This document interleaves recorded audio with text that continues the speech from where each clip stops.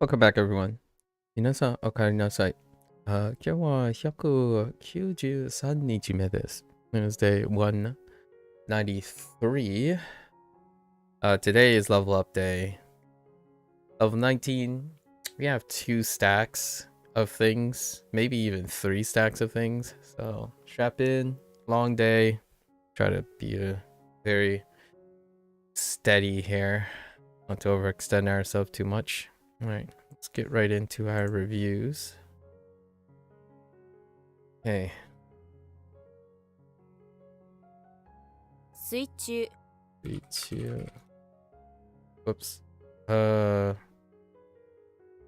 I write underground or underwater? That's a fine burn. That's okay.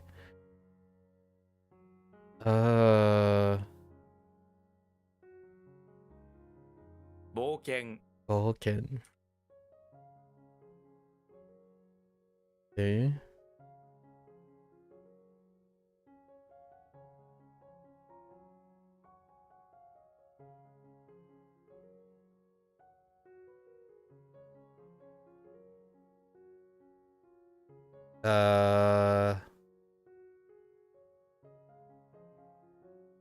Hmm.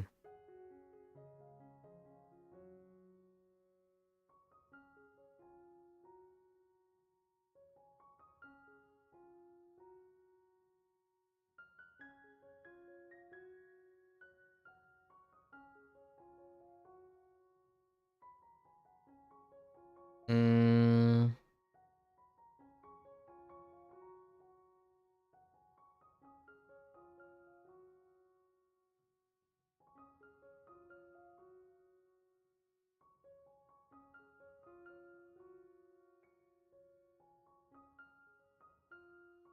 The left is definitely Hull. The right is definitely Techie. The middle. Hmm.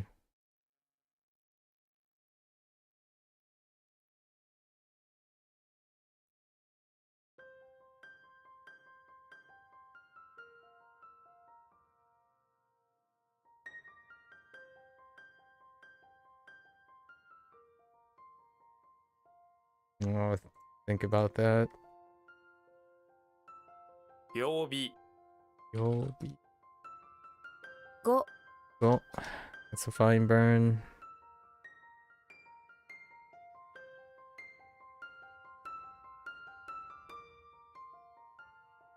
Oops.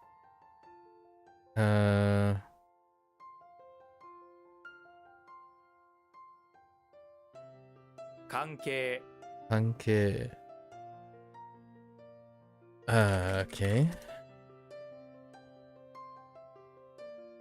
箱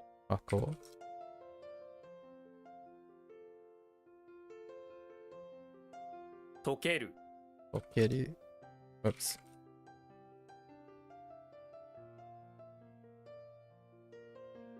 薬学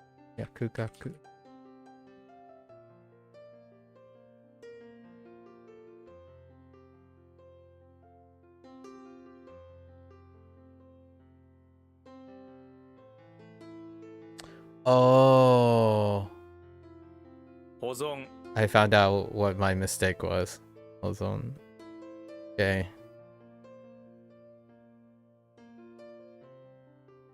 I found what my mistake was. Okay. Hmm.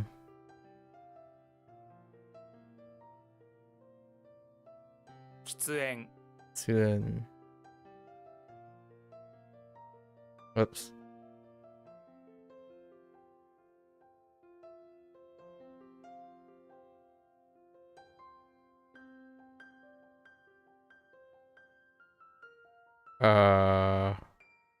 Shurui. Oops.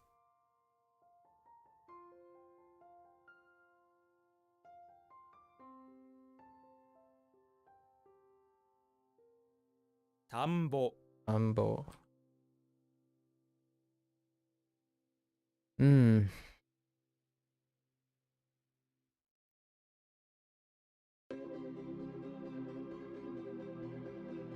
Oh, no. 枚数 枚数 Oh.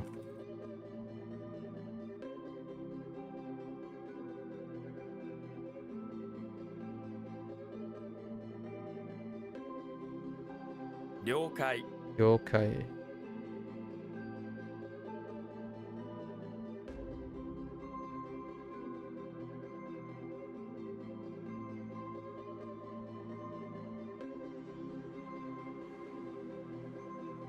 枚 はい。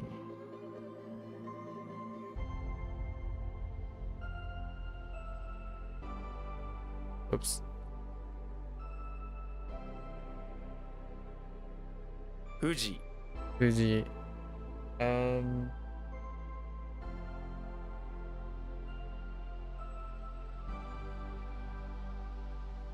一等一等。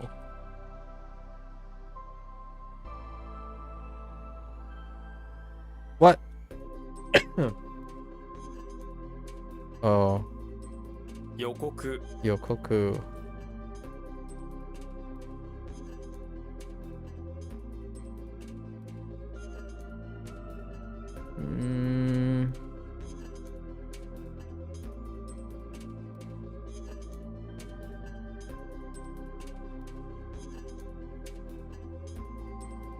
What? .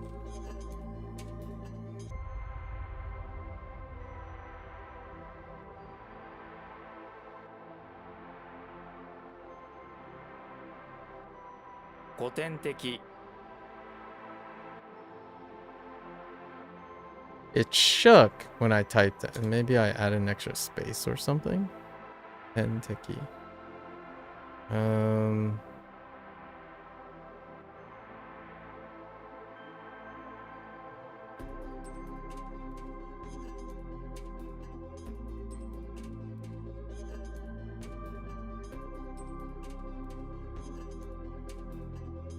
黒煙黒煙。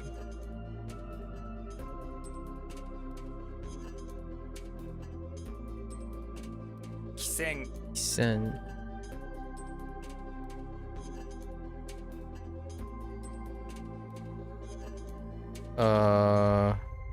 Oh no. .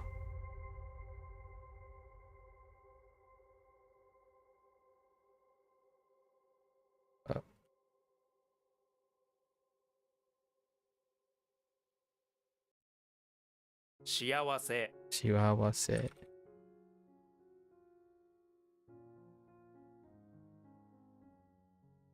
出口出口。一銭一銭。That's a fine burn. 弓道弓道。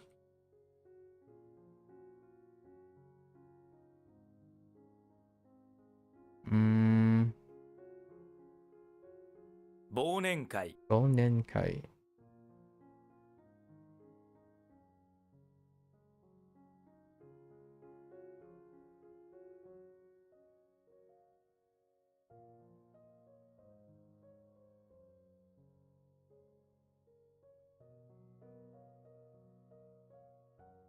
図書館図書館。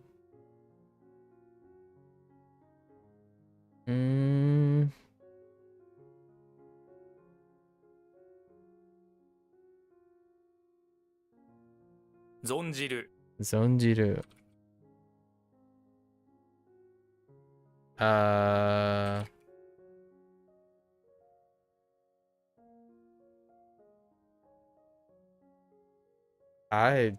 I don't know.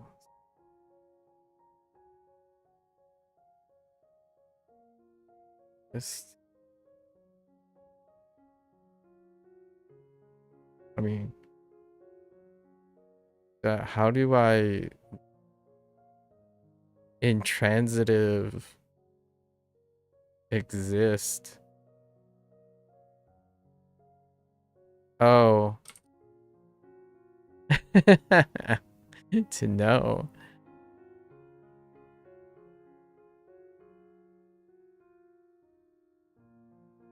分類分類。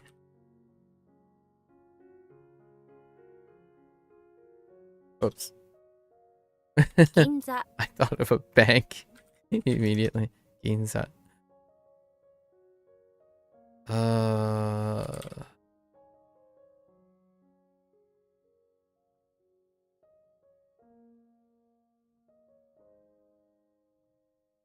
辞典 and G10 ne? G10 was the other one I don't see too often.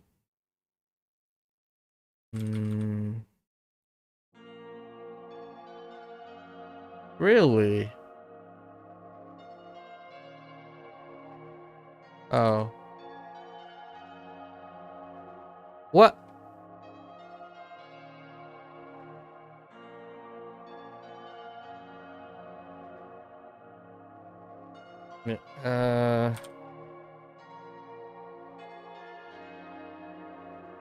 What are you? Special.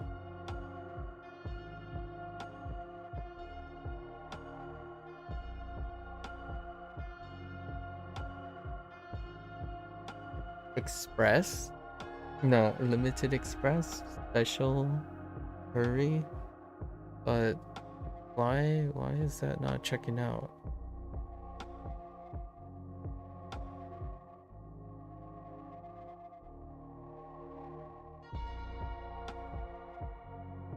Is that not it?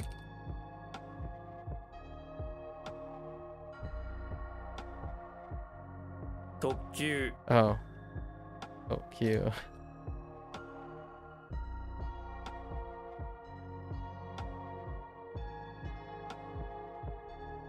Milk?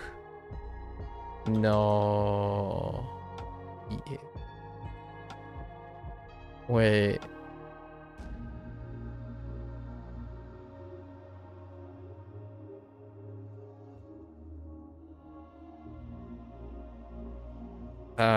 Medama Medama.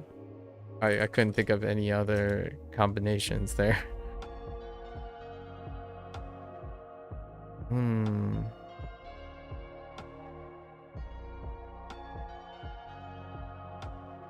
Hanshin. Hanshi. Kaiketsu. Kaiketsu.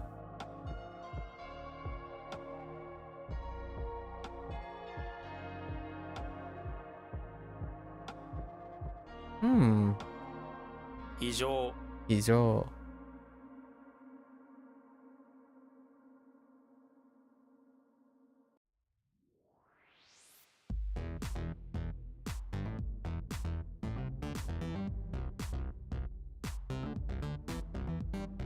A bit oh, I misspelled it. I keep forgetting emergency. I think of it as unusual most of the time. 書く Kaku. 禁煙 Ien.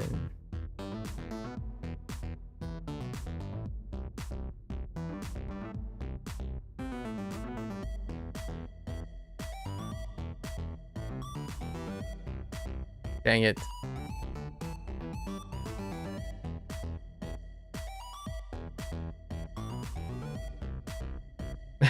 Just typing random things. Alright, let's slow down here.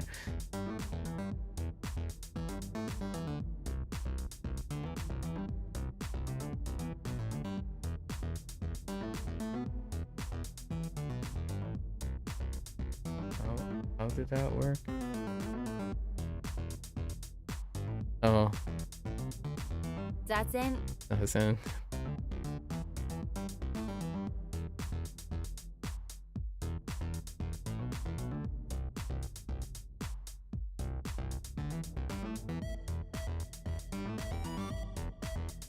Jiten.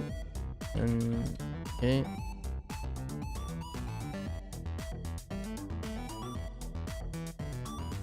Koun. Phone.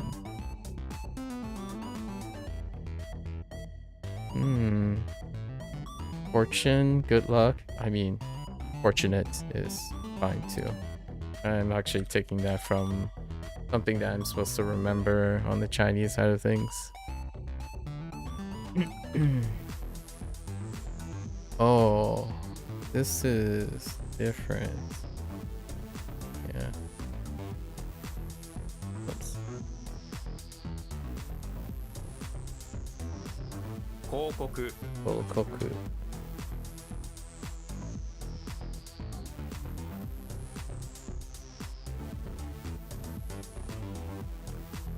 物店 Good. And yeah.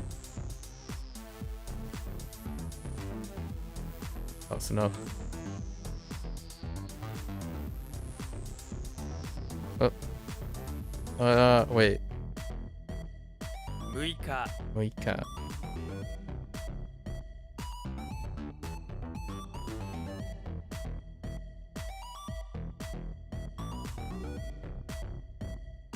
明治 Meiji.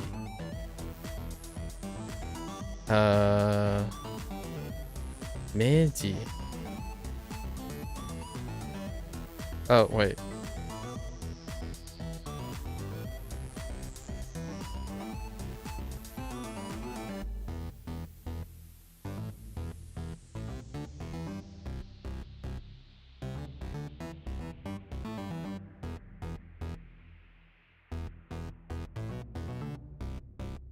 What was the other?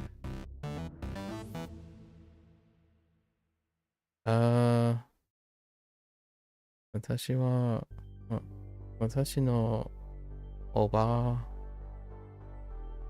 oba-chan wa Meiji. Oh, Meiji. Meiji. Yes.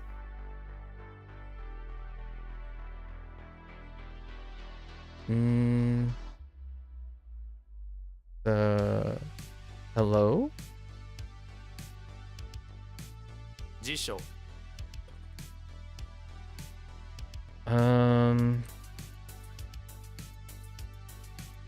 What? Oh. 刀 Katana. Katana.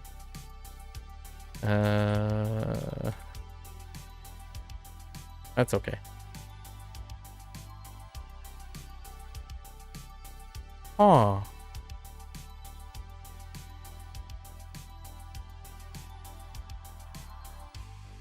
Oh no, I have no. I want to say.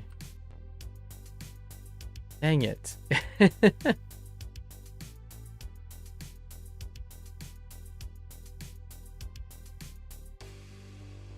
Yeah, no, this is a skip to the end.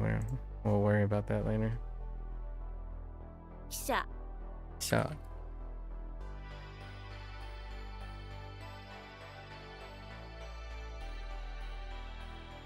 Huh.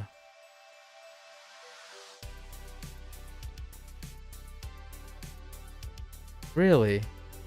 Oh.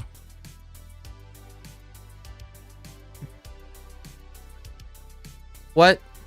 Oh, 弁 then.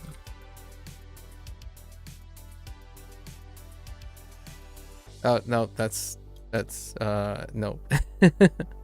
天 Thinking of something way different.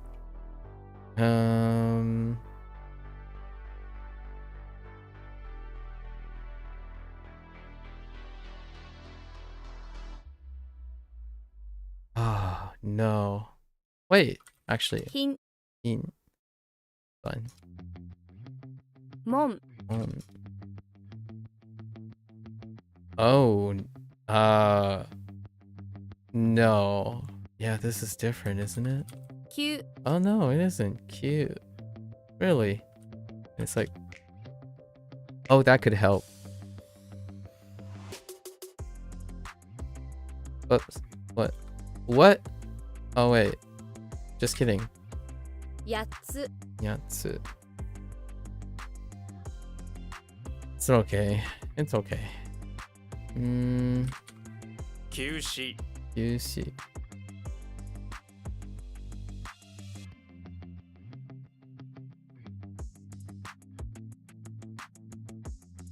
That's fine too, actually.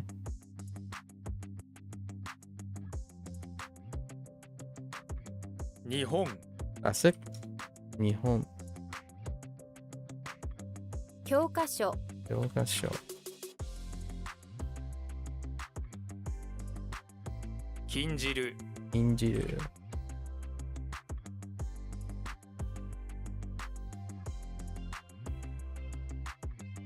理解理解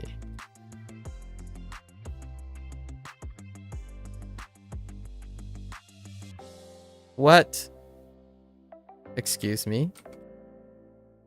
告白 Oh, I must have typed something else. Oops, that's not how you spell confession.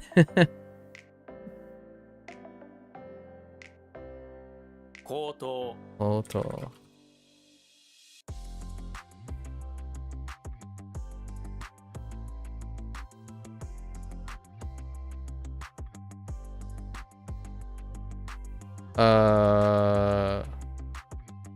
Hmm. 生存 Saison. Or life? I guess life is. Or existence. Yeah. Okay. Okay. Oh, survival. Hmm. Oh, wait. Is this Chikara? 力 So now we have to decide if I want to res Chikara. Because Chikara, those are the only Chikara we have. But I think we'll keep it in our hearts for now. 星座 Is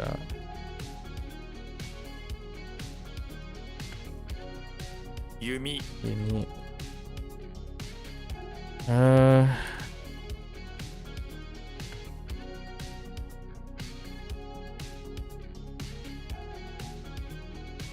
薬業薬用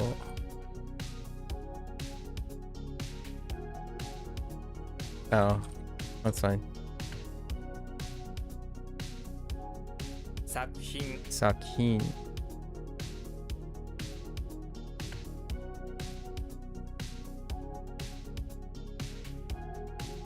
Production? Oh, work? That's fine.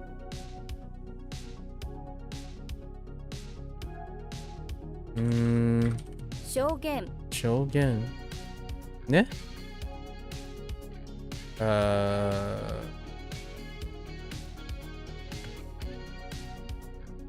政治政治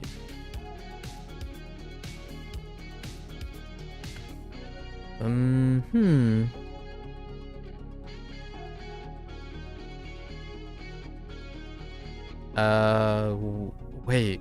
What is shit? What the heck is shit?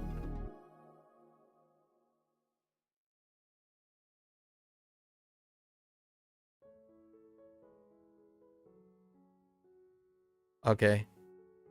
I wait. Maybe. Oops.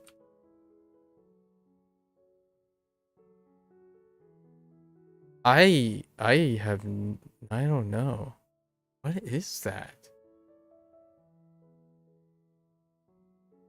All right, I'm moving that to the. Huh.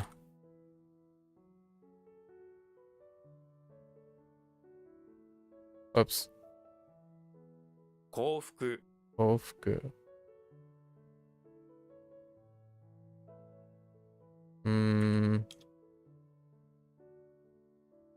It's fine.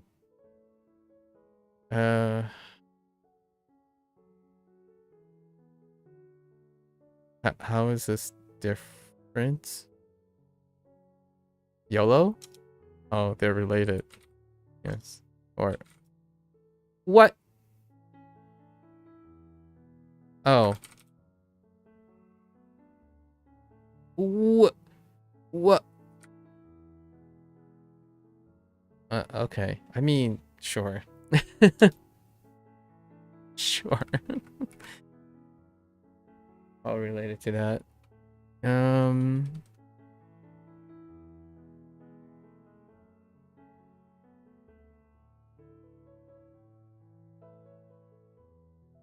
つながる Nagaru. The moment we get an own for that, it's gonna kind of devastating. Tsunagaru.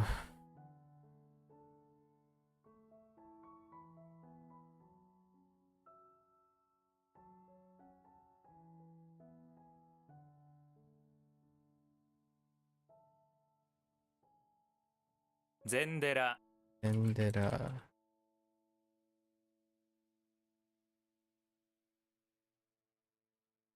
Hmm.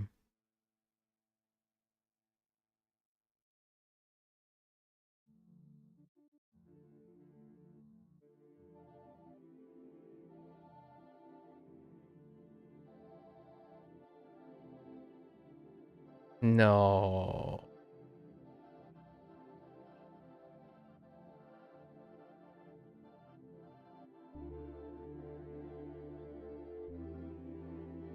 No, right? Oh, there's something.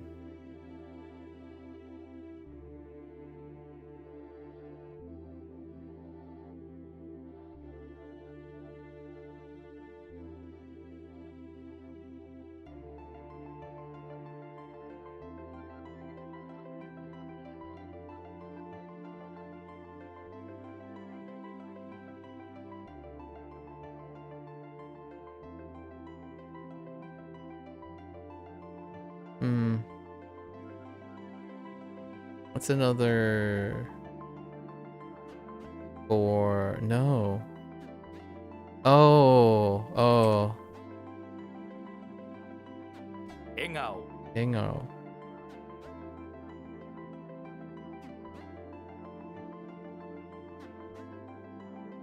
留守 This. Wait. Lusu?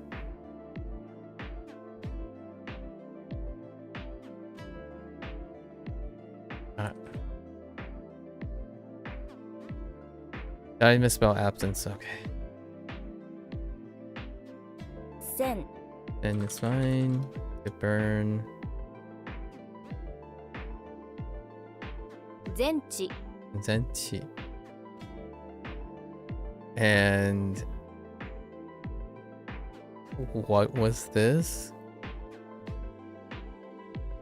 I have no idea.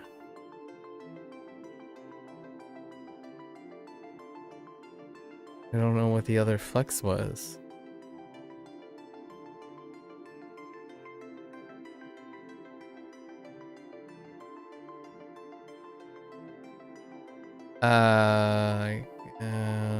We're just gonna have to think about this later. 可能 Oh no.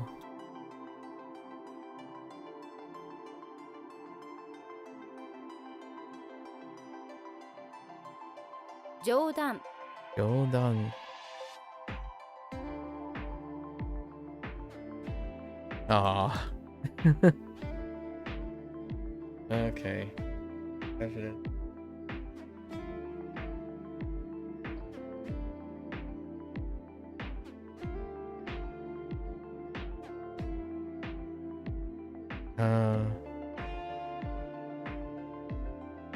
What?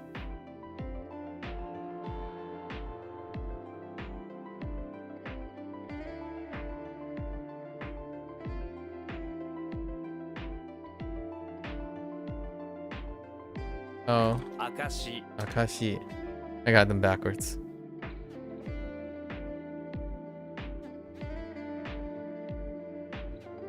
書類 Shorui. Okay, that's fine.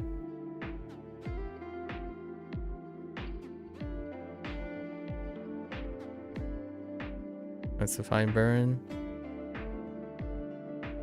承認 Jonin.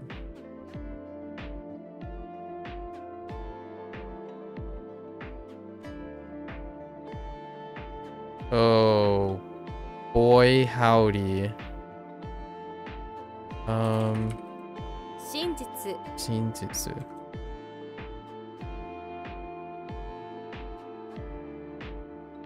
Oops. いじめる Ijimeru. Ne?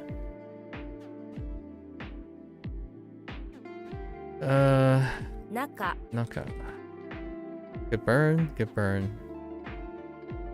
統合 Gogo.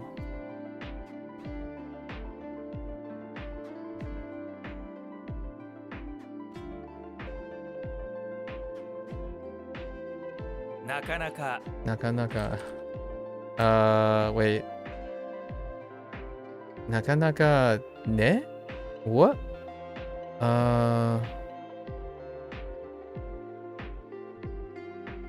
Like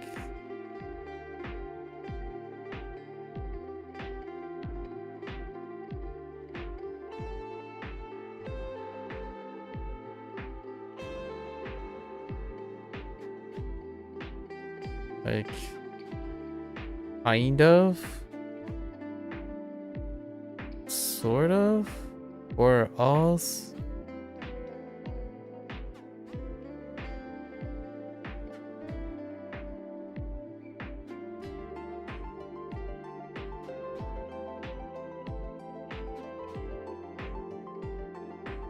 I have to think about that. How would you? Anaka.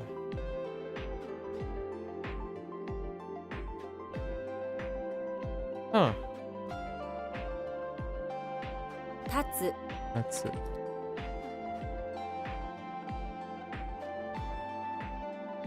保証 For sure.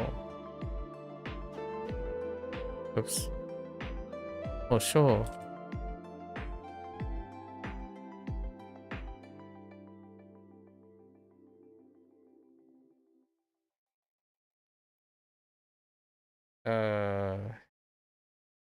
Direct evidence. For sure. For sure. Sure.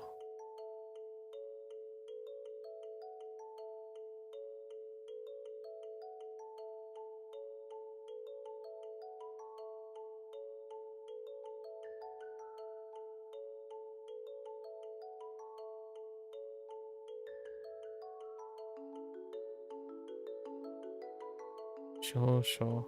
I thought it was like insurance or oh maybe like or oh you like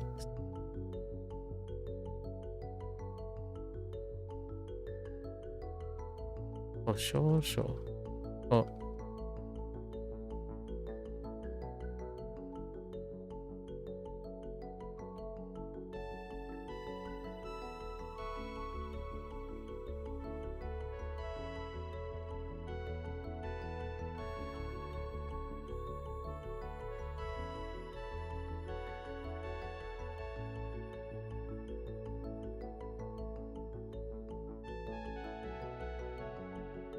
what?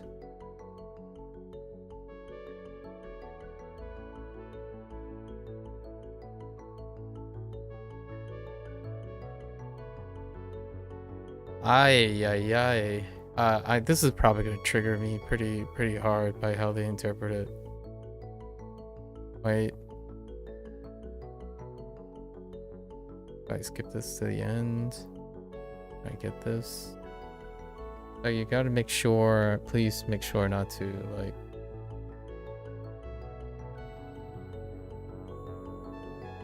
Oh sure.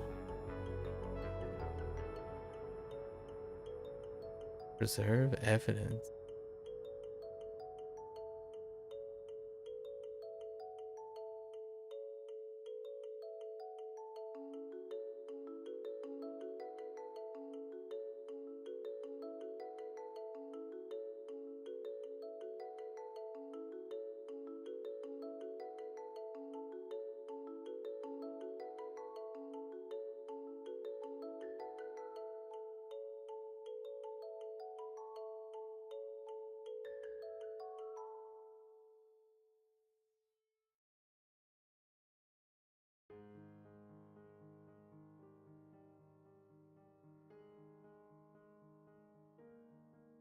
Guarantee.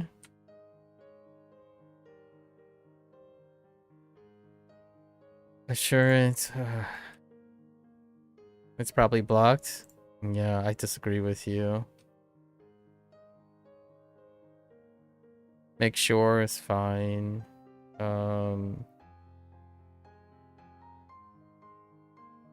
Actually, protection is fine. Or, I think I would probably just write make sure.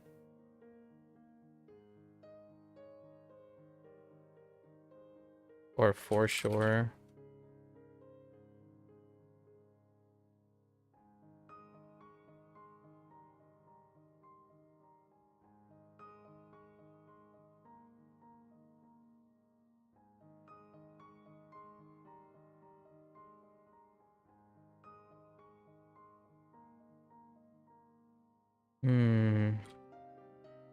等しい Yeah, I'm not satisfied with that one. That's for sure. Toshi.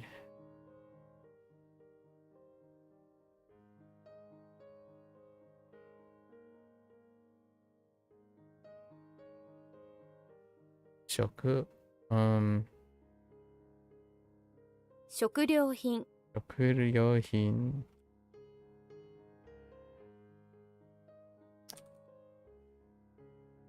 Okay. Sure. 関心安心. Huh. 安心.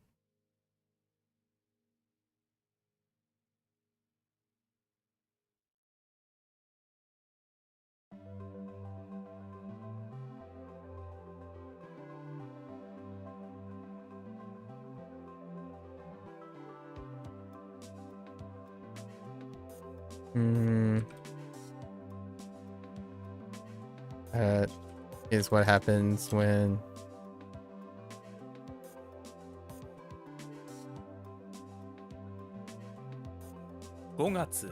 that's what happens when your T double actuates on your keyboard. Okay. That's okay. Gogatsu. Gogatsu. Gogatsu wa gogatsu. Let's see. 対等 Aito.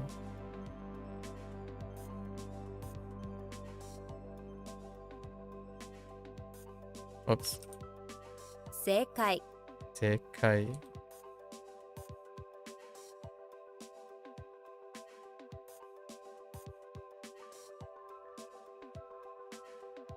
Oops.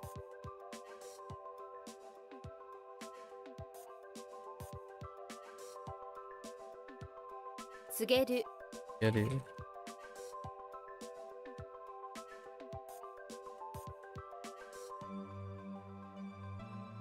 That's a different type, right? Yeah.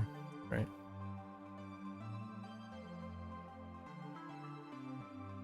飴細工 Mosaic.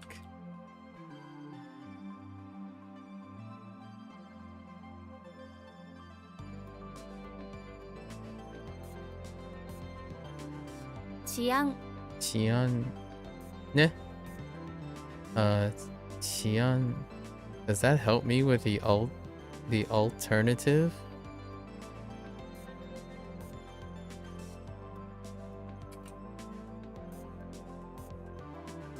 No. It doesn't. But what is the alt?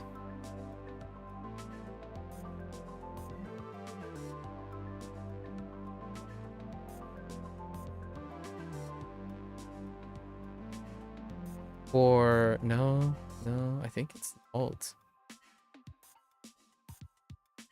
Eon.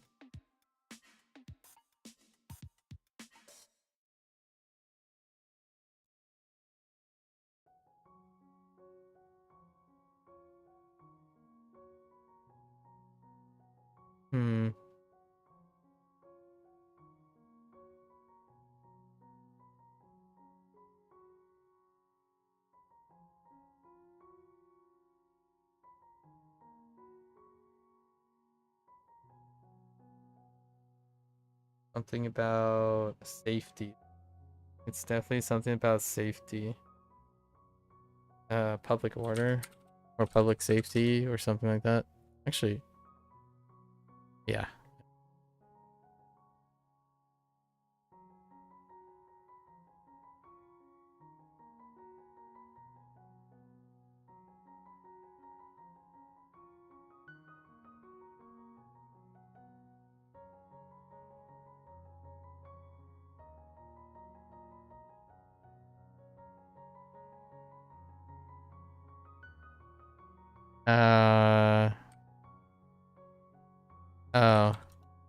Oops.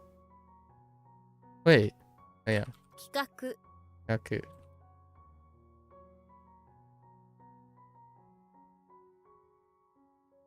商品 Shohi. Hmm.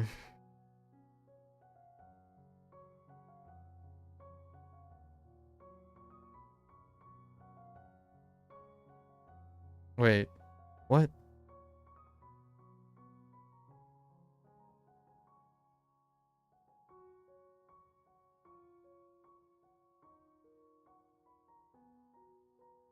Oh no.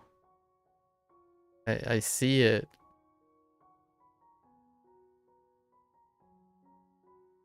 荷物 Nimotsu.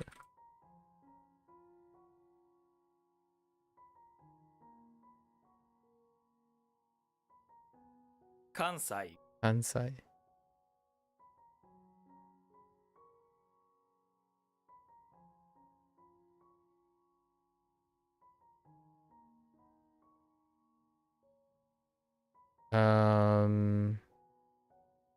Yellow?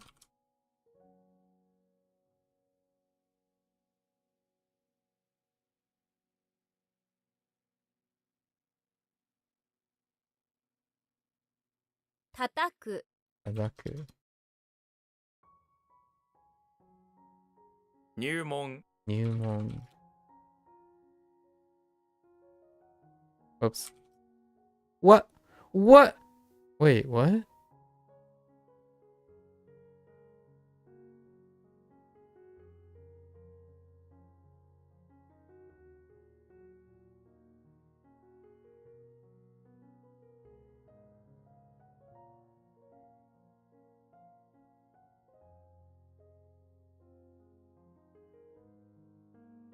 What?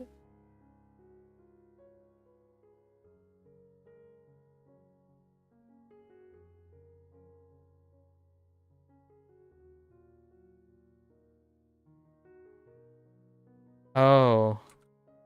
What? What? Oh no.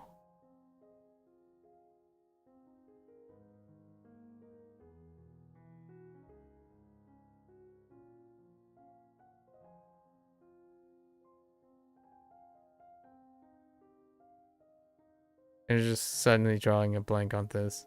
That's very, very unfortunate. This is gonna be another one of those, like, I need a lineup. Pretty sure this is a burn, right? But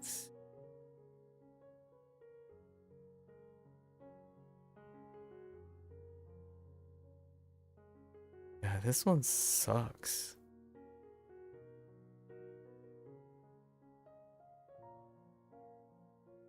Probably because it has two. Yeah. See. Oops. 土 Yeah, this one sucks. This is a suck burn, just like Chikara is a suck burn. Let's go look if we. I doubt it. Yeah, this is one of the most deficient parts about this approach. Is when you have only one read, or where is it? Is this the only T? Yep. Is it gonna be the only one? Let's see. Yes. So lump this up with Chikara, right? Elderbury. Doing alright. I'm pretty alright. How are you today? How has your day gone? That's going in the Chikara box. So now we kind of have three things. Another thing to throw on there. 5枚 My nasty storm. Stay safe. 弁当 And oh, 危ない have a night. Okay. All right. 笑う 笑う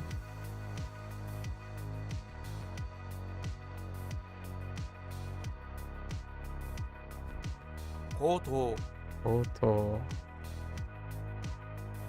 ね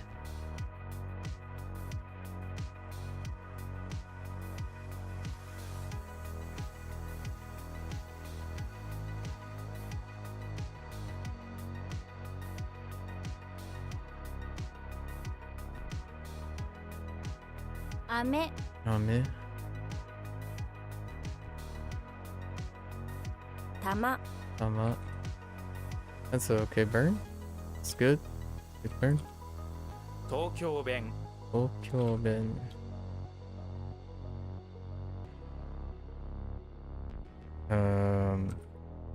Okay.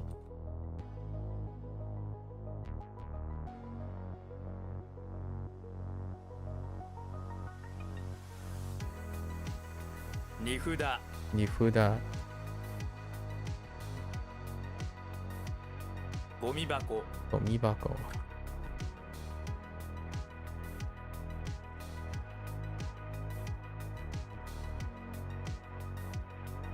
座席座席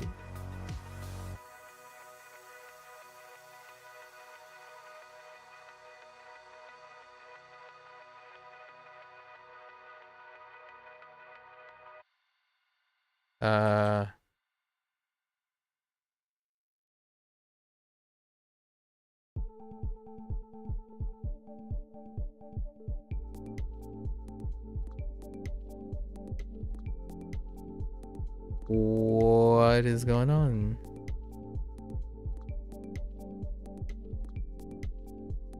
Oh, 喫茶店 I don't know. I typed a couple times.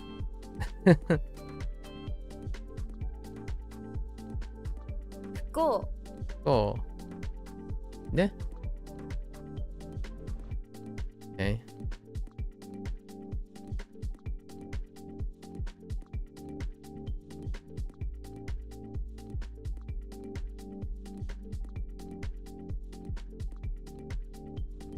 Why am I stuck on this? Oh no. Oh no. Oh no. I keep typing the same thing. Wait, it's not quite.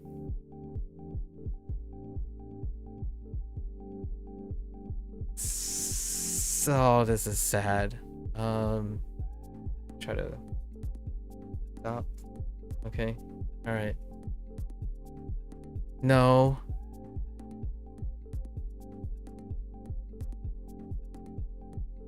Oh no. I started with key and then it's just on. It's actually, that's quite literally to be sad. Days.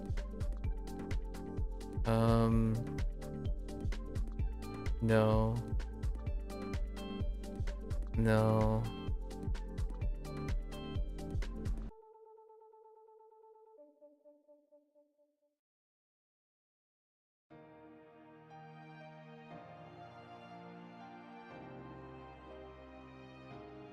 I keep linking it with key and ha.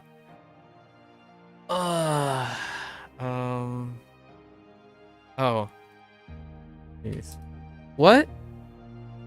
Oh no. It's not ka either. Oh wait, yeah. No. Hate when it happens. Just get this brain fart and you just get stuck on. We're just moving this to the end. It's fine. It'll come back when we get back around, hopefully. 禁句 Inku. Oops.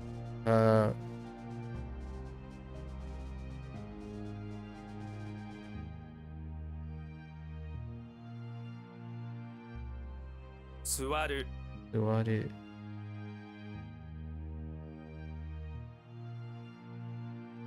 Whoa. 教訓 Yokun.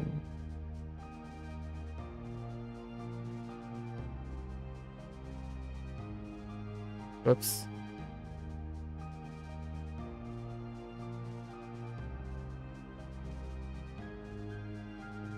下品 Yehin.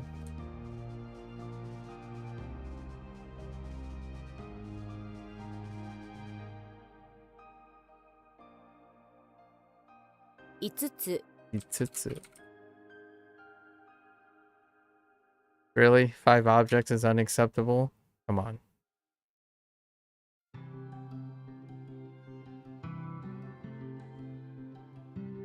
専門 Senmon.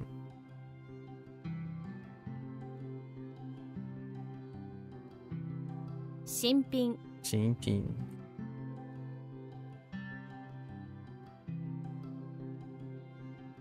辞典 Jiten.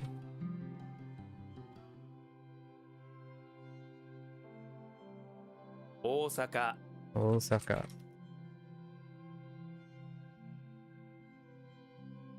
急に Uni.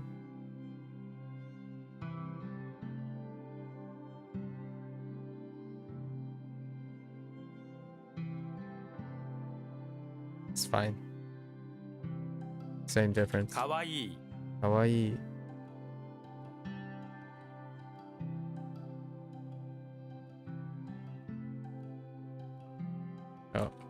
人類 Inrui.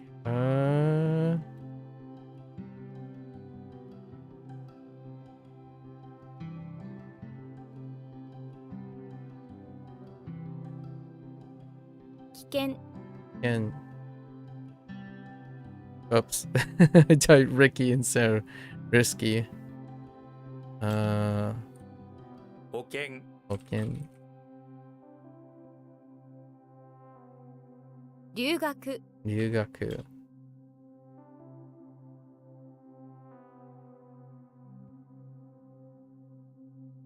Ah, so many typos.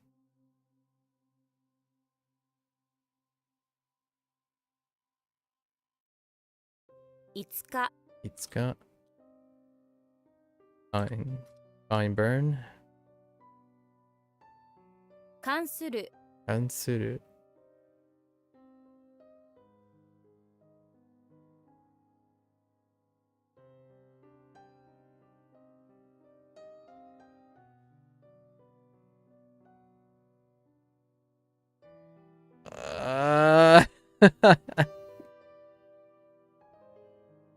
Um,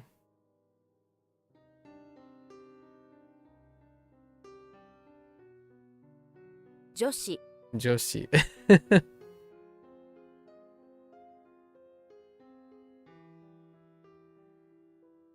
uh,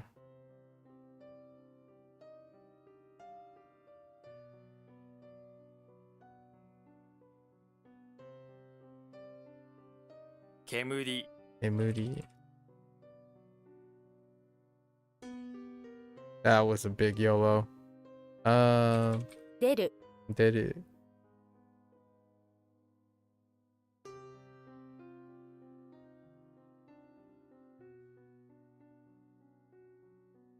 Oh, was that a burn? Deru. It sounds like a burn.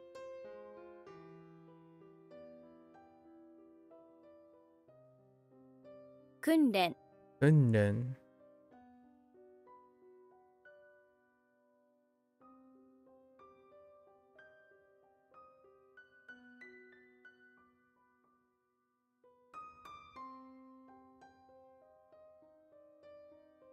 写真 Yashin.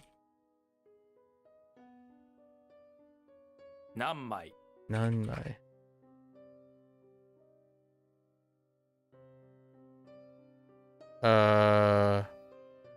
What? 子 Oh.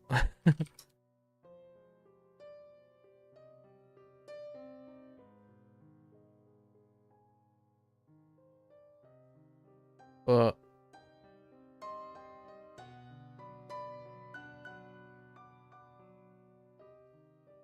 hmm.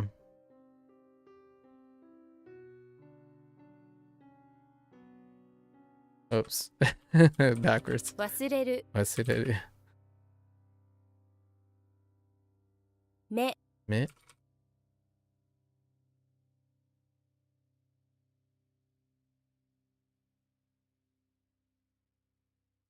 やめる Yameru.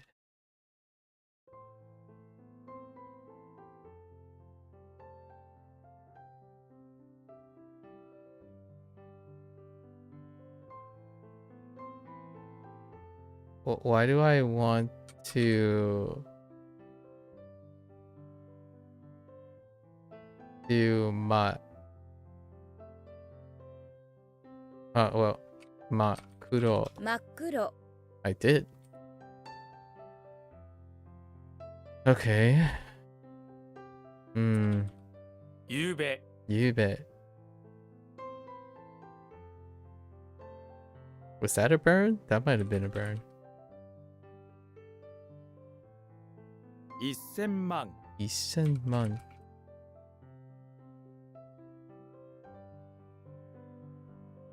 What?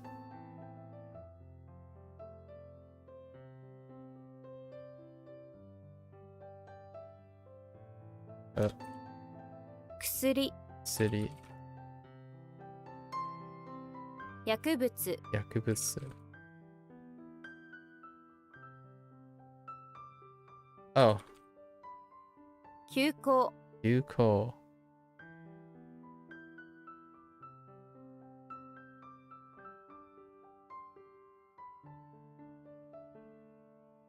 Hurry, go.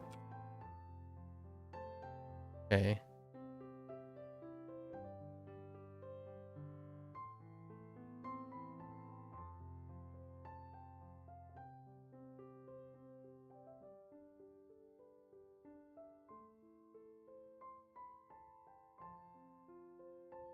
Hmm.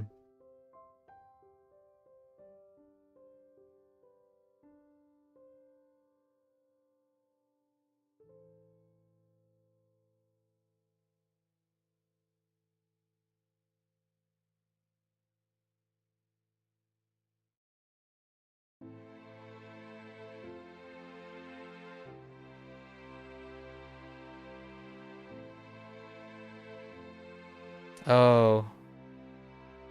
Oh no.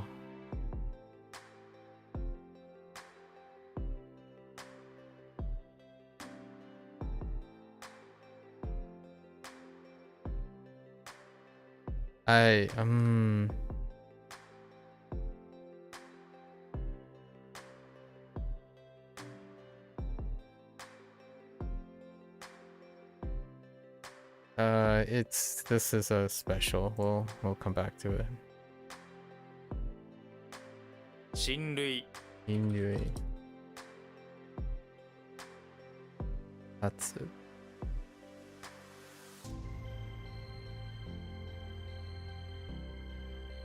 How did Tatsu work?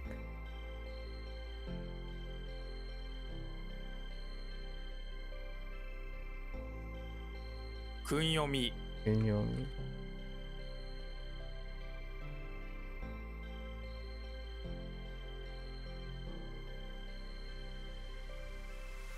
Decent burn?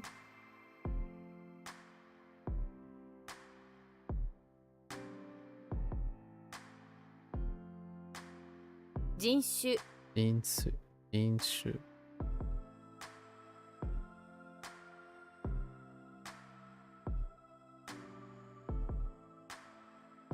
禁止 Inshi.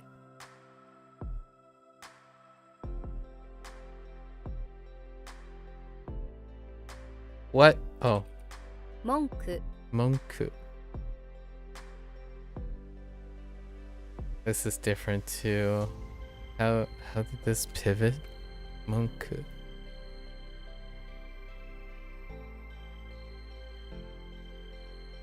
Right.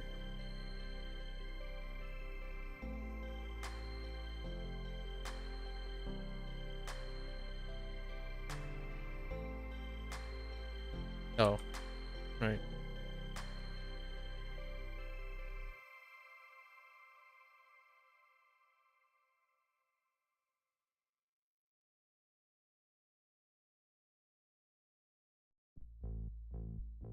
女の子 onnanoko.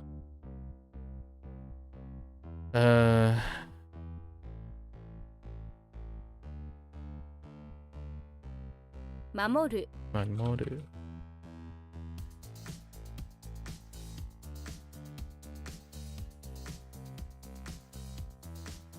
警告 Keikoku. 50 50. Decent burn. Good burn. Good burn. 喉 nodo.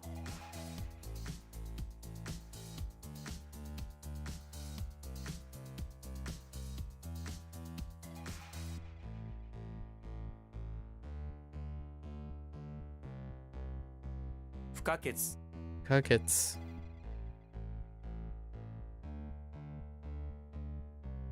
Oh. Double negative.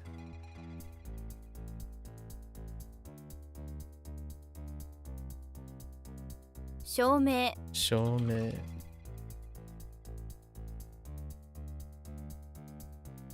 Okay, now we're back. So these are the 7 that I skipped, right? Alright. So, did I... Oh, yes. This one is fine. Whoops. What?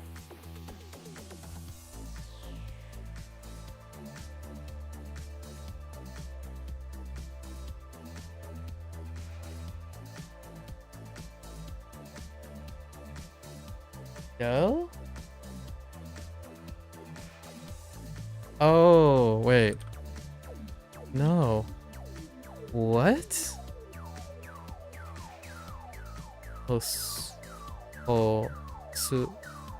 Eki?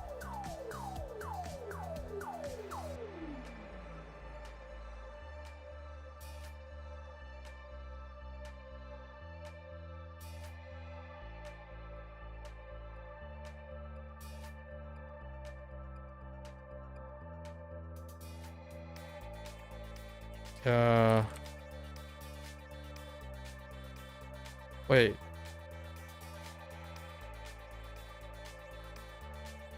What?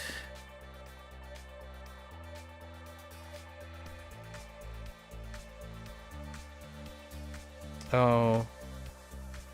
Because of the sound, huh? This is special. How does it work though? No, how I would. Oh, it's Su and Su. Oh, Su. Oh, no. Su and Su, not Zu. Well, Shu. Hoshiteki. 保守的 Hoshiteki. And Hoshiteki.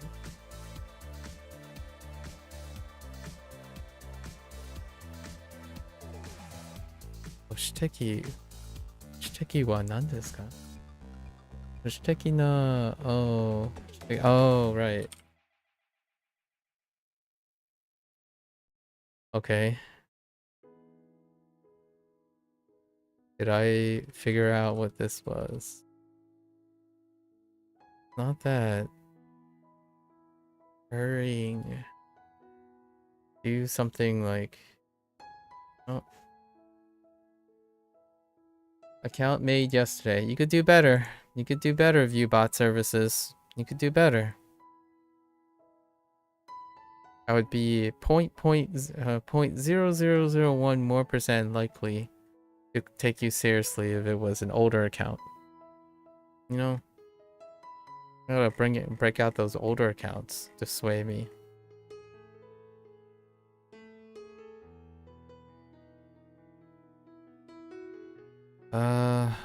Hurry.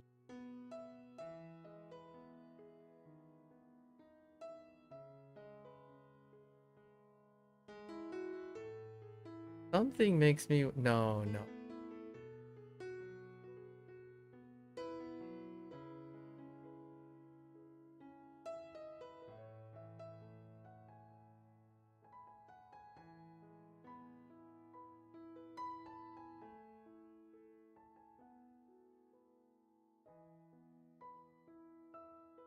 Oh, wait.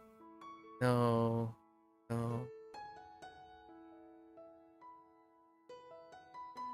This one's problematic. Let's just... Oh no, this one is problematic too. Let's move this one. Do you still work in the lab, or did you move away once you finished your PhD? I worked in the lab for a little bit after my PhD, but I no longer work in the lab. No. This is like complete recovery or something. Okay. Naka, what happened to Naka? Steady? Eesh. Not quite what I think. Huh.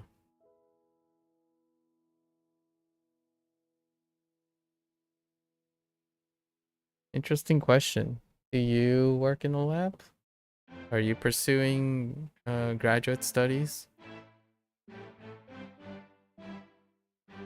And is it in a field of physical sciences?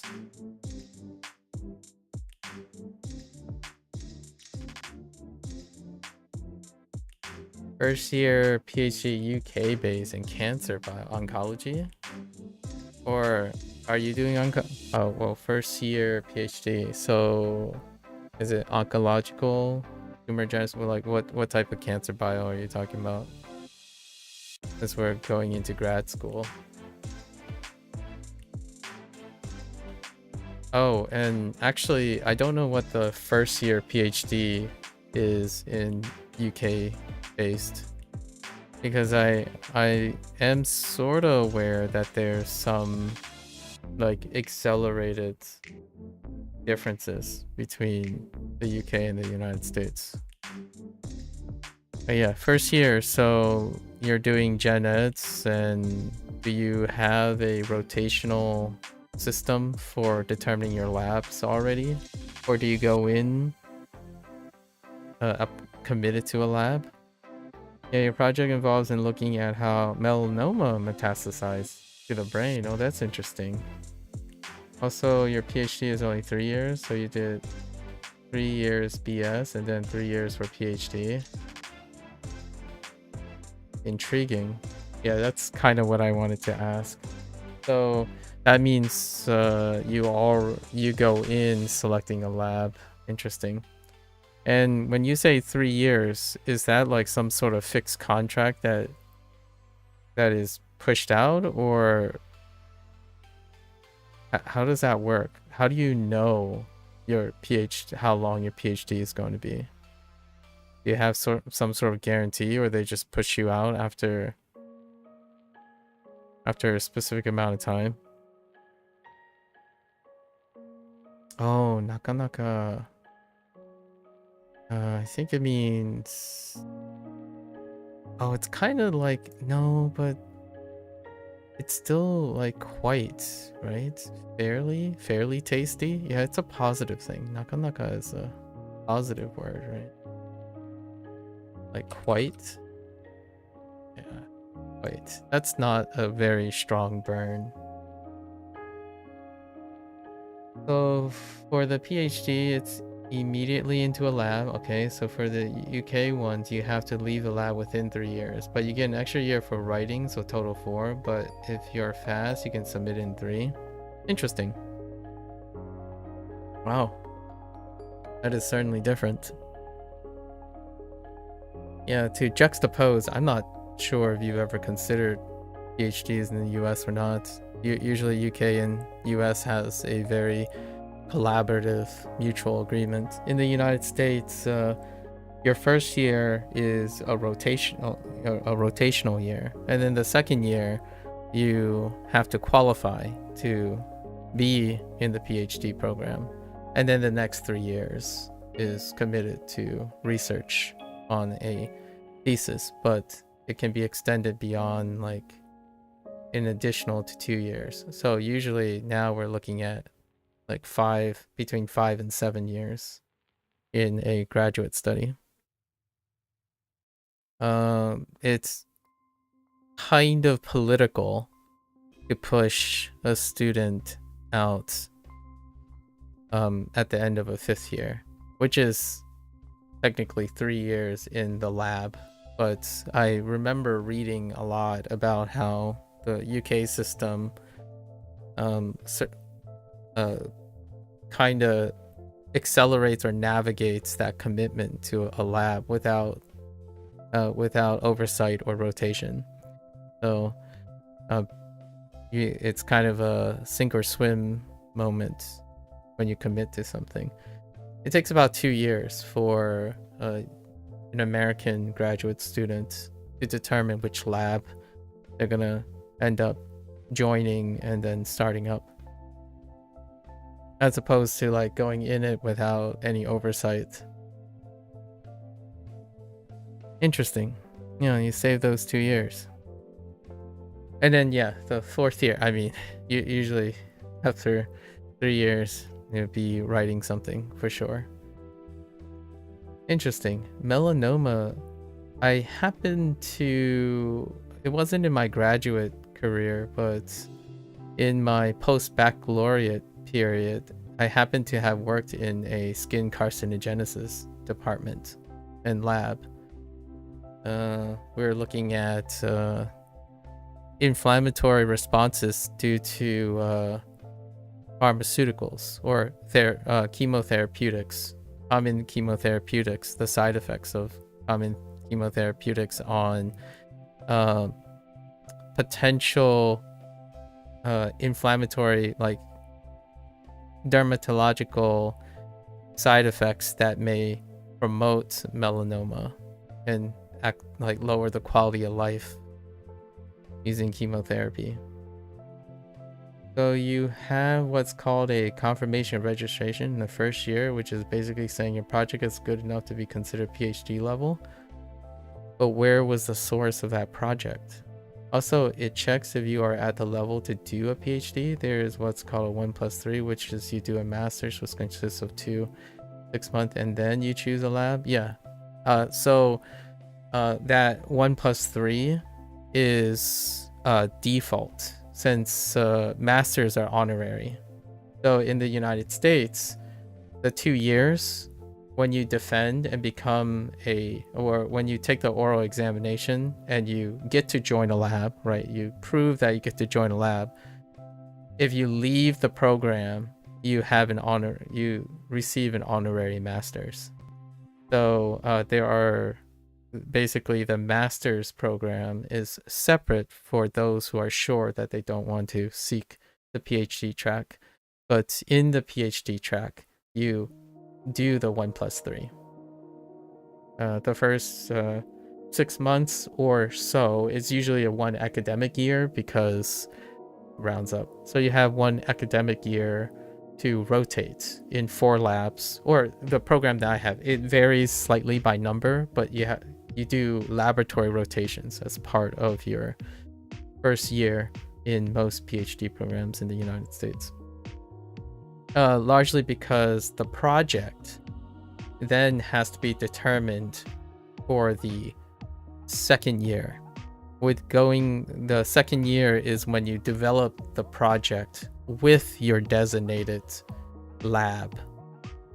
Because I'm gonna be honest, like, if you have a bachelor's in science, I do not find it very comfortable that it would take an extraordinary person to foresee, without having oversight of their chosen laboratory, to have a confirmed project, unless you're telling me that the confirmation process involves a project that the mentor you are entering in provided. If it's something of your own creation, then rarely is anyone who has a bachelor's degree and inexperience with an existing mentor would be reliable in reaching the level of a PhD person. For choosing a project, there are 2 ways. One, you go to a supervisor PI with an idea and they accept you. Interesting. The first one is a little weird to me, but 2 is the supervisor gets a grant and the project of pages. Okay. The second one I can find a little bit more. I have less reservations about because it has the PI oversight, the one that you're probably going into, the PI that you're joining.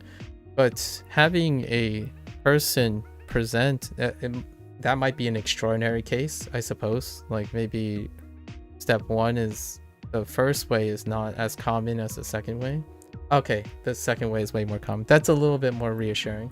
Obviously, you can have extraordinary people from bachelor's degree. Like for example, I spent most of my undergraduate studies working on a project and like publication and stuff with my, but I was very lucky and incredibly lucky to have that type of privilege. And then I actually spent 2 years in a post-bac program working for the government in a had a postdoctoral mentor. And even then, you in the United States, there's some things about you're not going to be, your project is going to change the moment you enter grad school. So it's interesting that there are extraordinary cases that they would accept someone bringing an idea into the lab that you're going to join. There's a lot, you know, like what do I say, proprietary knowledge or privileged knowledge that often is not shared between labs, and usually it's still even tough postdoctorally. In the UK, a lot of PhD programs want you to have a master's, but the funding for them is terrible, so you work in industry for 2 years before going for yours. For me, I worked with what I had. Funding for PhD programs are during my, like, it's been a very long time since I started my PhD. So back then it was kind of good, kind of all right. And the government, the federal government in the United States have an agreement with various prestigious universities around the United States, and they provide what's called a like training program grant. So in order to apply for them, one has to be very competitive prior to that. My family, I'm the only person who has an advanced degree in my entire family, and because of our like social economic position, yes, like a doctoral training partnership, yes. And every top university in the United States has a doctoral training partnership. So in order to get into them though, you kind of need to be somewhat decent on paper, and then you knock out the interview. So I didn't find that it was going to be plausible for me from my social economic background. I absolutely loved my graduate school.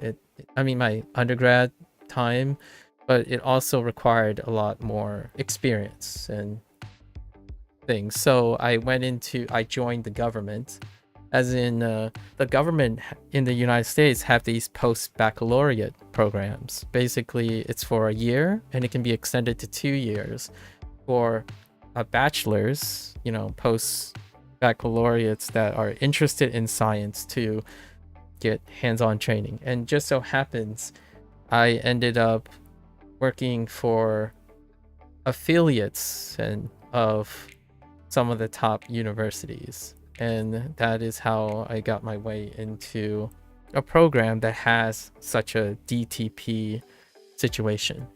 Otherwise, there would be no way I would have been able to afford that education. Yeah, funding, I'm not sure how funding is now.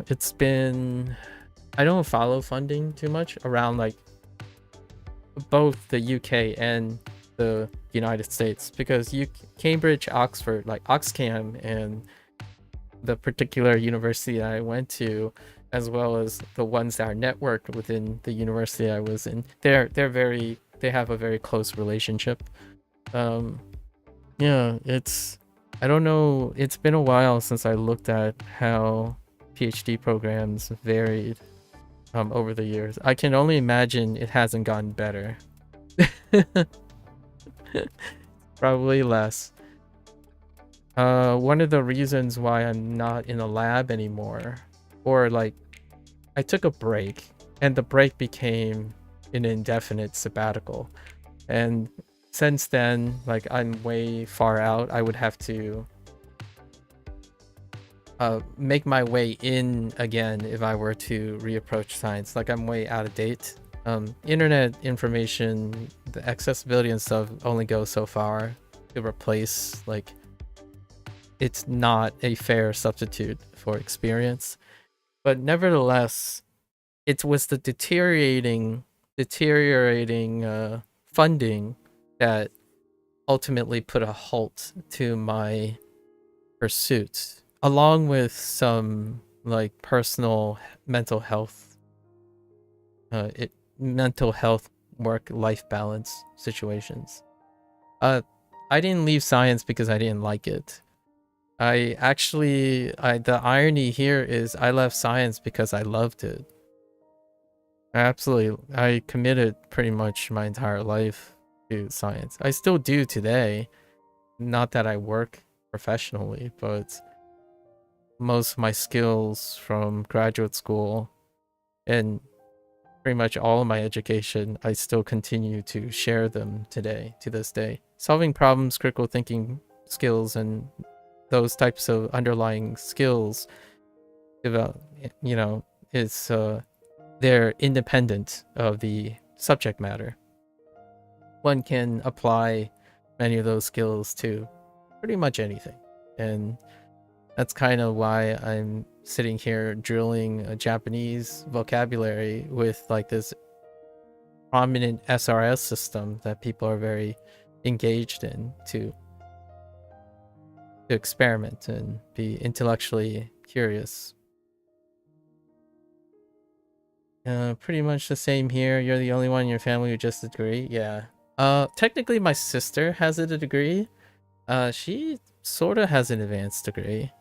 I would be the one that got far too attached, maybe arguably impractically attached to higher academics. My family is my extended family are Chinese, and often they think about the pragmatic side of things, and pursuing like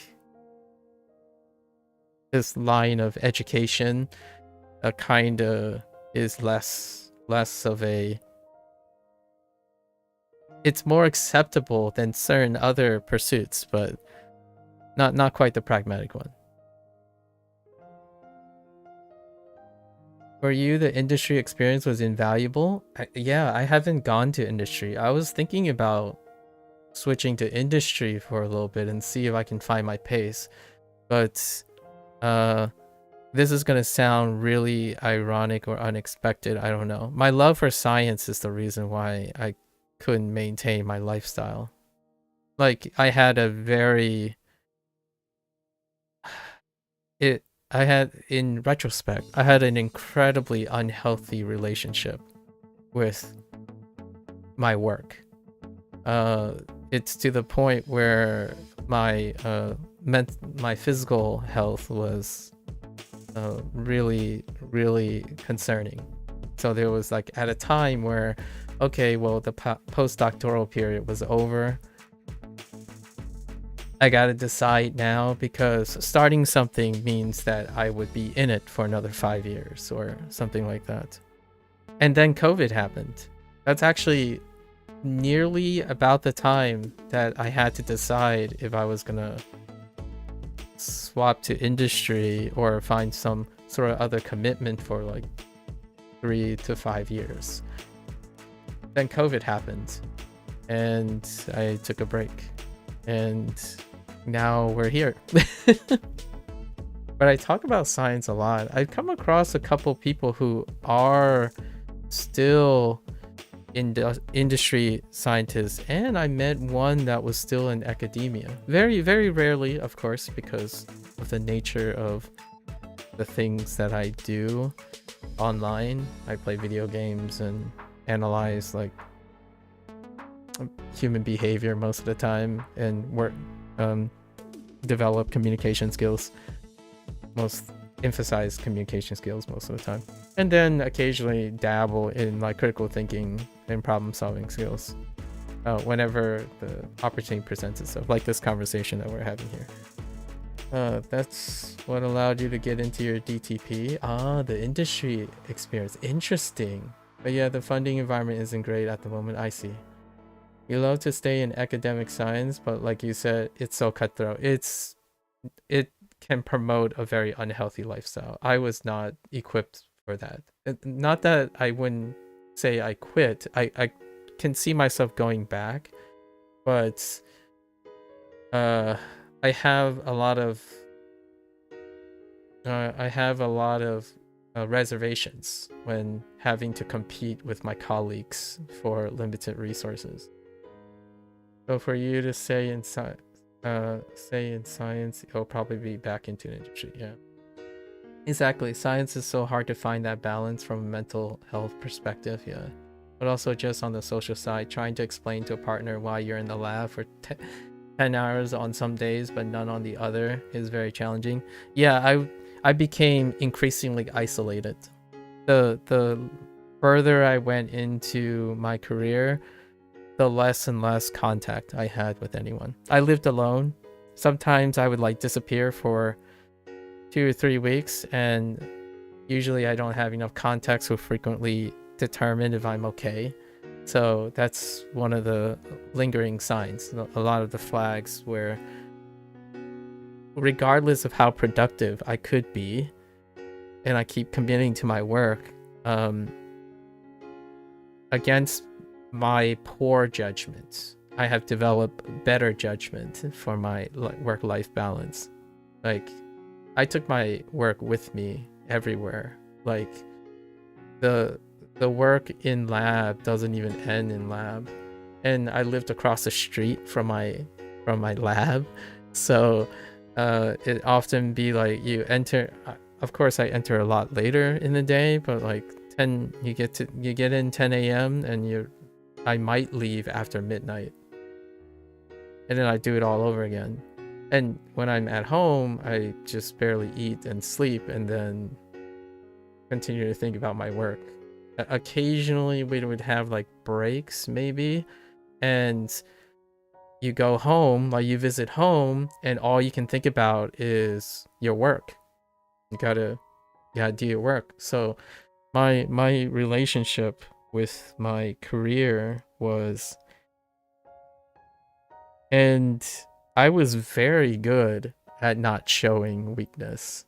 So despite falling asleep sometimes standing up, and skipping meals like occasionally 2 or 3 days in a row, when I'm working, I am as professional as I can be. So I don't typically show weakness, but that is where at some point something's gonna give. So there were moments in that period when I saw, come to realization that I needed a break.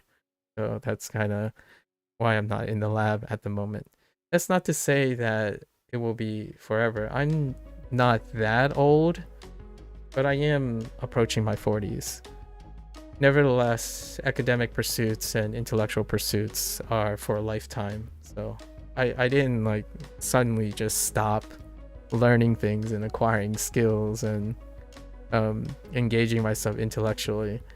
However, it's been different now. It's been quite different. Exactly, never ends. You live 5 minutes from uni. That's exactly it. 5-minute walk from uni. I walk across the street.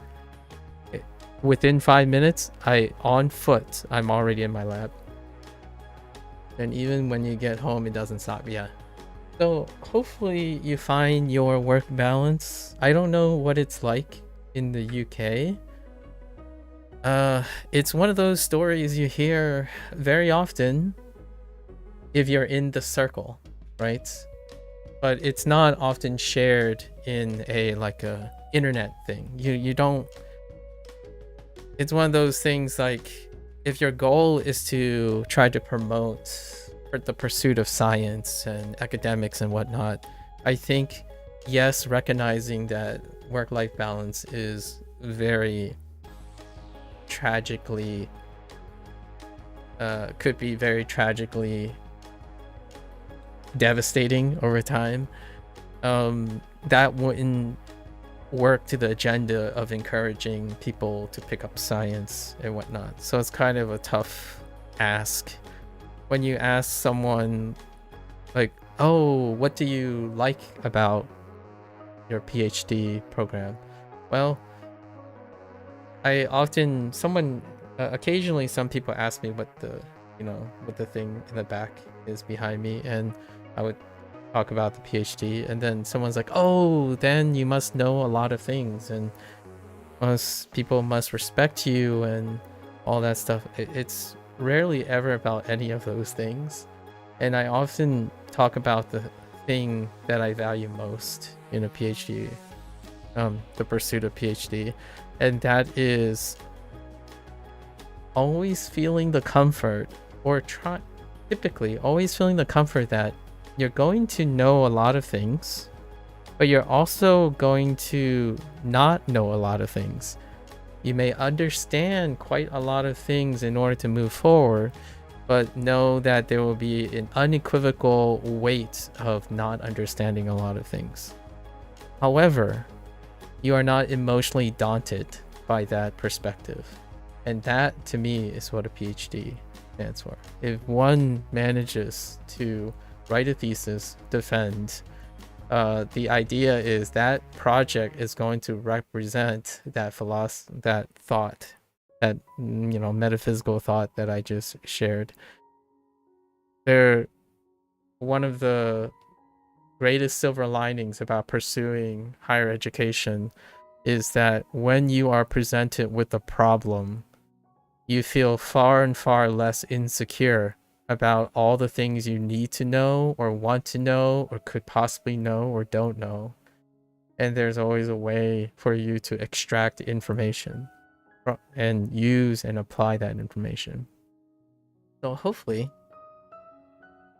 maybe in another 3 years, we might have this conversation again. I mean, I'm not going anywhere. At least I don't plan on going anywhere anytime soon. But hopefully, you may feel the same way.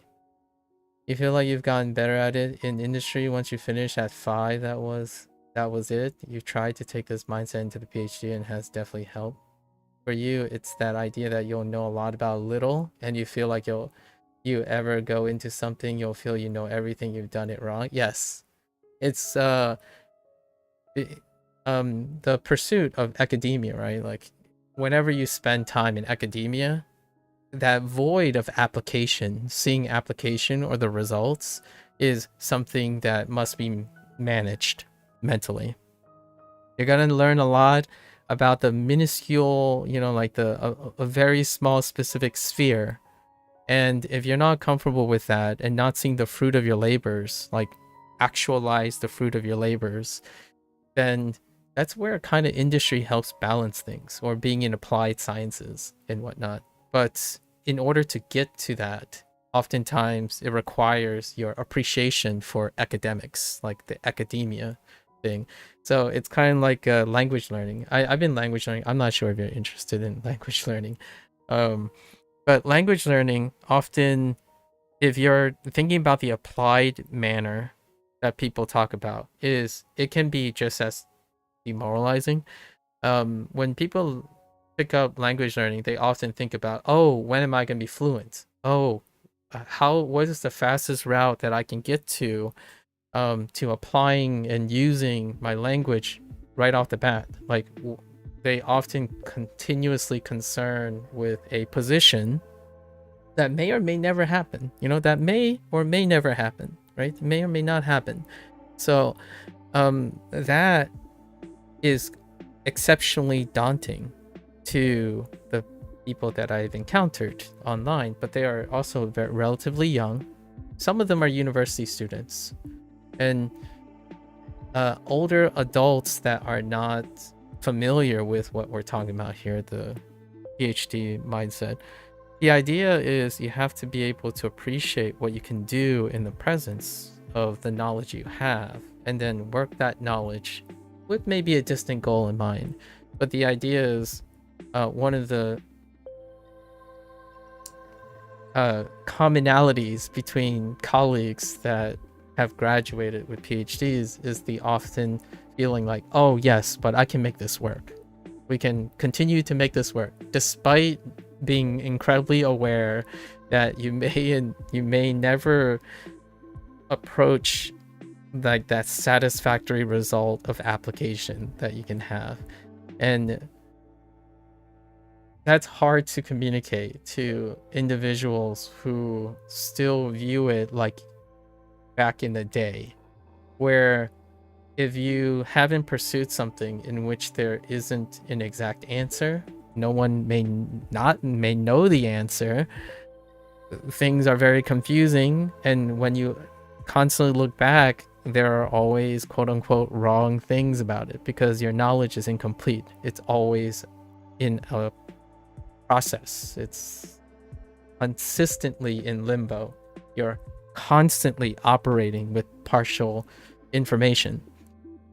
Now, on the internet, that's not what the appearance gives. Like, that's not the normalized behavior for individuals online and for those who do not have this pursuit. And again, like, let's put this into perspective. PhD is still less than 1% of the world's population. At least I think. Maybe 2. I don't know if it's gone up to 2. Someone who's multilingual, like sufficiently multilingual, it's around that same percentage as well. So we can kind of like draw a bit of a sampling parallelisms where whatever I'm talking about, it's around 1%. I see. I think it's still around 1%. Is I use the word 1%. I use the ballpark 1%. So the things that I'm talking about, like maybe between you and me, we have to keep in mind that it is something that's only shared with a incredibly, at least I can be comfortable in saying this, an incredibly minority opinion, right? A minority experience. But you can kind of make it relatable to other things. And one of the things is definitely language learning or like finding information, right? Like, hear me out. What is the normalized procedure when someone tries to solve a problem? They enter that problem into a search engine, and then that search engine presents you with the solution to those problems. And there is converging evidence gathering, but the algorithm could provide that confirmation bias for you right away. And there's no necessary next following steps or the other steps of like null hypothesis testing or like framing it or integrating your existing knowledge with the incoming knowledge, right?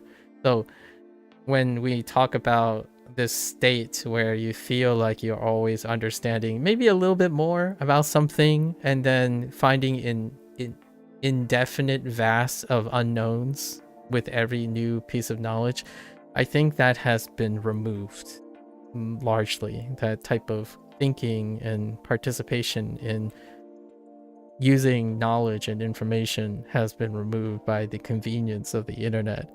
So whenever I have a conversation regarding like statistics or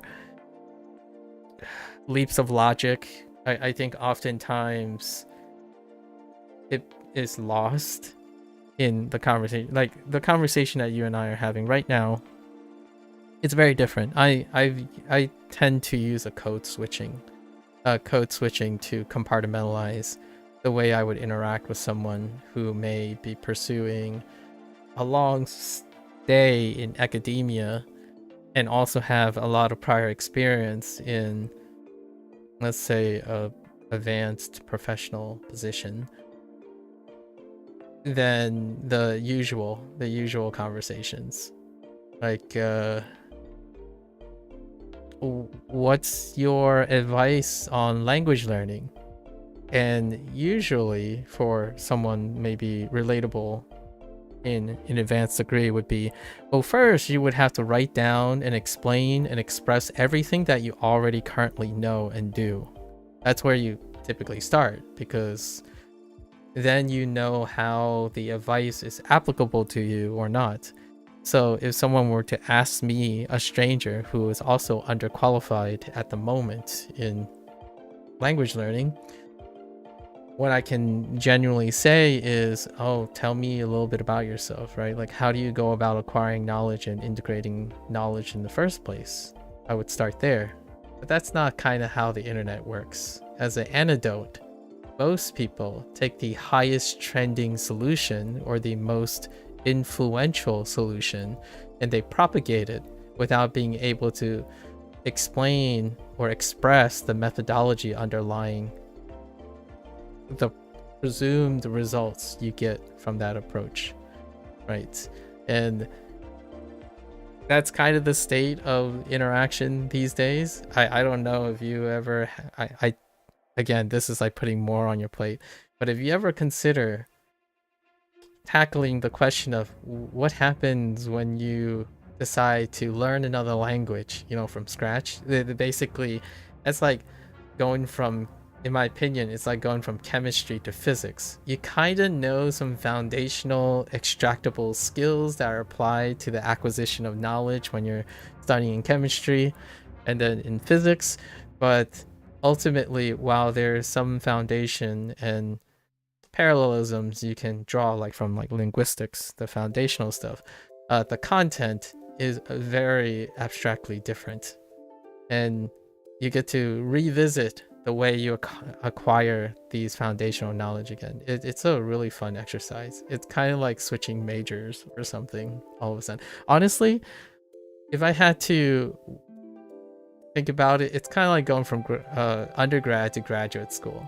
You learn that most of your prior knowledge was foundational and that they had no elements of nuance, and those nuances are what disqualifies or maybe may lead to misrepresentations of the principles then you will become familiar with in graduate school. And then during your pursuit of PhD, you realize, oh, that's why it's always confusing and filled with nuances and incompletes.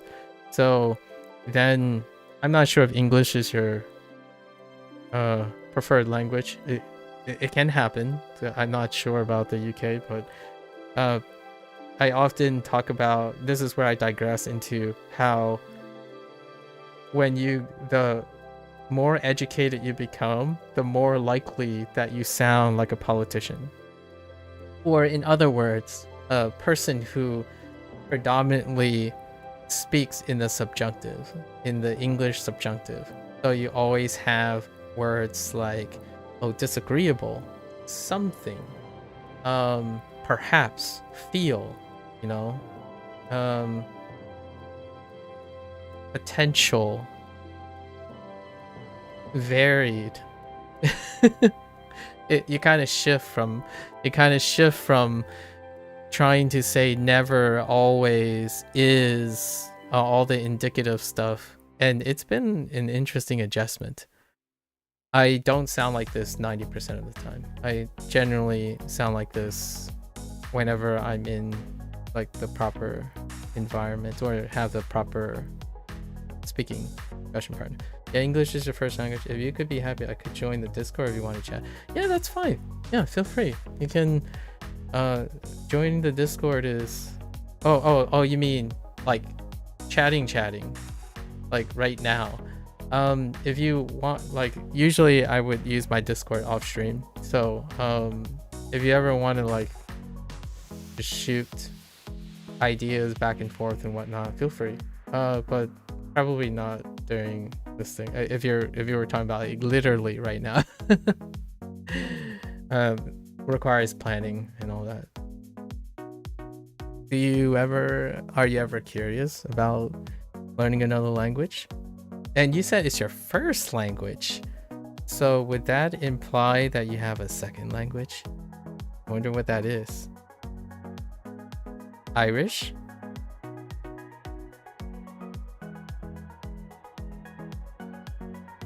Oh yeah. Yeah, you can join the Discord. Like, feel free. We can like when when I type is like a whole different person. So we can get as nerdy and analytical and precise as you want. Melanoma.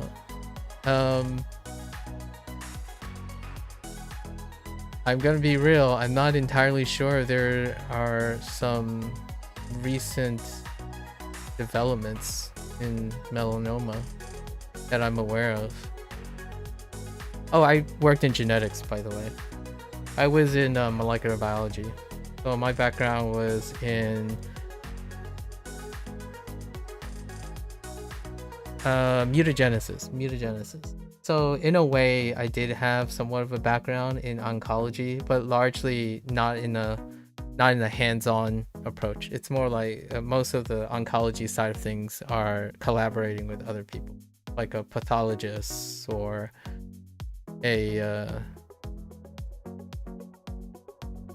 anyone like a residential oncologist and whatnot. Not I myself did not have any first-hand experience in oncology. More like just knowledge base to complement the mutagenesis studies.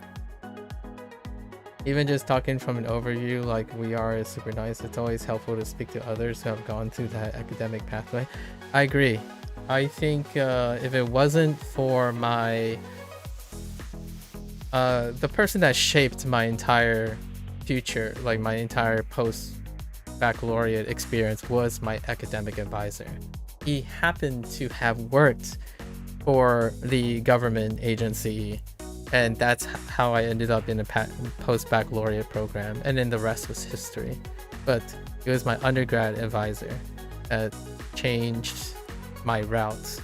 I actually took the I considered med school, so I also did the medical exams too, just because, but it changed. Has to change. Yeah, I did genetics. So my oncology background is dealing with mutagenesis. How mutagenesis is related, specifically retrovirology. So we're talking about like integrating viruses, and the integrating viruses can create insertional mutagenesis.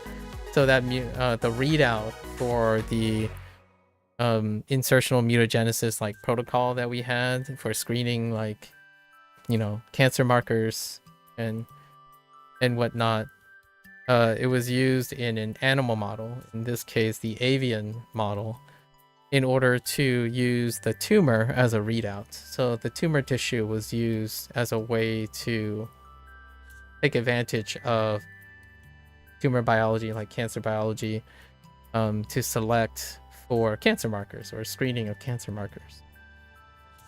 And then you integrate that with your at the time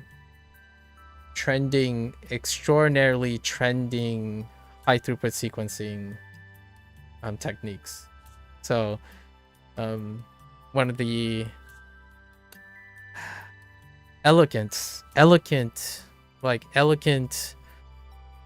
nature of viruses, especially retroviruses, is that they're quite minimalistic, like relatively speaking, as a biological tool, and coupling that with the renaissance in high throughput sequencing technology, like RNA-seq,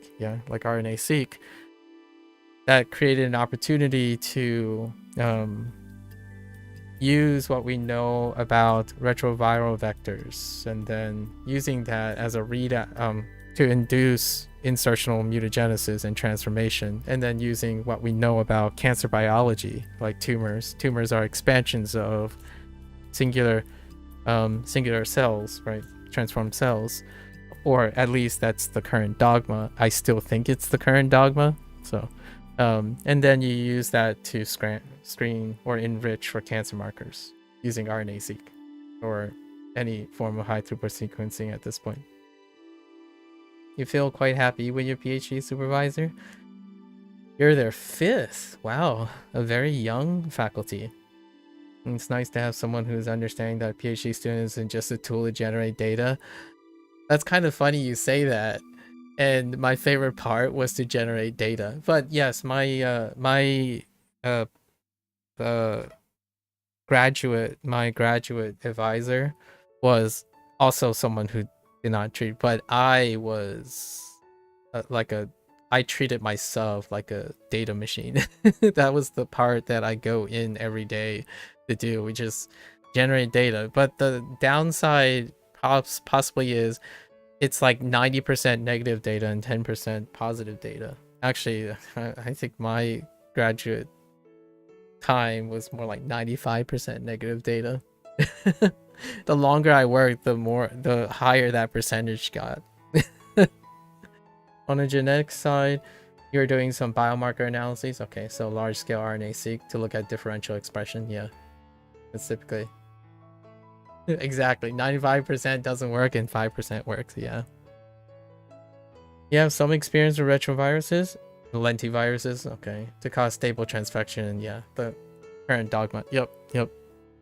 So we did a natural infection, or like a controlled, but we use the most simplified, we'll just say the least confusing, but maybe well characterized retrovirus in avian leukosis virus, to facilitate like engineering avian leukosis virus to be able to be read in a high throughput way. And then using that, we can literally excise tumors that transform, right? And then analyze that tissue for whatever markers that are enriched. And how we would use the location, the insertional location of that retrovirus as a way to create the flanking reads. Because the retrovirus would be a known sequence. So it itself would have inserted and disrupted different genes or reads or open reading. It doesn't have to be like actual coding regions. It can be all over the place, right? So the idea is that we took a virus that doesn't have necessarily a preferential insertional site.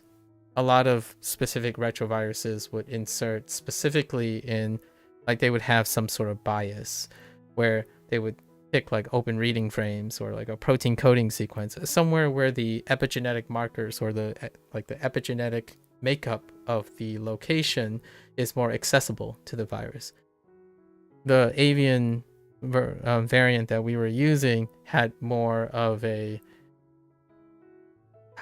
promiscuous targeting positions, so that would allow, when the tumor is transformed, whatever the markers are, it would allow us to investigate a larger width. Because whenever we think about biomarkers, it can vary due to epigenetic differences between people or host or the animal model, and having something that's a little bit more promiscuous, a model can look for other potential markers that are lost due to the idea that when something is transformed, you have hits that are very predominant, right? They are, like, you could say, the last straw that breaks the camel's back, the last one that is used for transformation.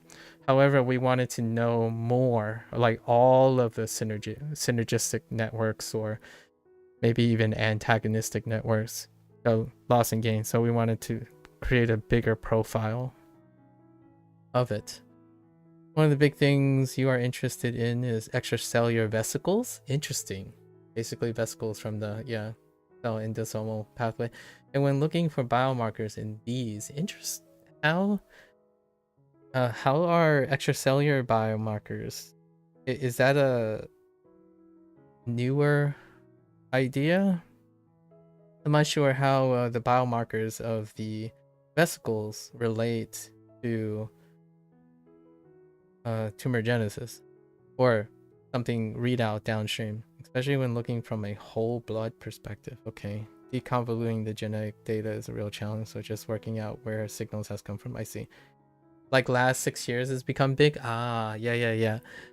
The thing that was quote unquote big, it was kind of still is like it's actually within the last 6 or 7 years as well, was like trying to find a sufficient way to reliably map and or like characterize the epigenetic environment of the genome and how that correlates with, you know, gain of mutation, loss of mutation, right? Because if you can protect or reinforce or like modify the epigenetic status of your genome, that can be an alternative way to look at how eventually we get the big C, right, over age. So like epigenetic markers can indicate many things that can correlate with, say, aging or some sort of change in expression patterns, and it also can lead to what was the main focus of the lab in general, non-coding sequences, non-coding RNA sequences. That was like the trend. I think it's still trendy now to look at basically, you know, the other 80% to 90% of the genome and all the things that are associated outside of the genome itself, but it would impact the actual genome itself. So the lab typically focused on anything that is largely outside of your classical coding sequences and whatnot, but the research eventually relates back to how it impacts those downstream effectors, because you need funding, you need to know that it results in something that is dogmatic and or relatable or applicable. But yeah, we were really far interested in non-coding antisense and sense RNA molecules. And vesicles are probably, like, extracellular vesicles are probably filled with them. So I imagine that's what you're looking at for a parsing genetic data. You're probably looking at the byproducts and or potential products that are downstream of expression. Endosomal compartments like vesicles may contain quite a lot of things that are far more less characterized than, like, say, a protein sequence or mirroring expression or something like that. But what I mean is specifically proteinaceous experience. The vesicles are probably filled with plenty of like nucleic, you know, nitrogenous elements, the nucleic acid variety, that have like antisense RNAs, sense RNAs, and microRNAs. That's what my lab was most interested in, the idea of characterizing something dealing with the stuff that we haven't characterized for a very long time, because it seems like non-coding sequences like microRNAs and whatnot. We were an RNA lab. So how they're involved, not just looking at protein expressions. So that's kind of how I think we're related in some way when you're looking at extracellular vesicles. The RNA profile EVs mimic the cell it has come from. Oh, that's interesting. So you can differentiate cells with the profile of the EVs. That seems very reasonable.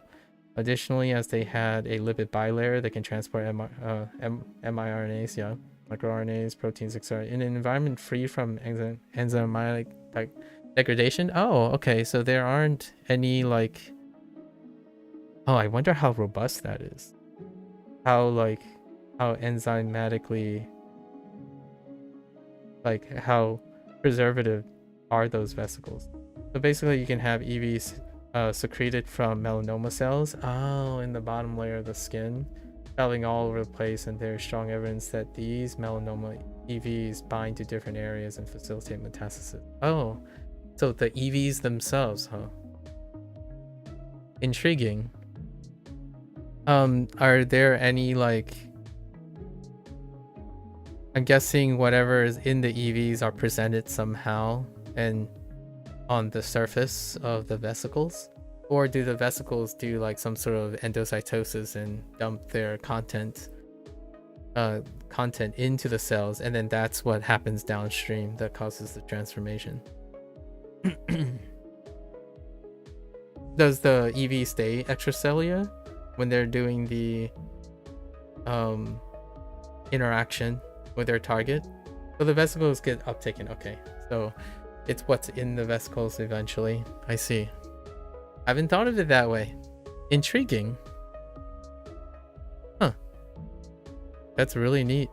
And the payload delivered via that. Yeah. So it's payload dependent. Yeah. Neat. Very neat. And you said that the content, the RNA profile of EVs mimic the cell it comes from. What about the surface markers? Do the surface markers of EVs, when you characterize the surface markers, do they also vary based on what the content is in the EVs? Maybe like they have characterizations with their cell type. Man, imagine using EVs as the properties of EVs as a targeting device. That's interesting. Like what? So hear me out. I'm gonna go one step. I was really interested in how targeting works on the genomic level and on the cellular level. So like, how do you get your thing to interact with a specific thing? And oftentimes, if you can identify something that's upstream that is specifically targeting or have the specificity necessary to target specific cells in which they would transform or have the propensity to transform, you can also utilize that as a way to find the minimum requirements of that interaction to happen as a form of delivery system. So if you can, like, for example, apply by characterizing an EV of a specific cell type, if it's very distinguishable and they can be cell specific targeted, you can deliver payloads in an EV to cells. That is amazing.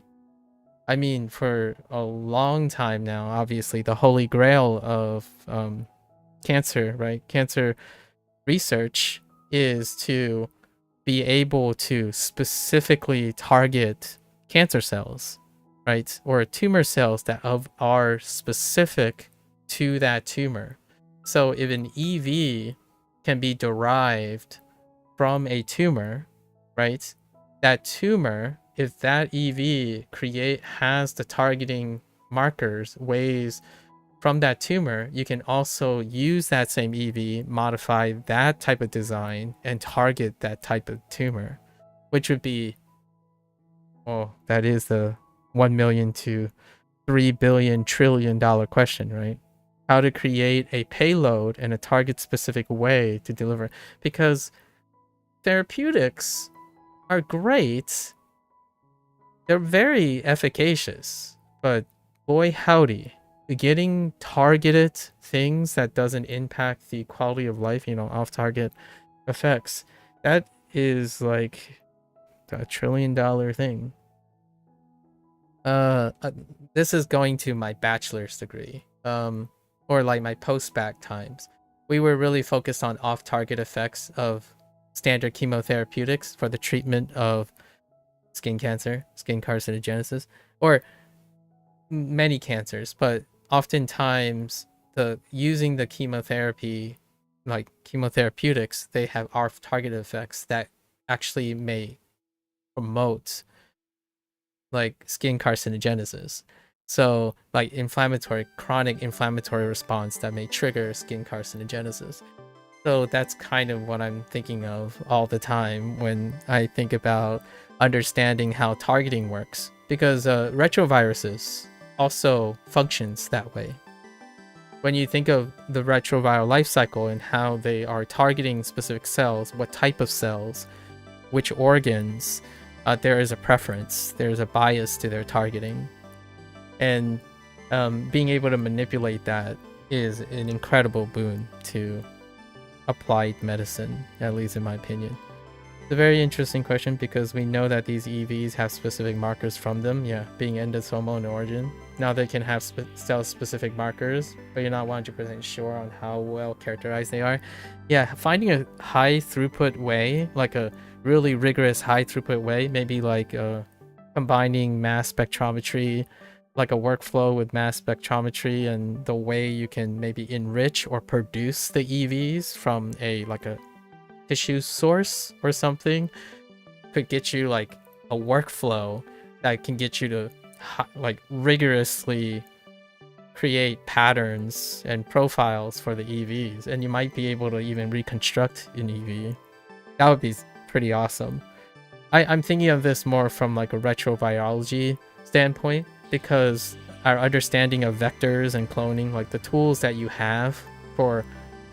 have now for maybe tens of years, right? Maybe even 100 years now, they are usually the adoptions of understanding how those entities work, and we modify them. I haven't ever thought about delivering a payload. That would be probably my first thing. If I find a lab that is able to deliver payload like that, that sounds amazing. When you're thinking about retrovirology, you're often thinking about how to deliver payload, because the payload is the retroviral genome, because it encodes pretty much all of its sufficient necessities to replicate, right? Once the host is infected. So this is where it gets really interesting. One thought you had is that we know EVs can have receptors from the cell of origin. Yep, that's what I was thinking of. So what stops this EV from getting taken up by, say, endothelial cell and recycling the receptor to the cell surface? Exactly. There can be hijacking involved. Now you got an endothelial cell with a melanoma receptor on it. And so, for example, if a target therapeutic goes after a melanoma antigen, is now also going to target, yes. So that could explain a downstream target effect. Yes, indeed. And there are other things like microenvironments. So EVs eventually become extracellular, right? And the extracellular matrix or the environment, when it's traveling, its surface markers can be modified specifically. So you can see it as a two-stage event. When it is endosomal, when it's inside, it has a different microenvironment. So those you would need to compare and contrast what happens when it's being synthesized within a cell before it exits the cell, and compare if the markers stayed the same. Because when things get excreted, they get modified. Viral coats can end up being modified as they're leaving and exiting different environments. So there's so many things, and obviously being extracellular is a pain in the butt.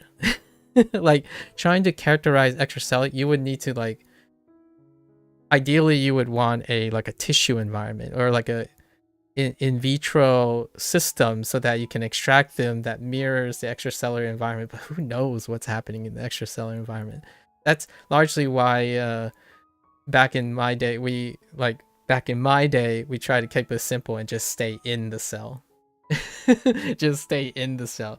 Every time when something exits the cell, right, and viruses exit the cell, eventually the virions leave the cell, and you often wonder, how do you measure the local concentration? Like, what happens to it? Does it stay the same? And then somehow you need to extract all of it, but during that extraction process, you're going to affect the property of the thing you're looking for.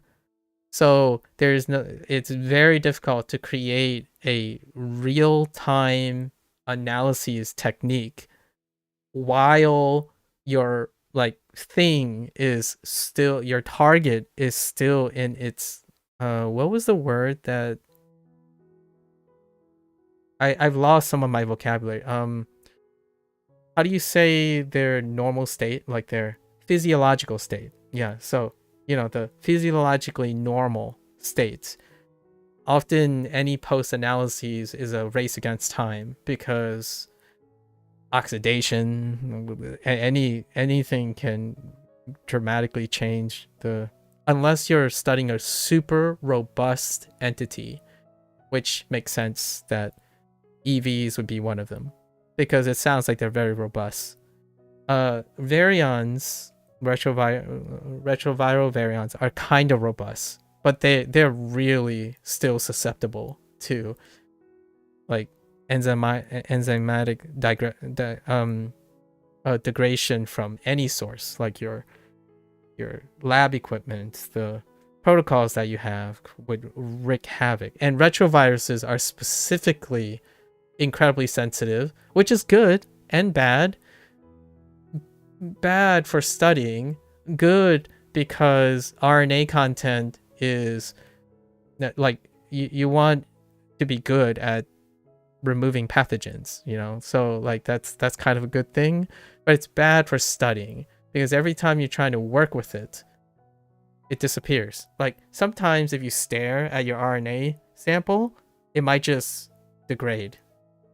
That's a joke, but that's how I feel a lot of times. Like, you're working, you're extracting, and suddenly, oh, dang it, I just breathed next to my RNA sample.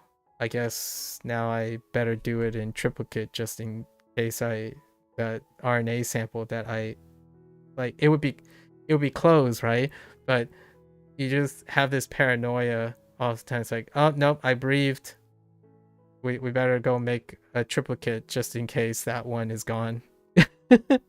It's not that bad, but it kind of depicts how the nature of working with sensitive chemicals. There was another joke. I don't know if you've been in the lab long enough to have these jokes. I'm not sure if UK has the same same type of jokes, but oftentimes people ask about why do like scientists, wet lab people wear coats and gloves and stuff, and the joke in an RNA lab would be the gloves are to protect our samples, they're not to protect us. Like we're the problem when studying. Like being human is the problem with studying stuff. So the gloves is to protect our samples, not to protect us. Like years of work can go up in smoke because you just happen to be a really defined skin shedder. Like if your skin cell suddenly lands in your culture, that could be like 3 years like up in smoke. So most of the stuff, and that's when you really truly realize that you're in it now.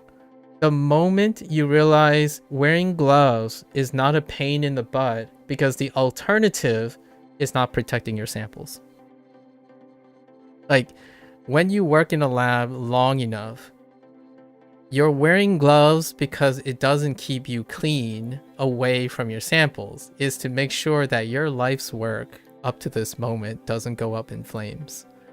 And that to me is truly the transition when you realize, yes, you've been in science for a very long time now. Like that ends up becoming a rationale for plastics, right? Aggressive plastics, sterilization, micromanagement of your environment, and always having constant sterility in your environment. Because if you want great results and consistent results, you have to armor up. So whenever someone gets like lazy, lazy wearing your goggles or lazy wearing a mask and like going through the protocols when you enter like an animal facility, right? For example, that to me is someone who may not still be cut out for science. That kind of thing. I'm not saying like it's a bad or a good thing. It's just a funny observation. At one point, you can correlate how meticulous someone is, like a seasoned scientist, from a lazy one, from someone who's like not really into the research. Because they become more and more geared over time. Like whenever you touch something, wait, I don't want to touch this right now. I gotta go. And like because the stakes in the game continues to get higher and higher, and it is so scary. You know what's the worst nightmare that I have when I sleep at night? When I get up, I am always afraid that the minus 40 degree Celsius like storage malfunctions. Like the moment, and it's happened to me several times already through my career, when the cold storage, like the refrigerator unit or the liquid nitrogen started leaking or something, that's when panic happens. Like you have like tens of years of samples, and they're just your minus 80 and minus 40 storage. Absolutely panic. Your minus 80 broke literally last week. Yeah. It's so scary. Hello there, Jazz. Hello.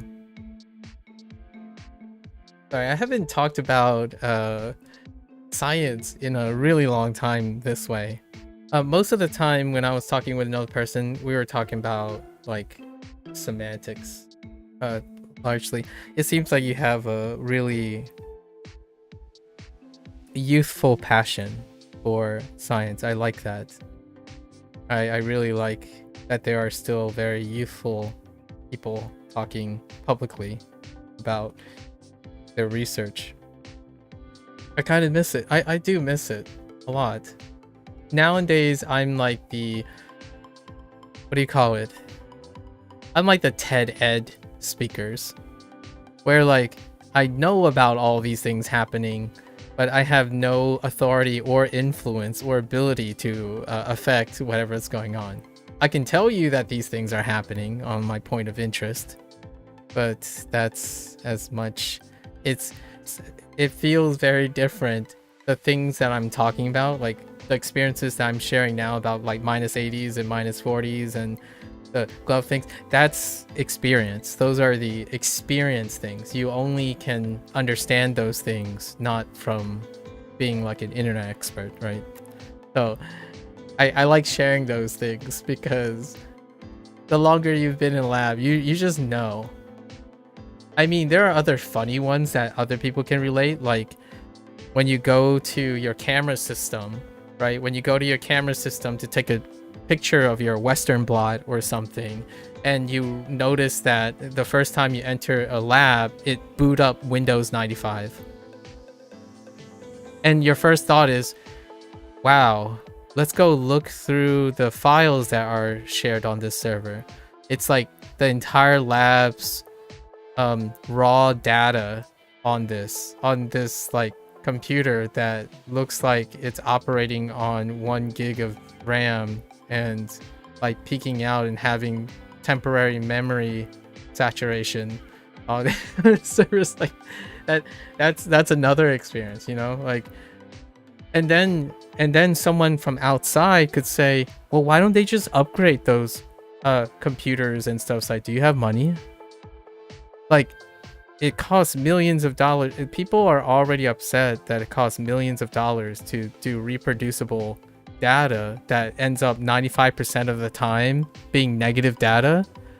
And now you're telling me that we wouldn't, like, the lab would decide to splurge on storage devices and mechanical things.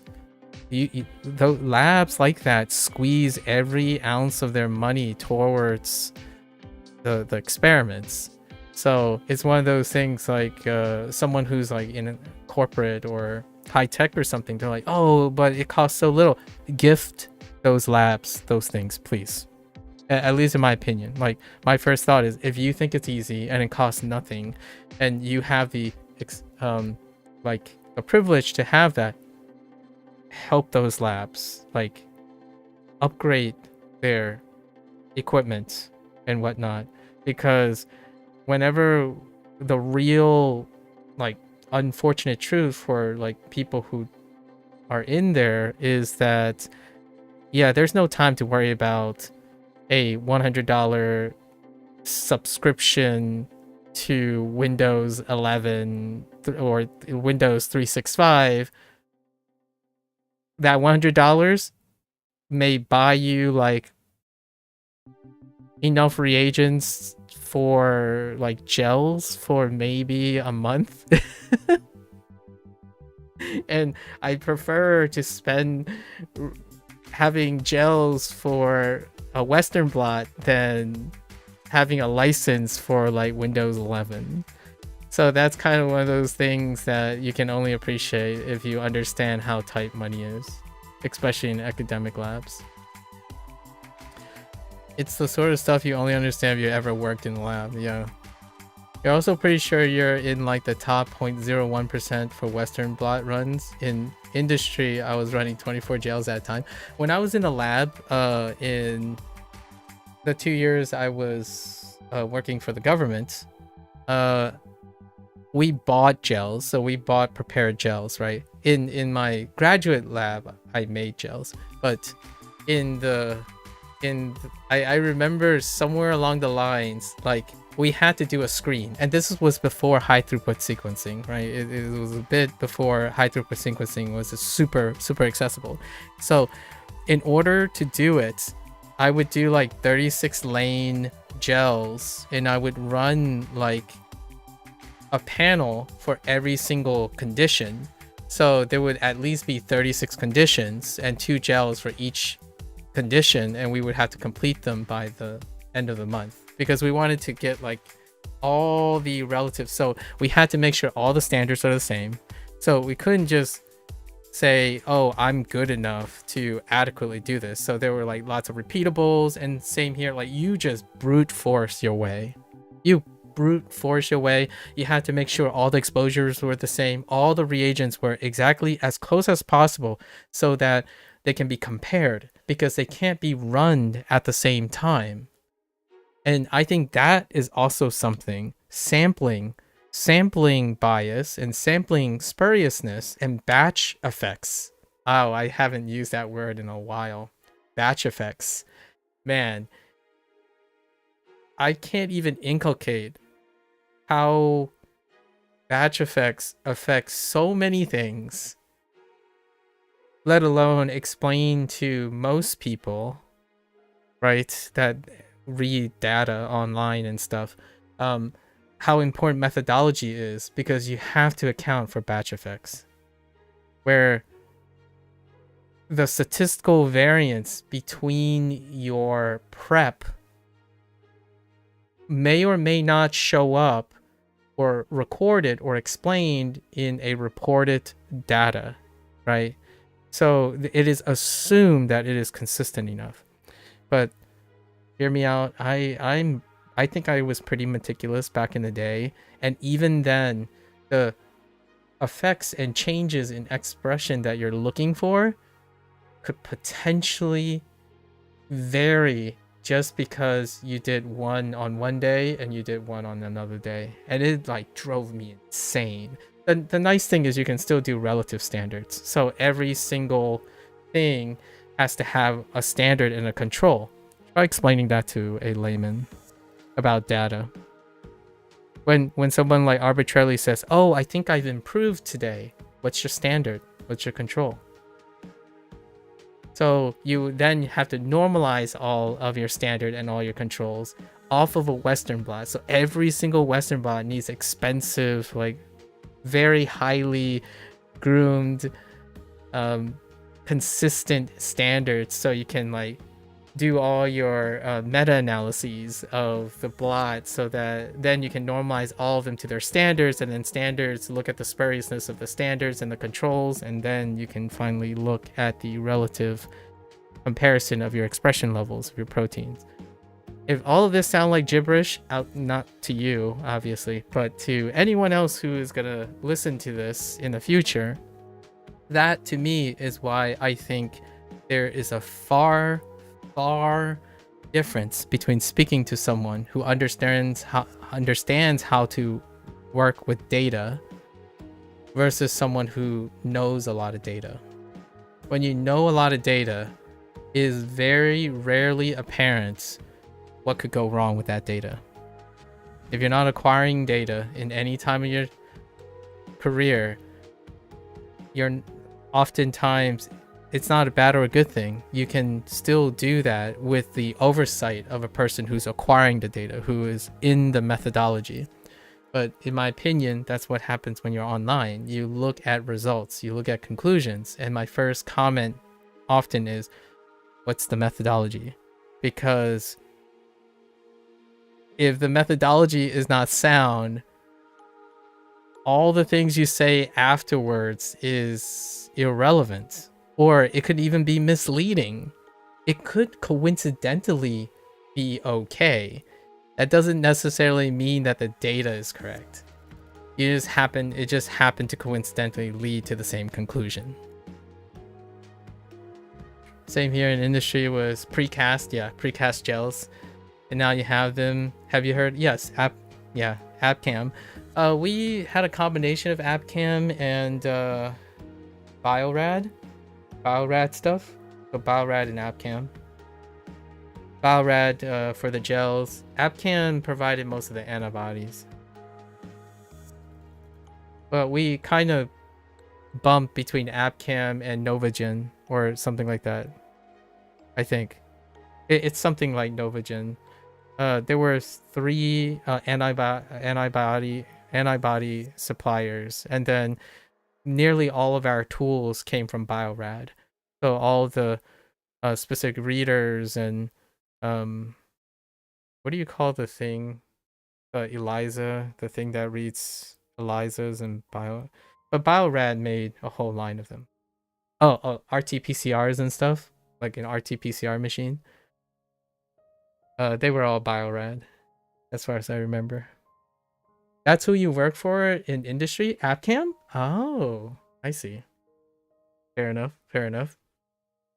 I demand some refunds on some of the antibodies. Nah, I'm kidding. You know what's devastating? Okay, here's another. I'll give one last one. I really wasn't expecting to like talk about science. Here's another one for the lab. When you buy antibodies or when you buy any reagent, you hope that the reagent is it's kind of like buying food, right? Imagine buying a super rare food item. I'm using an analogy because Jazz is here as well. So imagine buying a food item, like an ingredient, and you promise yourself that if you bought from a merchant and that merchant said for $30,000, this small tiny amount will be shelf stable for the duration of all the food that you want to make with this reagent, I'll pay you anything. Because when it comes to antibodies, when you buy that, you really, really hope that by the time you run out of that antibody, you don't have to buy another one. Because the moment you buy another one, you have to redo every single one of your standards and your controls because it might not be the same anymore. Batch effects, I'm telling you. Batch effects makes me want to flip a table. So and that's your due diligence. You have to get used to that. Like, no matter what you do, standards, control. If you think you're beyond having a control or a standard, later down the road, you're probably going to kick yourself. Yes, especially polyclonal antibodies. Oh my gosh, heckin' polyclonal antibodies, because they're messy. They're really messy. So you would have to tweak, and you hope that you don't have to tweak it too much to provide enough consistency and resolution before the antibody runs out. There were so many times where I had to wager. Okay, what if I take, and then hear me out. I even considered the idea, okay, I only have this much volume left of this particular antibody and this one, and they're supposed to be the same thing, right? So my thought is, I don't start an experiment if I know I have to calculate all the volumes out. in advance, and then plus or minus a certain amount to make sure that I can reach the end of my experiment. And then what I have left over, I would combine those things in order to reach the threshold. And that's how I try to create consistency in my data. It's outrageous how, no, it's not outrageous. I tell you now though, that's how I evaluate most things in life now. Like how I evaluate, am I improving in Japanese? Am I getting better at running? But those things, I don't know if people think about those things when they test things. You know, even convergent, when you do a meta-analysis, you still have to do a semblance of that. You have to understand where your source is coming from. And how, like, if the methodology is even comparable. Batch effects are the effects of methodology upstream. So considering what your source and the methodology to produce that, there's always something before it. So you gotta account for that. You know, selection bias, so many things. But that was a particular one where, since I don't no longer work in science, I usually use food as an example. Like you buy this priceless food and you're like, you just hope you don't have to buy anything else beyond the use of that thing. Once it's gone, your first thought is, do I start over? Because you're gonna have to start over. You have to re-standardize whatever it is. Like standardization can only go so far for you. And here's another thing. It's not a, I'm trying not to like put a dig to industry, but industry standards are very different from academic standards. And industry standards are sufficient. They operate on sufficiency. Academia operates on idealism. So oftentimes those things don't meet eye to eye when it comes to the sufficient QC for an ideal situation. And that's one of the things that you often have to negotiate. You have to design your experiment in a way that it can tolerate industry sufficiency because it's practical, right? It's about time, volume, you reach sufficiency. And in academia, it's idealism. That's why it sucks. Like, in my opinion, like, I often talk about others who like learn things and try to solve problems. Like nowadays, people think about things in ideal cases. And that's one of the downsides, or one of the double-edged things about academia. You're working in idealism. And I often voice concerns about applying idealism.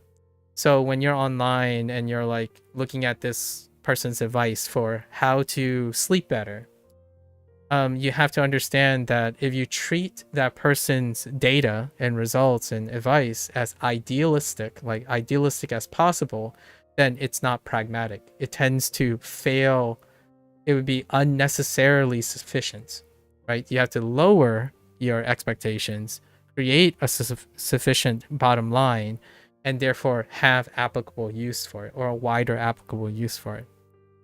The reason why I say that is it's translating from my time in academia. Academia has to operate in idealism, ideal conditions, ideal work environments, because it kind of requires that to get answers or get things. In industry, medicine, your life, the advice that you're looking for application. For time, tolerance, there's sufficiency. So then whenever you work in a lab and you happen to be working in academia, oftentimes you want to say, maybe I know a guy who's making their own thing. If you know a guy, you know, if you're like that baller who has connections with the original source of something like antibody or something, you would more likely try to collaborate with them than immediately default to industry. You have to understand that your experiment can tolerate the sufficiency of industry because they make good enough, not best. And academia can destroy someone's mentality and mindset when they're not used to saying this is not good enough constantly.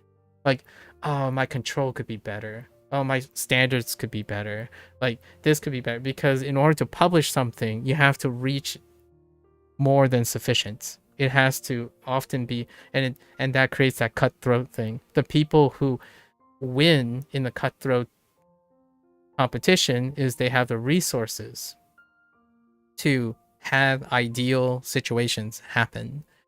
In academia, when you have like a struggling lab or a smaller lab, you don't have ideal conditions. And even trying to buy things that are sufficient makes it difficult.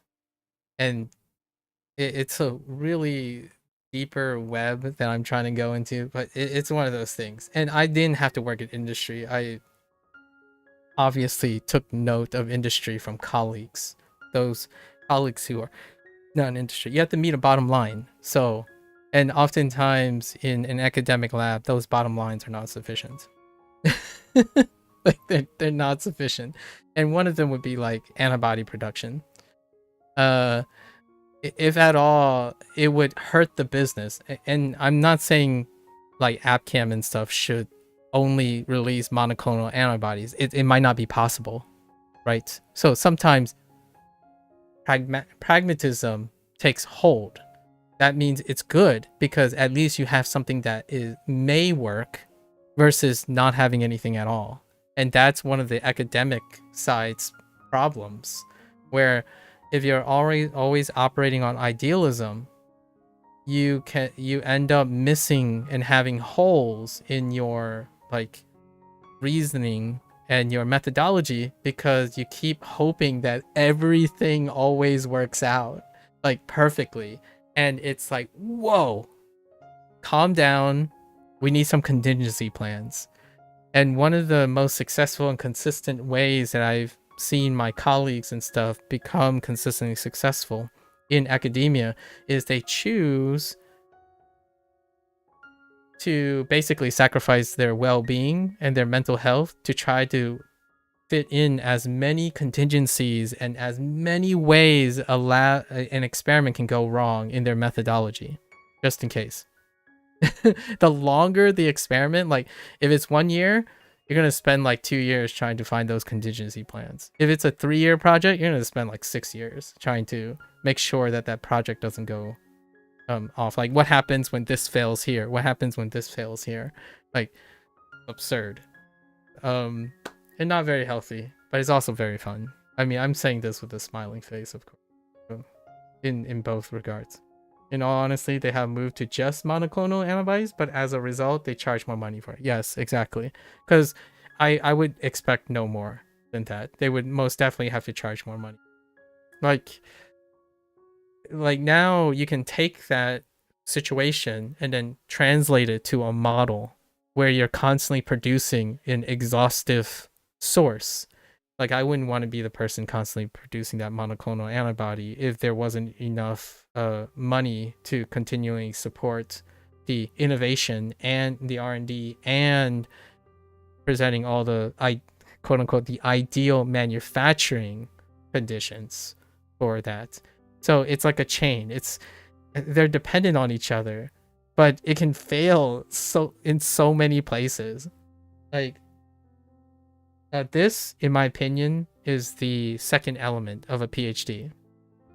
You learn to appreciate, to trust, and work with other people. And you learn how to judge who you're looking for. And then you expect your colleagues to know what they're looking for too. And that's one thing that I think is incredibly underrated in working in like a high stakes professional investigation.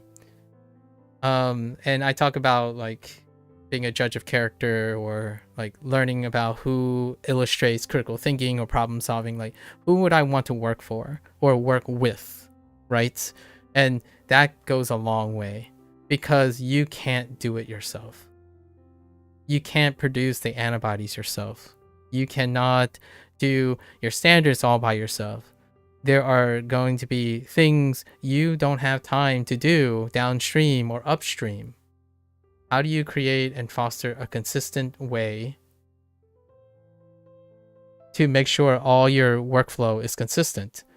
And it's funny, the reason why I'm bringing this up is I've met a lot of people in other fields who's been pursuing other careers, especially computer sciences, and they often constantly talk like they either avoid or they talk as though they never need anyone else, like as though their problems and their projects will often consistently be attainable by themselves, right? And that's a different field. Maybe it's true for computer sciences, but often my perspective, I offer an alternative perspective. When you end up pursuing something to a degree, to an extraordinary degree, it becomes incredibly apparent that you got to shelve your pride and your ego and come up with a working workflow in a way that you can ascertain how to consistently collaborate with people or even your sources. How do you figure out what is a reliable source of this and whatnot? So when you're talking to people, you have to come up with that at some point. It's not like a skill that would be prioritized if someone else is handling it, right? That's fair enough. You can delegate that to someone else. But for myself, I've come to realize that is a great skill to have. The idea that at some point, like, okay, well, I can't do this, and I don't know a lot about this. Where do I start by looking for a collaborator? It's not as great nowadays, in my opinion, in science because budget's tight and whatnot, and there's a lot of cutthroating and all that. But it works elsewhere. It works quite elsewhere, where like if you're doing content creation or something, that skill still works fairly well. You know who you're like, flags, red flags, green flags, go flags, what your various flags on how to create a working environment. In fact, that's kind of one of the skills you naturally end up getting if you end up pursuing academia, right? Obviously, I'm not suggesting, Blueberry, that you're gonna continue to be in academia, but you have to form your lab at some point, right? You got to present yourself in a manner that attracts students, or like if you were to be like a tenured faculty or something, that stuff goes a long way, in my opinion. I'm a little biased, but I now largely focus on like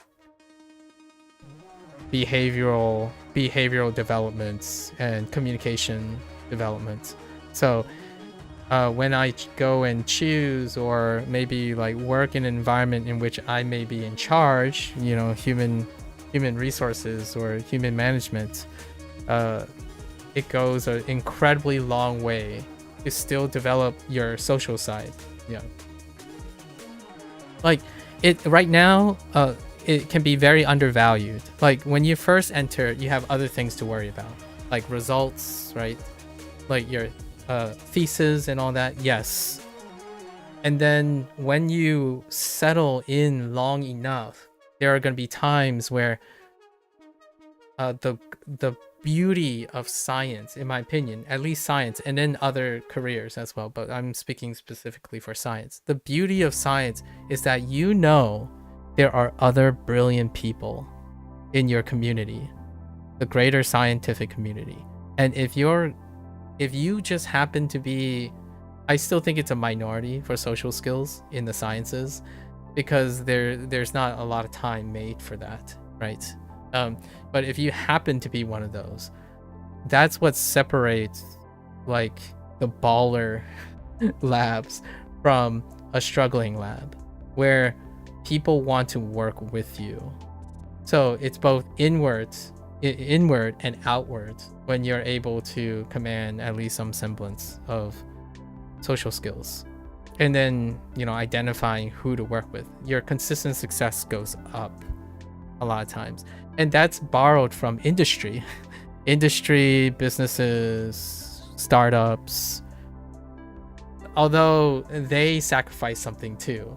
They sacrifice the on-hand experience, right? So if you have like a CEO or a startup of a CEO or sign who's also hands-on, who has a background and experience, then you get the opposite situation where they have the rare extra skill of being inclined in understanding what the pragmatic obstacles that must accomplish, but they excel at the social side.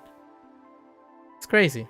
So interesting. Like that's where I am right now. I haven't decided if I wanted to go back, but I thought of if there's anything, I would be a human resource, like a consultation lead on a group project or something. I think that's probably where I would find that not everyone likes, like assigned, hear me out, a lot of times wet lab scientists are not people who want to be in a human management position.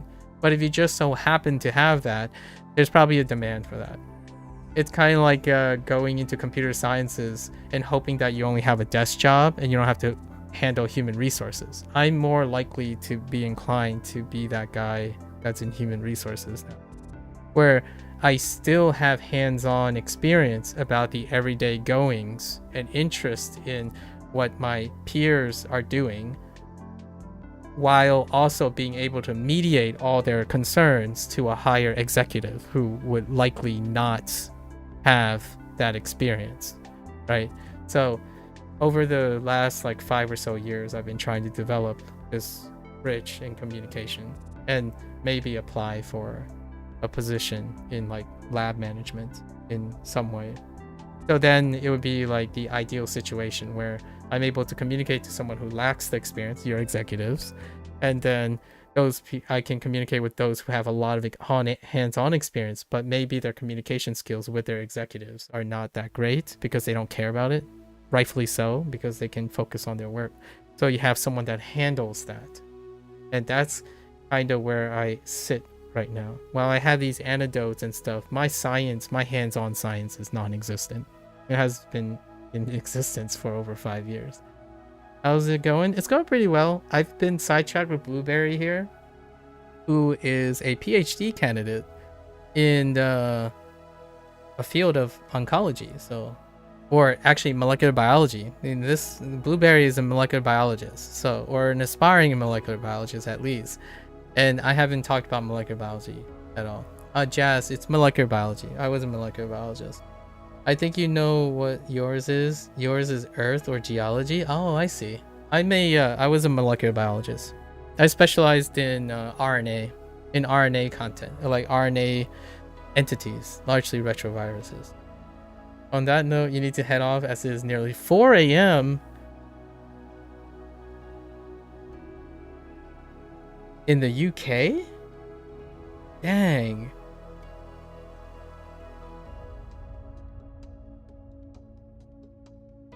$4 a.m.? I thought we were... Oh, we're 5 years... Oh, we're 5 hours apart because of daylight savings. That's right. Daylight savings. Yes. Yeah, sleep well. I've met another... I know another British person that I hang out every once in a while. Ooh, it would be fun to have you guys chat about UK stuff, outside of the science thing. His name is Procol, but he only shows up on weekends. He's at uni, I think. He's doing I wanted to say he's a CS major, but yeah, so anytime. Jazz is and Jazz is 6 hours ahead in the future. Jazz is way on the other side. I didn't realize you were in a science field, Jazz. We didn't talk about your background. Although we gotta finish this. Today is a long day, so we better get on top of this. We'll have to talk about that, Jazz. Your background. I know absolutely nothing about geology. It's an exaggeration, but it might as well be nothing, because my cynical side would suggest that even my specialties I don't know a lot about. So things that I don't know a lot about by choice, I know nothing. Yeah, we have the same we have the same time zone. Pretty convenient. Okay, sorry guys. That last 2.5 hours, um, I haven't talked about science, like the laboratory and science related things in so long, right?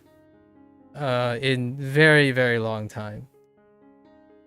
If anyone was interested in what it sounds like between me and a colleague, like just a random colleague, Blueberry and my conversation here just now, like for 2 hours, it's like if you go to a conference, like if you go to a conference on cancer, like the American Cancer Association, and you go to like, I don't know, San Francisco or something, and you go in a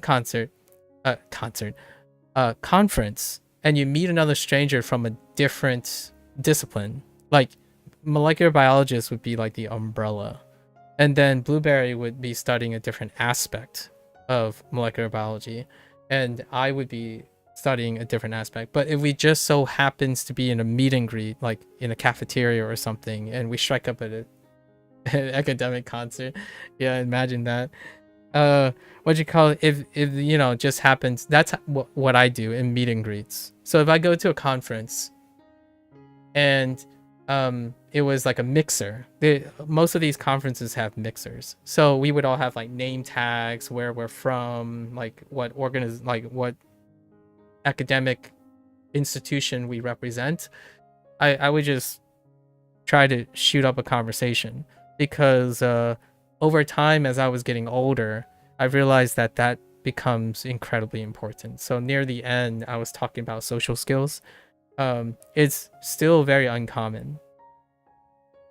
It's still very uncommon for that to happen. But nowadays, if I were to go back, right, I would do that probably most of the time. I actually avoided that earlier on in my career. So super like Blueberry might be in that situation still, where it might be uncomfortable, but nowadays I would approach someone and talk. So that conversation would be around the type of conversation I expect. Like, oh hey, what lab do you work at? It's like, oh, what currently interests you? And then we would find like ways to bridge the conversation. Okay, not everyone knows everything. You also don't know too much about microbiology. I don't either, actually. Academic Jazz, I don't know anything about a lot about microbiology as well. You might be thinking, wait, didn't you say I said molecular biology? Microbiology is something that I'm scared of. Like, so I've met a couple of microbiologists in my life, but I work in molecular biology. So molecular tends to not deal with the things that are in micro. I know those words are the same, like on the outside, but they tend to be very different. Oh, what? Oh, hear me out. I got one for you. I got a joke for you, Jazz. It's like calling a geologist a oceanographer.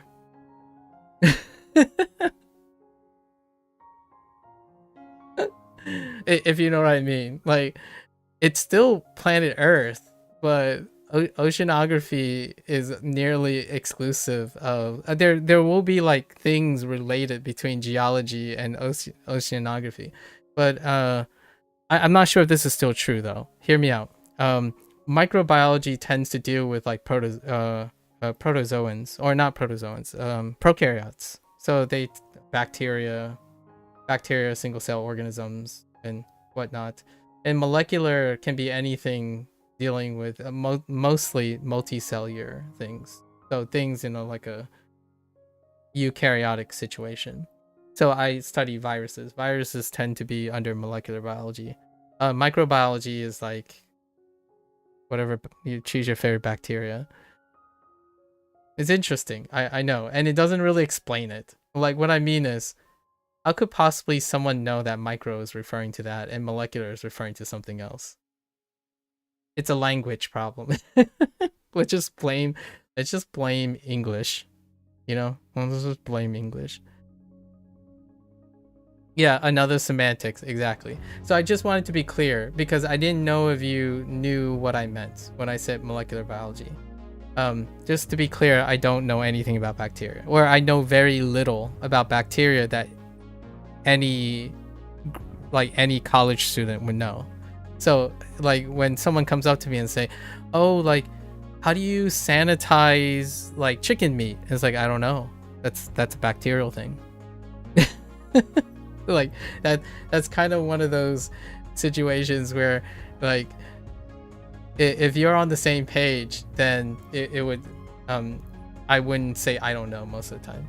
Yeah. Like we study molecular studies, like you know how like if you ever see a chart where you have like a protein interacting with like molecules and stuff, that's molecular biology most of the time. Micro is when you see like those squiggly bacterial cells moving around and whatnot. That's usually like the most layman's term representation. So if you see like a bunch of things like wiggling around with like hair and stuff and disease, a lot of like specific diseases and whatnot that are caused by like hygiene or something, that's probably your micro situation. And then molecular is like what's a really modern day example of what you see in the wild in molecular biology? No, that's biochemistry. What's the most common? Viruses. Viruses are the most common. Yeah. Like vaccines. Vaccines would be the most common thing that deals with molecular biology. Your antibiotics would be probably the closest thing to a microbiology question. And then the actual medication is probably far more in chemistry. You don't need to know about viruses, but I did have to pick up stuff about tiny things like, oh, radiolarians or planktons. I know only of them. I have no idea what you would need to know them for.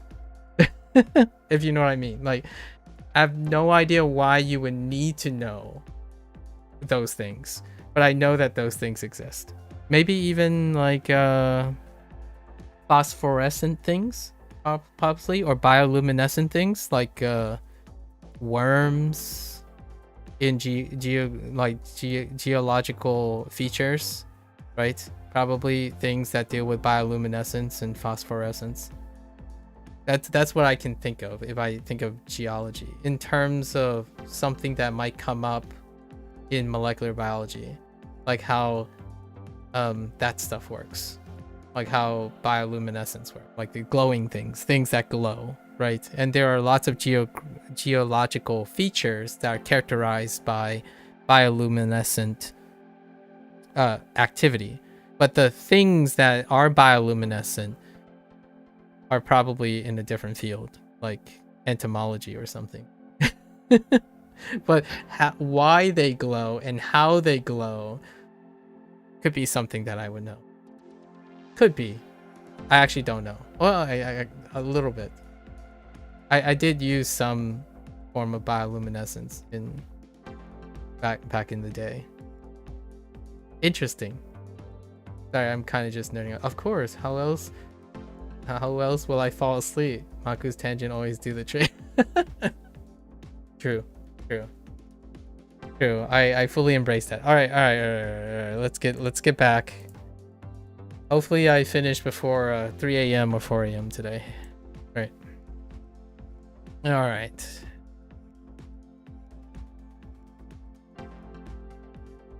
Kanashimu. Did I not type that the first time? I swear. Oh, this is what happens when you stop focusing for a while, because I was stuck on this. The first time I was looking, I'm like, wait, why is this not working? And there's a great example of sometimes when you step away and then come back, it's good to go. I still didn't figure out the other one thing. Earlier I was stuck on this. As per the meme, I'm gonna let you finish. I'm gonna let you finish. So it isn't about putting the fries in the bag, huh? I'm still cooking. Just let me cook. Sorry, I'm only laughing at myself because nowadays I've acquired Gen Z lingo from online and from other people, and nowadays I don't mind it at all. You know, doing a little cooking.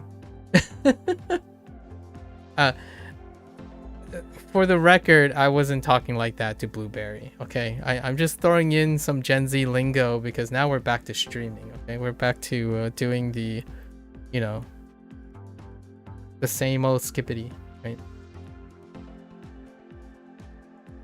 Okay, let's see. What is this? How well versed are you with Gen Z lingo? Yeah, it's online. Since we're from like different places, how familiar are you with Gen Z lingo? Are you like comfortable? Is that what you do when you talk with other people? I think Bree hasn't given me a green light on Gen Z lingo. I think Bree is incredibly tame. Like pretty middle of the road. No like dramatic things.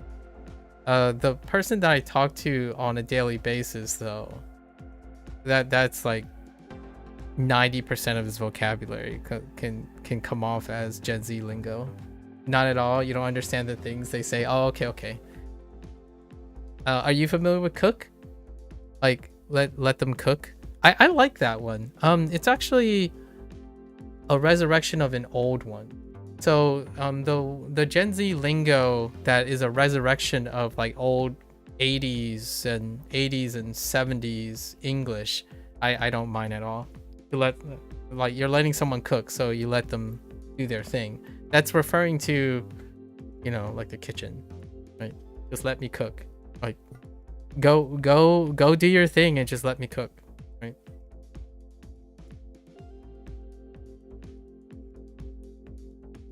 And then there's the phrase cooked, as in the past tense cooked. And when you're cooked, it's more like overcooked. So like when you're cooking and you got cooked, right? That means you overdid it. You're like screwed. It's done. It's cooked. not in a good way, in a bad way. I've warmed up to that quite a bit. You hear some terms but you never make the effort to apply it to your everyday. That's fair enough. My vocabulary tends to be very different from other peeps. Occasionally I throw it in to raise the cringe level.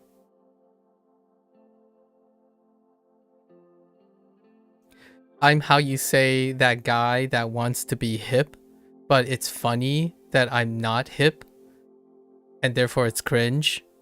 So then kids don't mind me. Like that kind of guy, you know?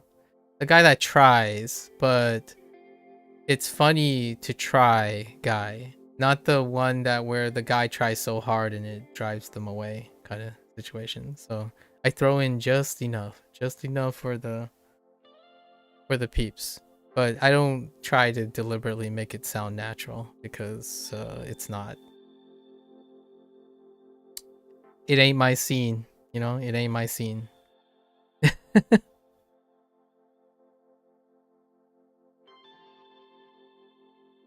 All right.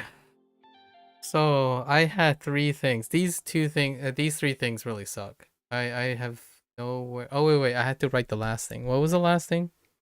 No, Kanashimu is fine. So this one I have to write down because I have no idea. Or so O was something. That's an honorific. O plus either generation or world. I think I want to put generation. Plus quit, right?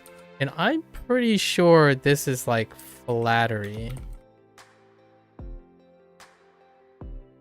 pretty sure this is flattery.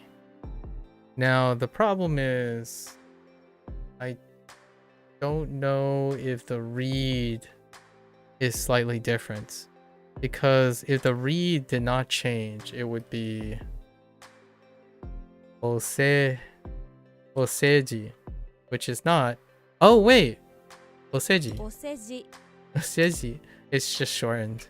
And then pretty sure this is flattery. Okay, so that one's fine. That one's fine. And these two are horrific. So I think chotto. Okay, so it's a verbal noun possibly, or this is gomen. Sorry, chotto something kara whoa, what is that? Saki ni ikune. Ikune. Go first from.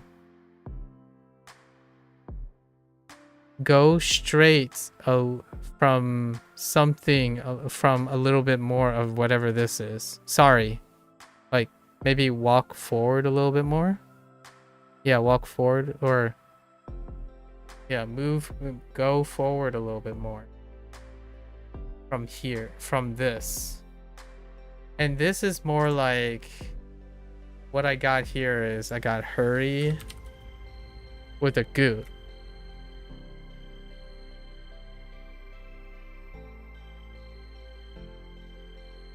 Oh, it's screaming. Maybe hurry up a little bit? Oh, but that says Saki. Oh no, that's not even forward. That's previous from before.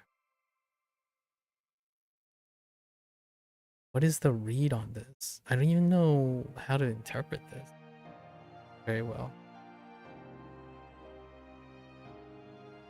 What are my choices? I need a kun. Soul. Q.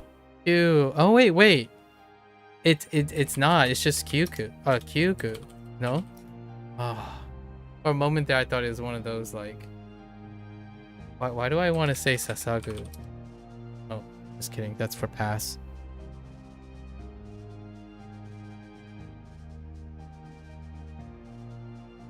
Yeah, this one's definitely weak.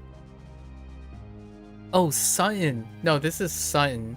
Because hurry and Sutton are the same words. Or the same character. Suddenly? No.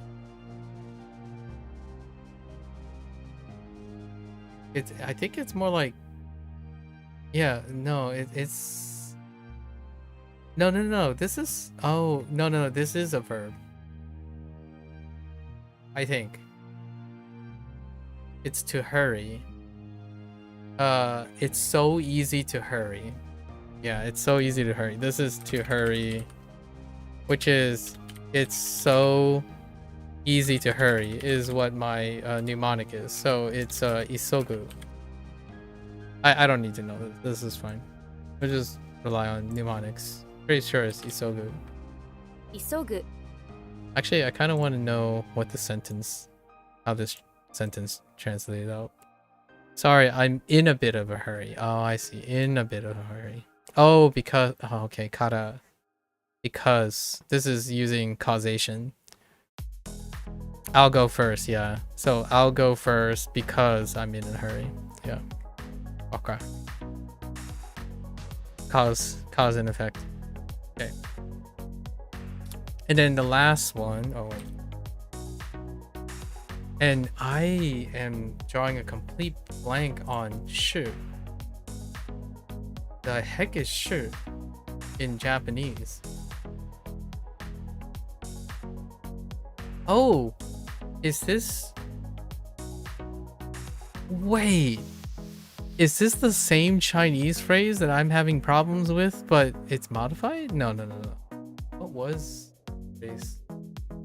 It was like absolutely, right? Oh no, that's 绝对. 绝对 is not.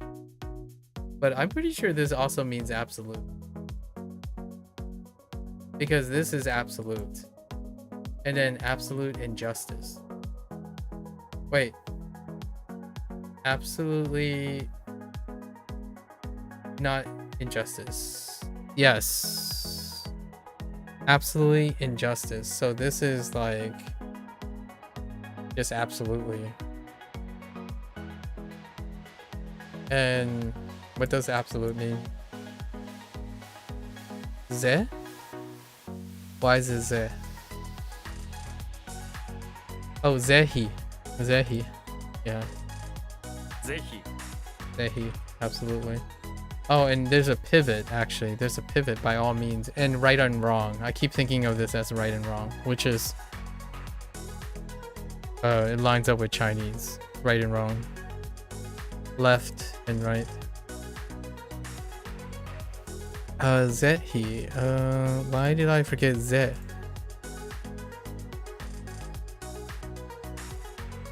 Oh, the Zeppelin.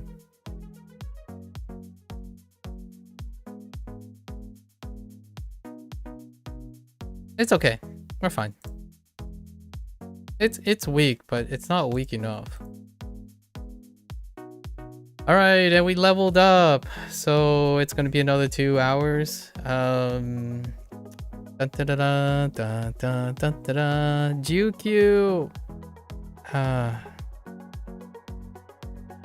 Leberu, right? Leberu GQ desu. Okay. With that, it's gonna take a while. I'm gonna take a quick bathroom break. I'll be right back. Thank you.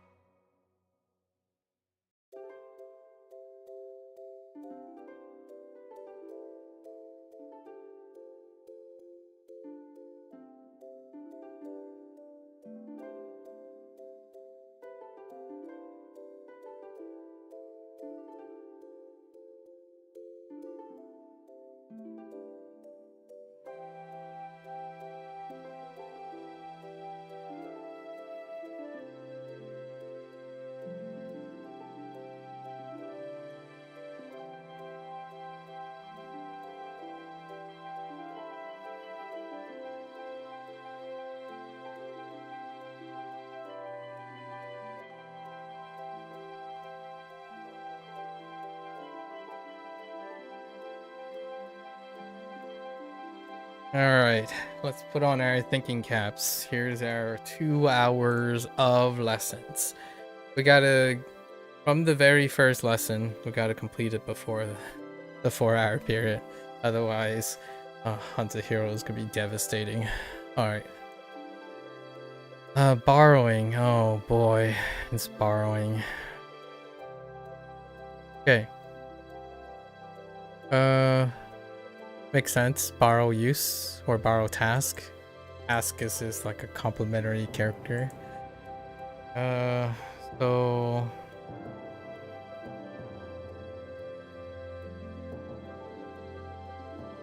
very awesome start. Shakuyo ne? Borrowing task is just another way to say borrowing. This is also when you take a loan. Shakuyo is a formal word for the borrowing of things like money, facilities, or other goods. You can also use it jokingly formal way in everyday conversation though, like chotto shakuyo shita dake da yo. Just borrow, okay. 借用 Yeah, shakuyo. 借用 Okay. This was wariru? Keriru? It's keriru, right? 借りる Ah, kariru. Dang it. I have so many borrow and loan words. Like to borrow, to lend, to hand over. There's gonna be a lot of these coming up at some point. Yeah, kariru. To borrow a car. Fair enough. 借りる Kariru. Okay. Become. I think this is legacy. Become is legacy. Potato. Oh no. Potato. The reason why I say oh no is in Japanese there's like a really interesting thing that they do about plants of different origins, like native plants and non-native plants, like living things in general and other things. They can be all over the place. Instead of saying oh, I know this one though. Wait, I wonder if they go straight to kun. They probably go straight to kun for this. If you see some flowers that are dry, pull them up and you'll find potatoes. Yeah, emo. That's the kun. Emo. Oh, okay, yeah, emo. Potatoes are totally emo because of the way they try out flowers. Emo people and potatoes both like to try out flowers. Okay, that's fine. Yeah. I wonder if it's just standalone. Oh, I haven't thought of it as, yeah. Yeah.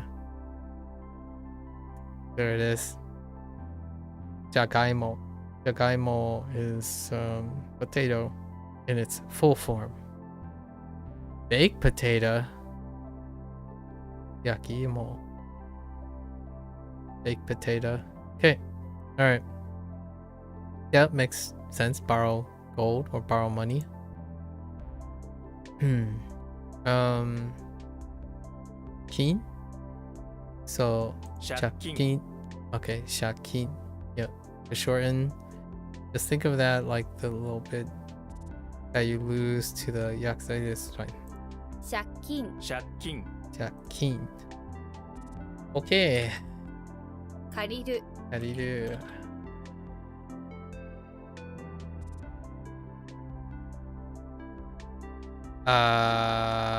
Yep.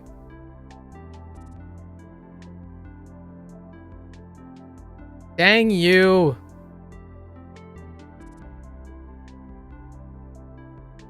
How am I? Oh. That's how I 借用 mistyped it. Shakuyo.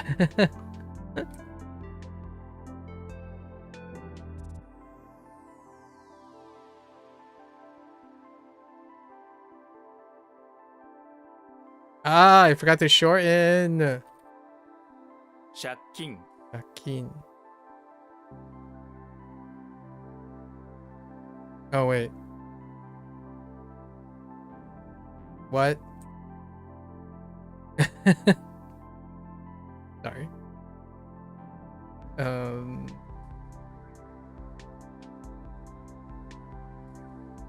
Potato. Rented house. That makes sense. It's rent plus house. Or borrow. I mean, this is, to me, also rent. It's generically also rent. You can use shoka ne shoka in conversation informally referred to a rented house or a house for rent, but it's more commonly found in legal. Okay.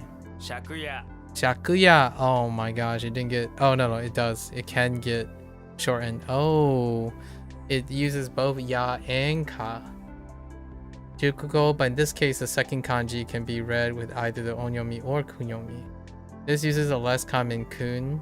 Oh, so here's your note. If you live in a rented house, someone has to give you keys and let you in stuff. You're only renting after all. And when they let you when they let you in, they'll say, here's a shack, yeah. Shakuya.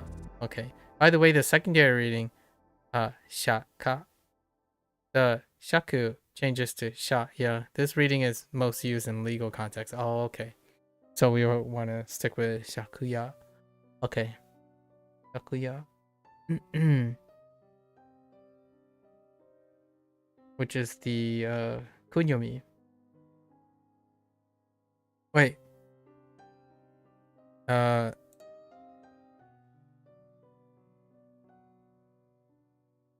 Yeah, ya is the kun and ka is the on. Yes. 借家 Shakuya. Alright, I got you. Add makes sense. Give me ka. Give me ka for 1,000. Nice. Your parents are so proud of you for using your powerful mouth to add words together that they decide to surprise you with a gift. It's a new car. It's a giant. Okay. Your mouth has the power to add words together to. Yeah. Okay. That's fine. Temple. Soul. Kan. Soul kan. Ne? 総員 Soul in. Oh wait, that's institution, not. I was thinking of a different type of building. Yeah, soul in. Okay, 総総員 fair enough. That's where the monks hang out, or the priest, or a monastery, or a temple. 総員 It's fine. Unfortunately, I don't know. I can determine the nuances yet. Butsu. Butsu. Or butsuso. 物騒 Butsu. Okay. 物騒 Butsu. Shortened. It's fine. Season? Wait, this looks like a different season. Is that Jie? Jie Setsu? Setsu. Ah, dang. I got Tetsu and Setsu mixed up a little. Yeah, Setsu. The season stamps are marked on bamboo sets. The season stamps. Wait, where's the... Oh, that's a root. Okay, bamboo joints. Okay, season. Setsu. Alright. Alright, I think we're fine.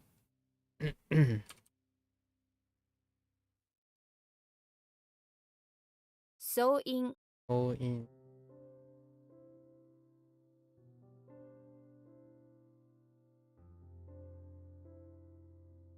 借家 Yakuya. Ne?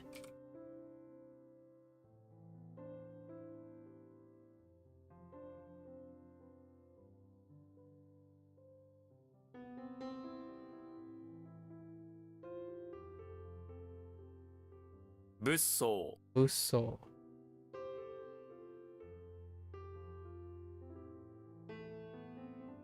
Okay. Permission. Permit. Possible. Yes. So what do we have here?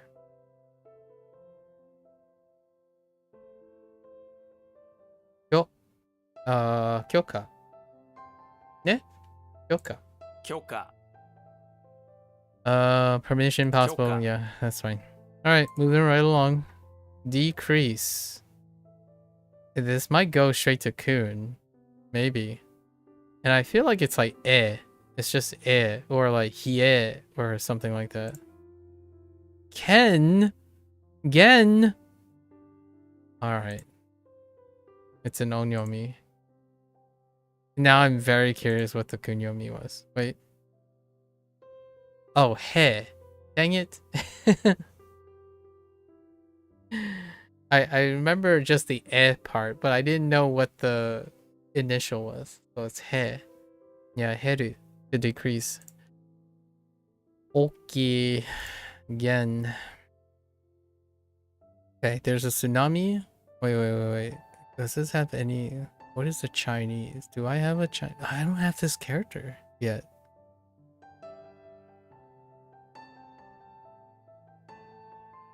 I don't think so.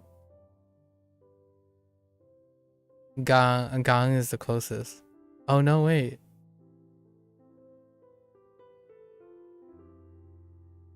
Han is the closest. It's Han or Gan. There's tsunamis. Okay, there's a tsunami coming, but the escape slide. Where's the slide? Okay, the escape slide is being locked by a drunkard. Interesting. And creeper. And you can see your chances of escaping decrease rapidly. Okay. This decrease in the chances of escaping the tsunami is really upsetting Genji, who's waiting impatiently behind you. Alright. We'll try to remember that. Report? That makes sense. Cao is report. 报告是什么？报是头，告是 Koku. Ne? Okay, yes. So Hokoku. News that you announce, yeah, becomes a report. When someone announces news on a topic, they're giving a report on the information. Right. Hokoku. Hokoku is a report given by someone after they've done some investigation or research into the topic. It can be used for class representations on a topic or a report given to your boss. This differs from Hodo, which is a report released by news organizations. Okay, let's see. 報告 Hokoku. 報告 Hokoku, not Kokoku. Hokoku. Okay, fair enough. Information. Feelings. Feeling news. Interesting. Information. Joho. The feeling of news is that you should give your information, give you information and data, not fluff. The feeling of news. 情報 Joho. 情報 It's fine.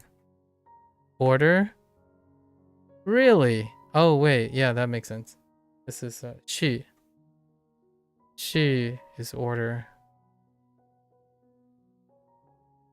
I thought this was Shin. Is it the other direction?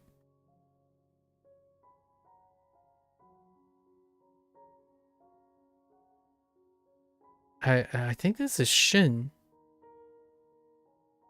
Not in Japanese, but maybe not. Alright, for a geoduck to make it into a river, it must know the sequence and order. Yeah. She.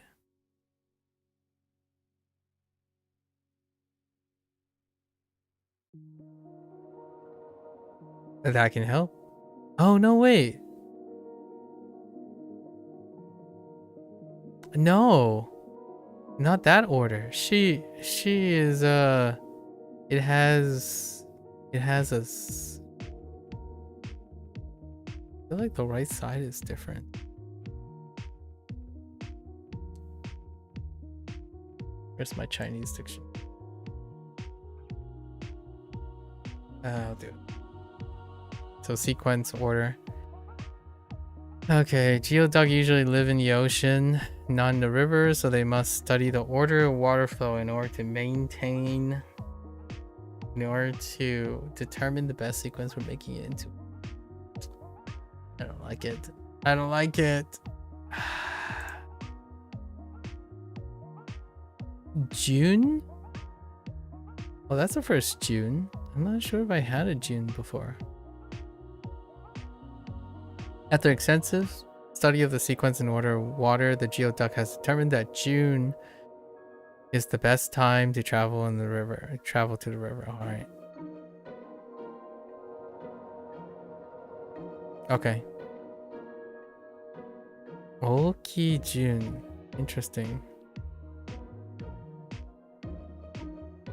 Jumbam. Juni. Alright.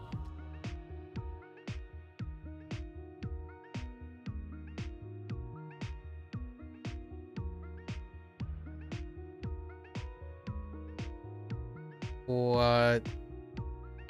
I lost the left.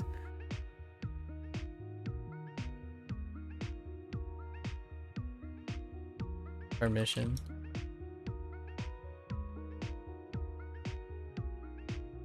Kyoka. Yoka.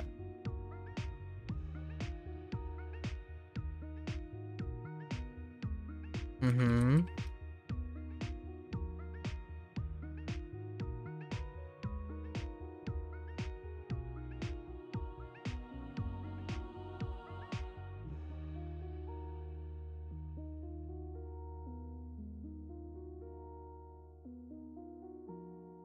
Hokoku. Hokoku.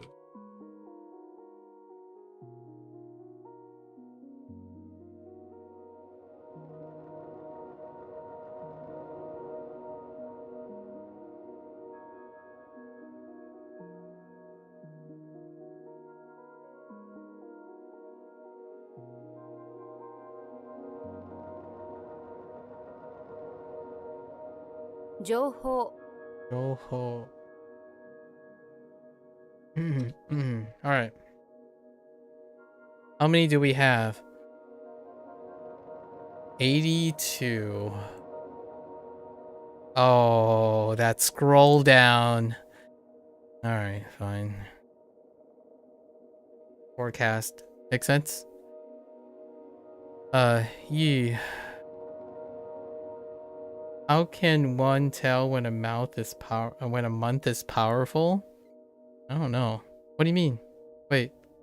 Was it related to Oh, is this a dad joke? Or do you have a dad joke for me?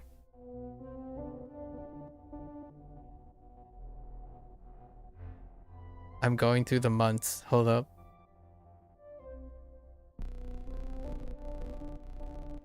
When it goes, no, I can't think of it. What? How can you tell? How can you tell when a month is powerful? Tell me. Yi, or yi bao, yi, yeah, yi bao,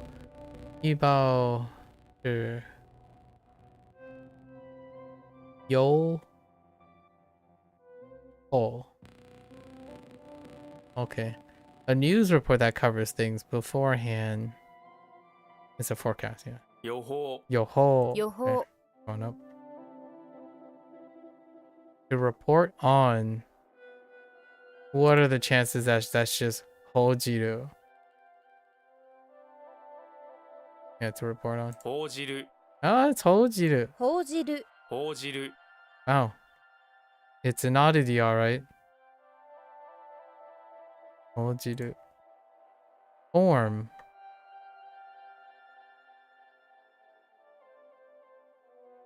So we have a valley and a roof.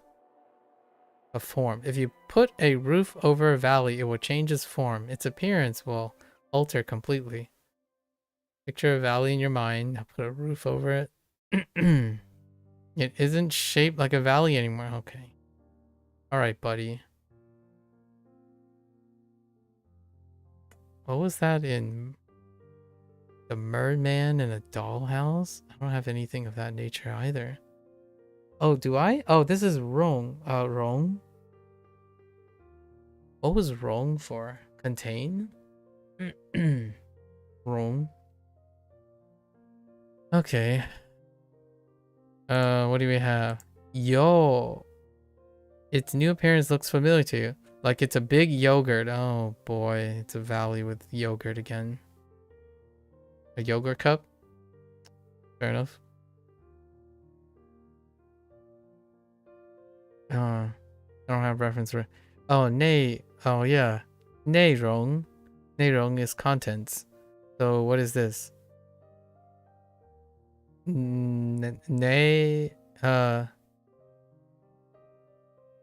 Was it Nayo? Nayo? Oh yeah, that's right. Nai. Yeah. Nayo. Suspicion? Yeah, contains doubt. Yep. Yoki. Yoki. Wrong. Heck, doubt. I don't remember. It's fine. And a news report. Yes. So specifically referring to like news articles in that. Yep. And then the other opposite. So what do we have this? 報道 報道 Holdo. And then Arau. Arau. Arau. Arau. 洗う Arau. 洗う Arak. You found. It looks shiny, but you can't tell until you wash it. Okay. Okay. .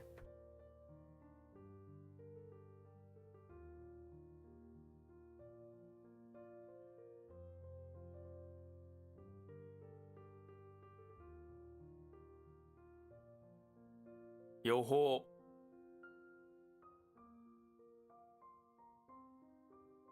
報じる Ujiru.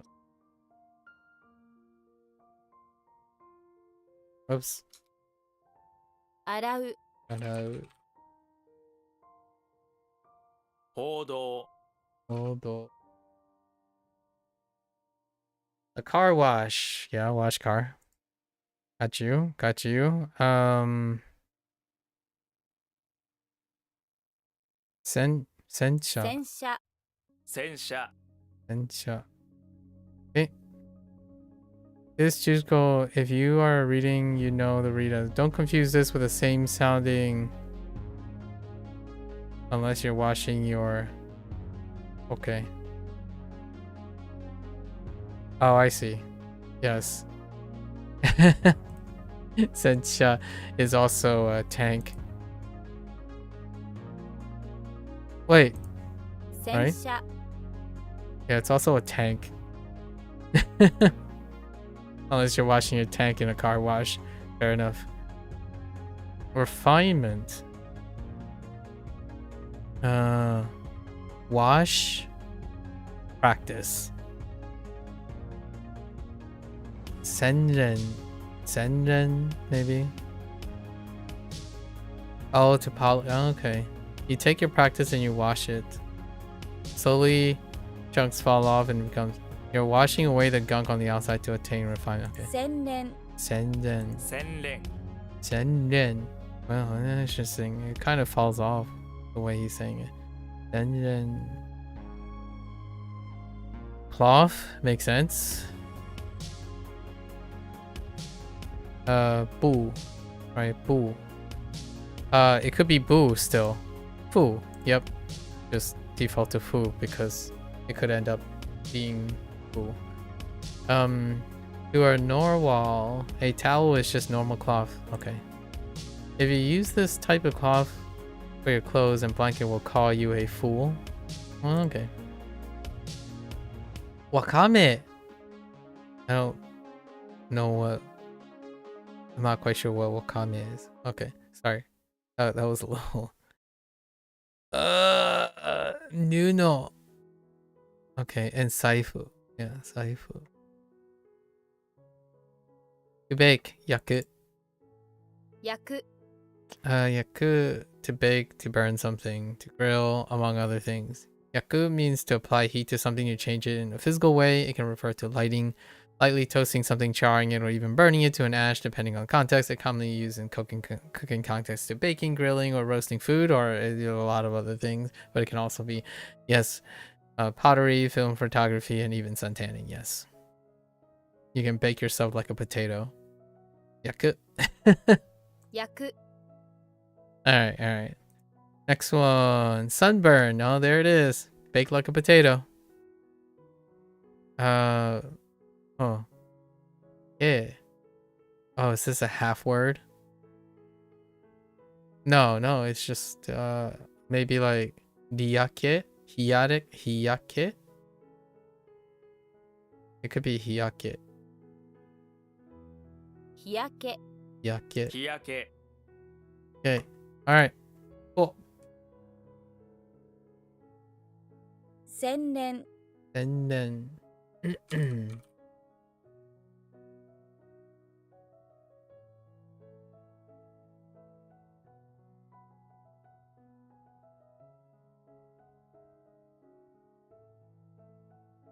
洗車 洗車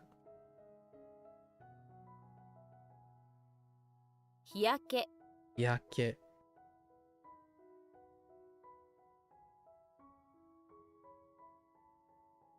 Sorry, I had to sneeze. 焼く Yaku. Grilled chicken.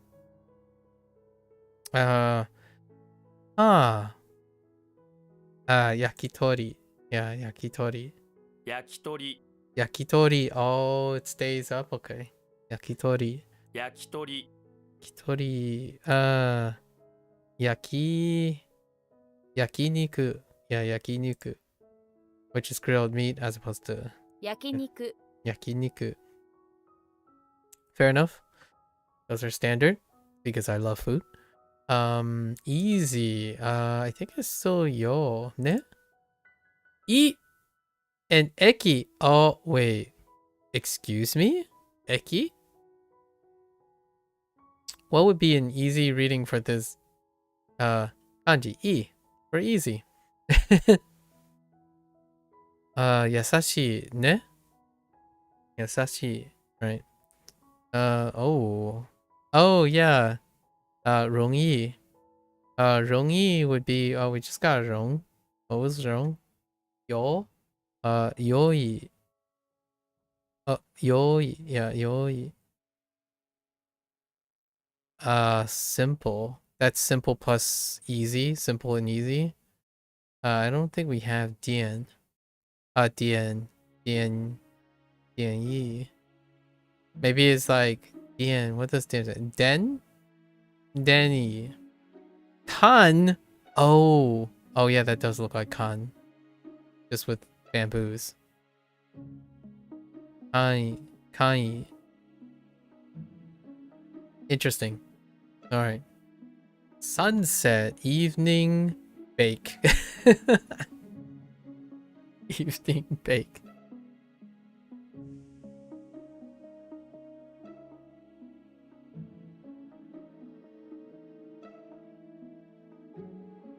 You don't get a sunburn because it's already the evening sun, so it's just a sunset. Evening glow. When the evening is burning, the sun is going down. This is the sunset, or yeah. 夕焼け Yuyake. Make sense? 夕焼け夕焼け Zen priest. Okay. Zen soul. 前奏前奏 Zen soul. Alright. Alrighty.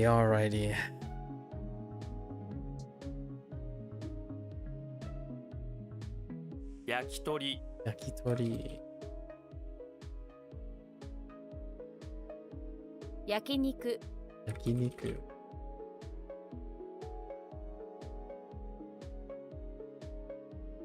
前奏 Zen soul.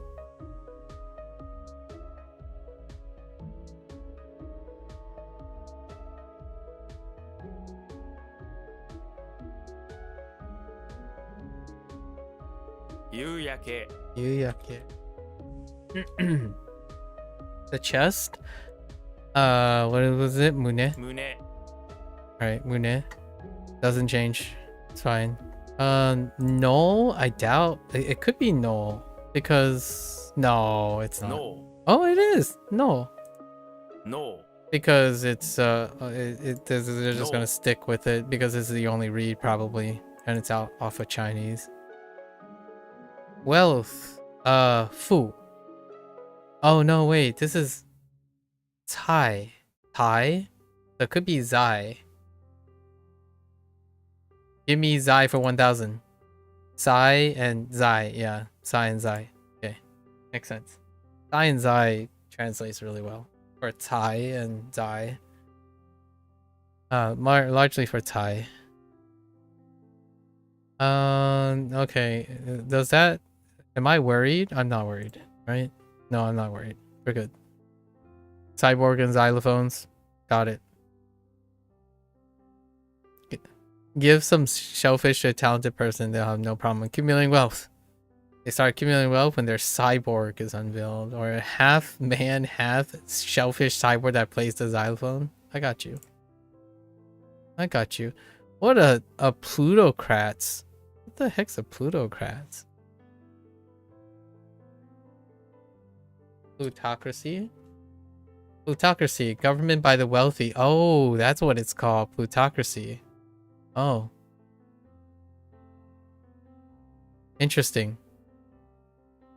Now I know. A wealth cloth. Yeah, Saifu. Oh, that's right. That's the Sai in Saifu. Brain dead? Yeah, no shi. 脳死 Fair enough. Wait, actually, is this figurative or No real? shi. Okay. Since no is probably the only read, this is probably no miso. 脳みそ No miso.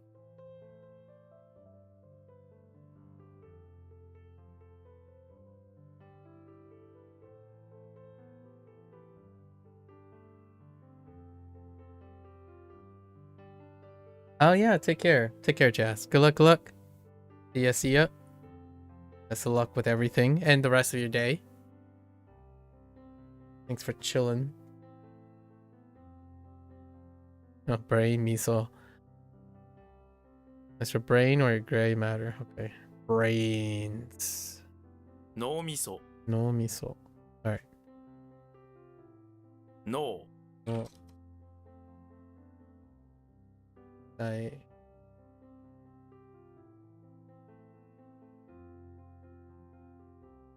Oh, whoops. 胸 Ne- 脳みそ No miso. 脳死 No shi. Okay. There is brainwashing. Brainwashing. What do we have? Sen no. 洗脳 Okay. To permit. I doubt this is kyosu. Kyos sounds not great.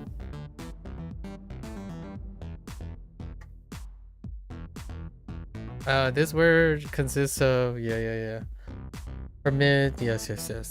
And it's to transitive, right? Because the su 許す yurusu. Oh no. You didn't learn that reading? Okay. I'm going to allow it. Yuru? Your Yuru? Okay, Yuru allowed to do one thing? Okay. 許す許す Alright, that's fine. I'll take it. Insect? Not mushi. It's a different insect. Interesting. If a sun is compared to an insect, you'll see that they're both shiny, but that the sun is much shinier than the insect. Fair enough. Kon. Oh wait. Is this the same kon in... No, it's not. While you're holding up an insect to the sun for comparison, a flock of condors fly by, blocking out the sun. There are so many condors that they managed to totally block out the sun. A condor just comes by and snatches the insect off your hands. Let's just be real. Or you toss the insect, leave it to the condors.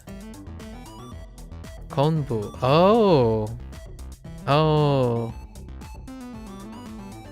Konchu. Oh right, Konchu. Konchu. Ne? Konbu. Okay. I can deal with that. Tomodachi. Right. 友達 Tomodachi. We don't need to review that, it's fine. To deliver.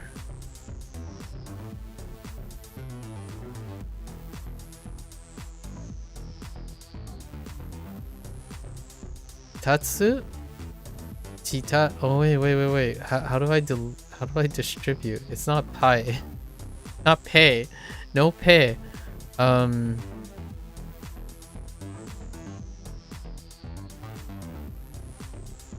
Shi? Shitatsuru. 配達する Haitatsuru. Of course it's hai. Ah. Sorry. Haitatsuru. Yes. 配達配達する I should have known that. Moving right along.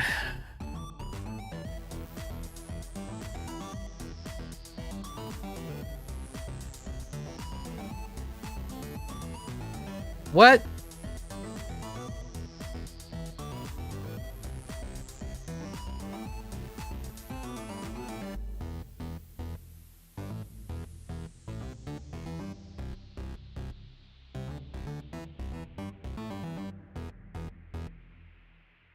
You do. Oh my gosh, man. Oh, I wrote ooh there. That's fine. 許す This near rhymes, not my thing. Takes a while. Whoops.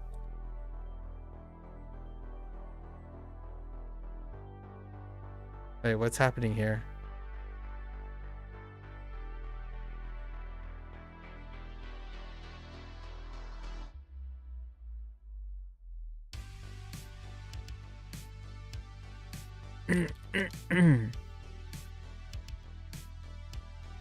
Oh, whoops. 洗脳 Said no, I am typing the wrong things over and over again.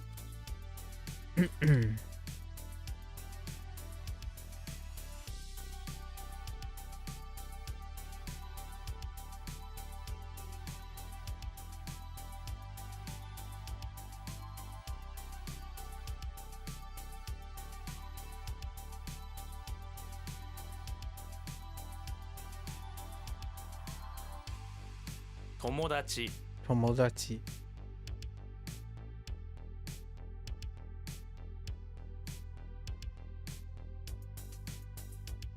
Aitatsu.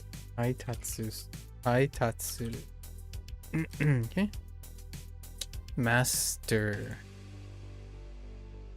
Tatsujin. 達人 Or Tatsujin. Going up. 達人 Every time I think it's gonna go down, back down, it's just Heiban. Heiban to up. Yeah, it's constantly Heiban every time I think it's not. Transmission? Oh, I remember this. Wait, this is a different transmission. Don't I have another transmission? What is this? 伝 Dentatsu? 達 Dentatsu. 伝達 Okay. Click. Oh, that type of click. Passed out in front of the gate lies a drunkard who used to be the leader of a popular clique, the Cool Kids clan. Okay. Once he was a leader, but now he's but a drunkard. He is but a drunkard. The clan has fallen apart and he no longer has a clique to call his own. Alright, imagine this washed up. Okay. Onyomi is bots. Bots? Bots? Eventually you get sick and tired of this washed up clan leader and you gathered your own clique to chase this guy away from your gate and your property. You and your friends grab some bats and use these bats. Oh, those types of bats. Batsu to beat the drug. Okay, alright. Oh, that is very particular. Right. Zaibatsu. Zaibatsu. Ne? Zaibatsu. What is this? A black hole. How did you get to a black hole? A gun, a foreman, and a sun? Oh, a foreman takes a gun and shoots out the sun, creating a black hole. Oh no, that's not a foreman. That's winter. So when you shoot your gun at the sun, it becomes winter. The shot you fire sent the sun into a crazy chain reaction, making it implode in on itself and becomes a black hole. Okay, anything shooting the sun. Alright, that's it. Imagine this being... Okay. You cause this infinite winter. More like doom. Does this have anything to do with a black hole? No. But there's a black hole in a belly. A moon black hole. Oh, this reminds me of the thing that I have to remember. Du. I keep forgetting du. Alright. Quiet. Shizuka. Moving right along.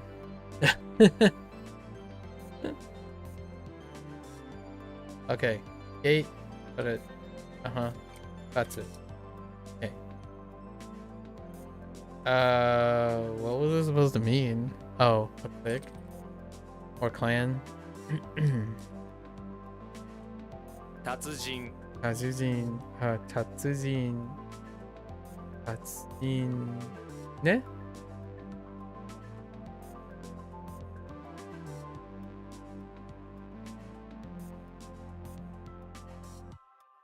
I have no idea what this was supposed to be.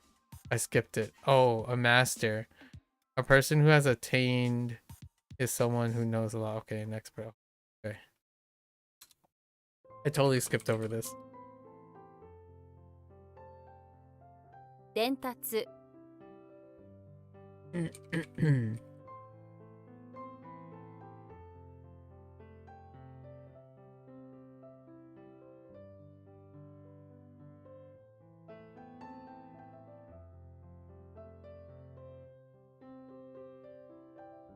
What?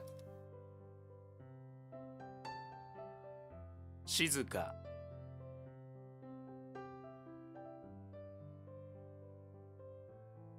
Still.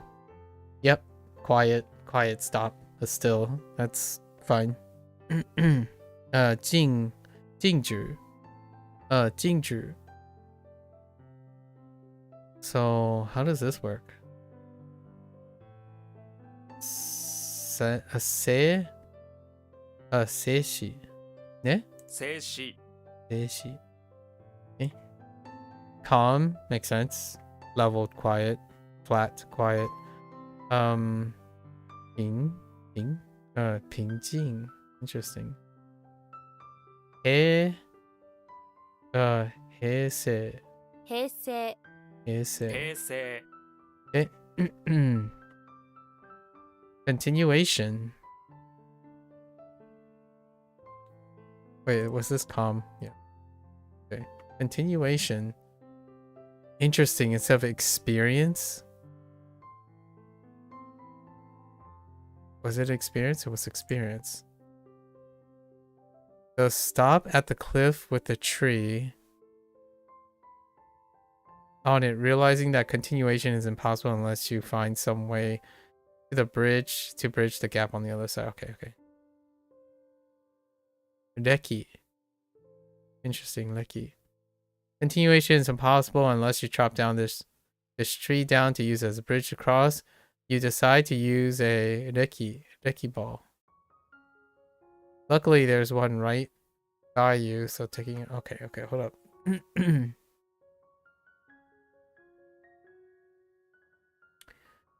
I could just use wreck. It's tough to have a continuation because you wrecked into you stopped. It came to a stop. Your continuation came to a stop because you wrecked into trees by the cliff, right? You wrecked your car, Becky. That's fine. Good. We're good enough. Director. Oh, that's retroactive. She. Polarizing suffix. Oh, right. Tatsu. Yes. Oh, interesting. Instead of tachi. Oh, this is probably becoming tachi, isn't it? Note that you only attach this to people and animals to make them plural. Yeah. タチ This is tachi タチ instead of tatsu. It just reads tachi, like watashi tachi and stuff. Okay. All right. 静止 Deshi. Okay.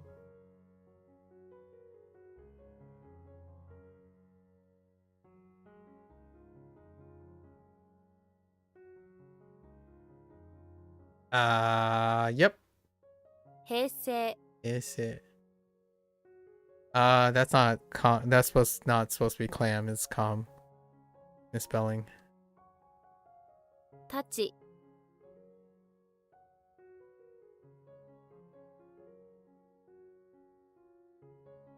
Okay. Attain. Tatsuru is not what I have in mind, but let's see. Attain. 達する Tasuru. Oh yeah. 達す Okay. る It works like sasuru. Okay. Tasuru. That's fair enough. Interesting. As expected. Liu? Liu Shi? That's what is that? That is stream and stone. As expected.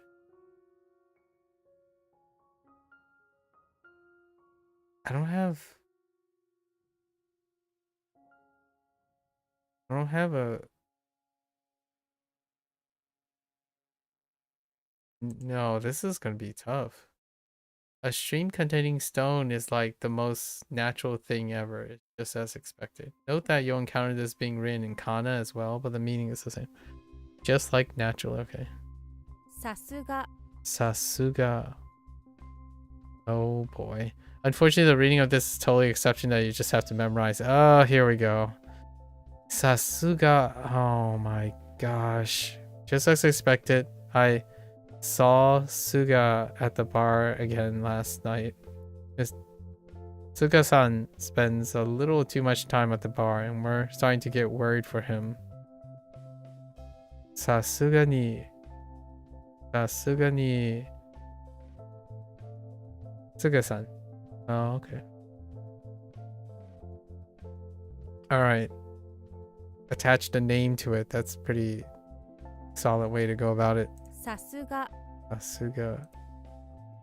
Reason. Retroactive. Tongue. I guess we're finally having tongue. Interesting. I could have sworn we already had tongue. No? Shita. Shita is tongue. Oh, okay. You're sound asleep in bed when your tongue drops out of your mouth and you start to drool, getting saliva all over the bed. Shita. Shit. Okay. Alright, fine. I'll try to remember that. Drinking alcohol. Yomisake. Ne? Or yosake. Oh no, that's weird. Yomisake. No. I guess yosake is fine. 飲酒 Inchu. Ah, man. It's a standard onyomi, and we don't have the onyomi for this. Interesting. Where's a good place for drinking alcohol? In, of course. Okay, inshu. Fair enough. 飲酒飲酒 I was going for the double kun. Double kun again. Alright. Fine. This is not fine. This is not okay. Yeah, this one is not okay.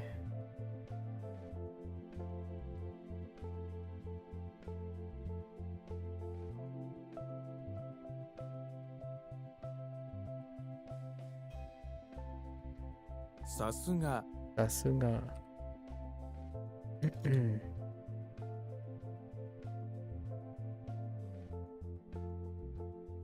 達する Asuru.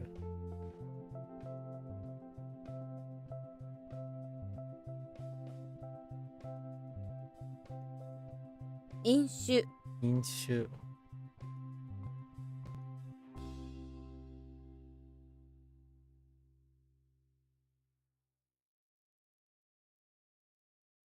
Oops.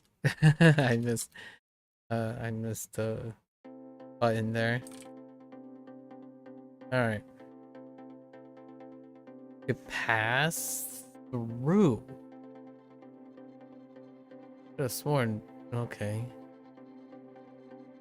We not already have this? You pass through to be understood, huh? This word has a bunch of different meanings and translations will vary depending on context. Yep. Anything that deals with pass-through is major context. It's true for Chinese too. That's actually the thing that I've been working. That's one of the groups. Anything that deals with pass-through. In short, it mostly used figuratively to mean that something like communication is passing or coming through successfully. Have a look at our common word combination context for something. But the question is, what is that supposed to be? Sujiru? Oh, Tsujiru. Okay. Like other, yeah. Tsujiru. Fair enough.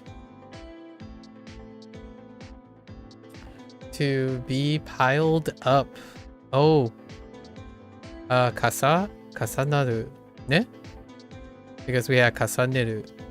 Kasanaru is probably just a transitive. To be piled up. Yeah, just the intransitive. As is often our recommendation for more complicated or hard to translate word like this, check out our comment. Okay. You have to coincide to overlap. You have to accumulate. Yeah. Kasanaru. Ego. Watashi ended up being ego? Alright, that's fine. There's a drunkard holding out his fingers. He's staring at it. Okay, ego, sure. I feel like I is fine. Just gonna put I. Book counter makes sense. Is this wa? No. Ki? Niwa? What? No, wa is. No. Oh no, what is this? I've seen you already. Oh. Ki? Satsu. Oh, yeah. Man, I gotta review my counters. Since I haven't been using counters in a long time. That's it. Uses book counting method to count all the books. Yeah, that's it. It's fine. We're fine. Year before last.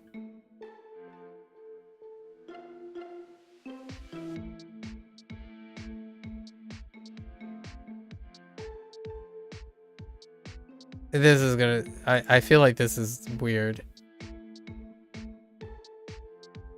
Oh, ototoi. Wait.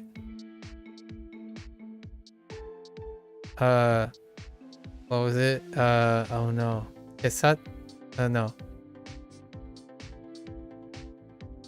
Oh no. Oh no, it is oto. Okay, ototoi. And then you're just adding shi, ototoi. Ototoshi. Okay. Ototoi. Otoshi. Ototoshi. Oh, this is just Toshi. Yeah. Toshi plus Oto.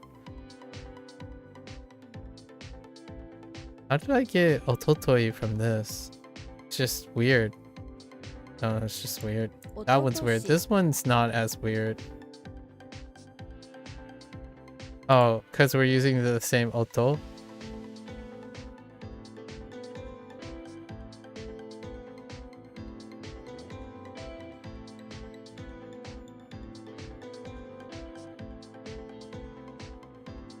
It's just weird.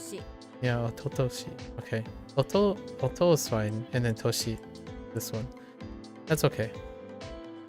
Alright, because you got a trash can with an auto tosser. Ototoshi. That doesn't help very much.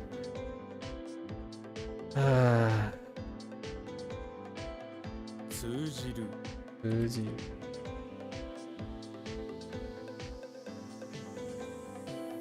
Kasanaru.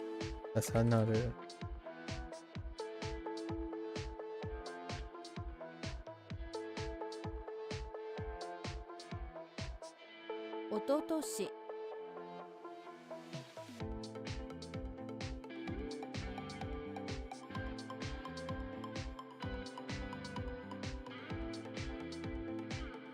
Oh, kanashi. 悲しい Kanashi. Okay. Takeout. Omachi. Oh, hey. Oh, omachi. Omachi kara. Kairi. Omachi kairi. お持ち帰り Oh, mochi kairi. Whoops. Omochi. Omochi kairi. お持ち帰り I was in a bit of Duolingo right there.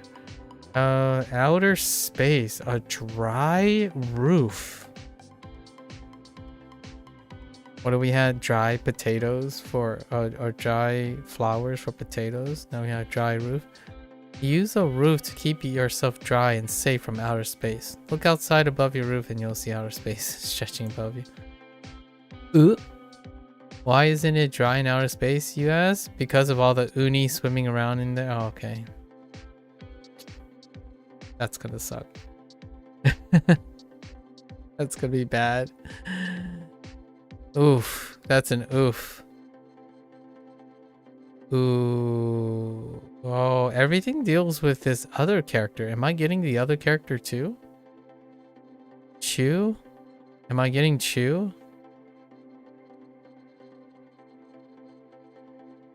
Alright. That's right. That's fine. Nuclear power. Raw or origin, child. Oh, atom. Atom power, nuclear power. Oh, that makes sense.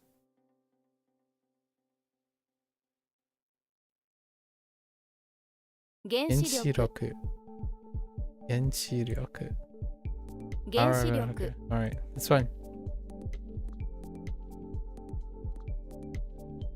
Okay.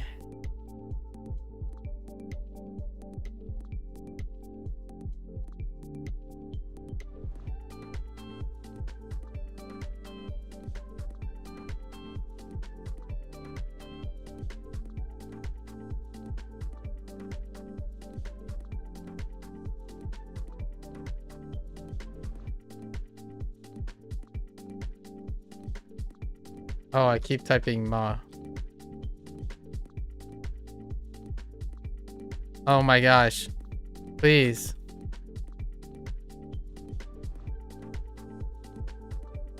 お持ち帰り Omochikairi.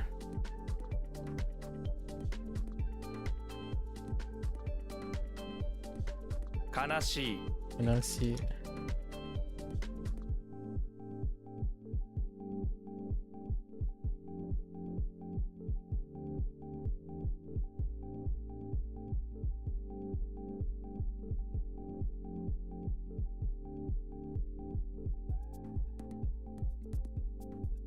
原子力 Genshiryoku.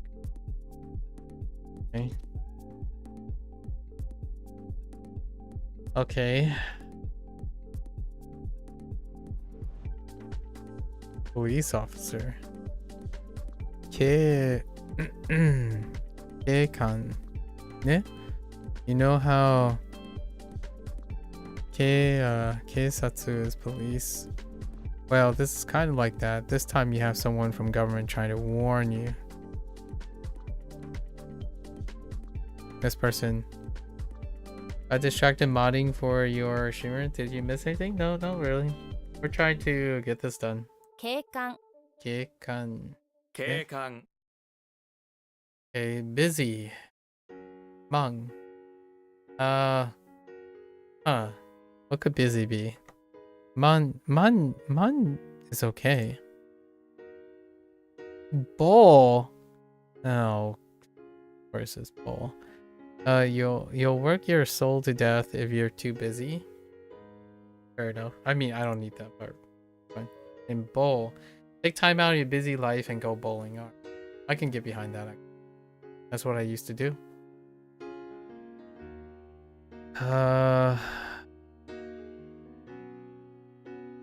Renjin? Rennin. 恋人 Koibito! Oh my gosh, it's double kun. Alright, fine. Koibito is fine. 恋人恋人 It's kind of like a aite. Aite. Busy bee, busy bees. I was about to say busy beans. I actually, when you mentioned beans, I like for your pet, I used to call people beans too. But not because beans, like the beans, but like human beings. I used to call people beans and beanies. And not beanies as in the hat or the vegetable.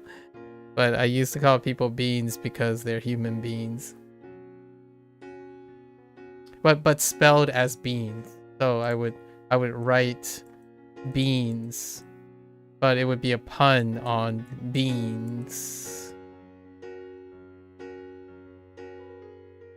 Oh yeah, and Beanie Babies. Yeah, sure. Yeah, that's right. Beanie Babies. That's where the whole beans and Beanie Babies came from for me. Where like or you could, if you want to go super meta, I use beans in beans because people are often referred, when you're calling like a euphemism, you call people potatoes. And Beanie Babies are sacks of beans. But what else comes in sacks of beans? Potatoes. So that euphemism, when you call someone a potato because they're maybe young, young and naive, right? So instead of saying potatoes, I call them beans.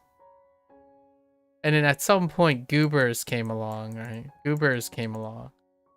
But when you're thinking about feeding your kids, when you're feeding a kid something, you often think about beans, potatoes, and goobers.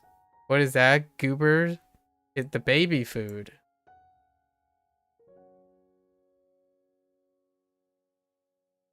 Goobers. And a sack of onions. Oh, no. So onions, I don't call people onions, but I do call them sprouts.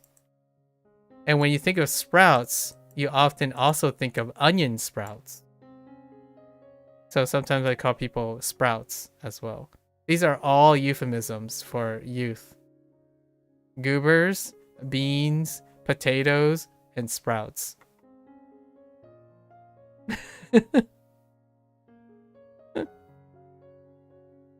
What else is there anything else that I've gone through? I've gone through many phases of calling younger people, and it is these are supposed to be words of endearment, not like insult. I like that there are potatoes, sprouts, beans, and goobers around. I don't think I've called somebody a broccoli. And then most recently was pepper, which I've already explained. Pepper. It's the pep in Pepega plus the per in person. So then it's a pun on pepper. A person that is a pep. I just call them pepper.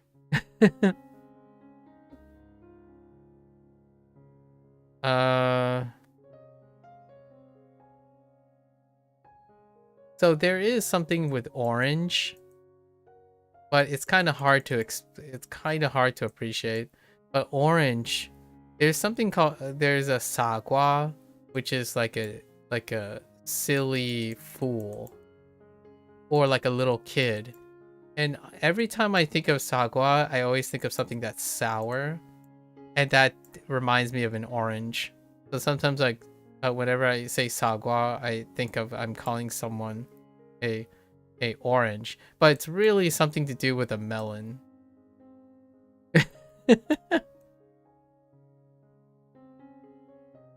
That's something about that's a Chinese related thing. And then, you know, there's others like lemons, when you call people lemons. So this is more like a little derogatory, a little bit like insulting or belittling when you call someone a lemon. And the lemon comes from the lemon law, is how I interpret it. The lemon law is when something is broken, you should be reimbursed. Is when you get a lemon law.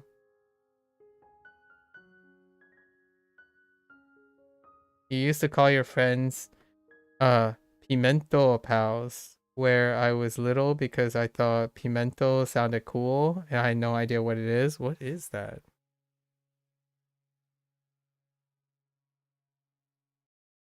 Oh, those things. Oh, that's what they're called. A pimento.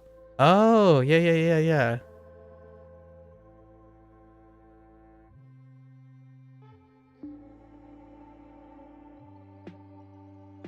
I'm trying to think if there's any more. I've used food like a lot. Yeah, I use food quite a lot.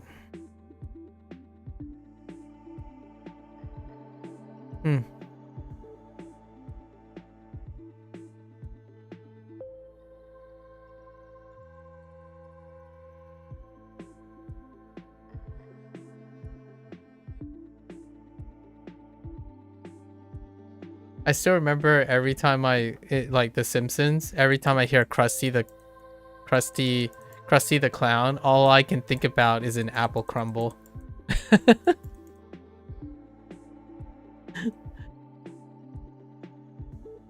Krusty the Clown has no origins in food, but every time I hear Krusty, all I can think about is an apple crumble, or like an apple crisp or something like that.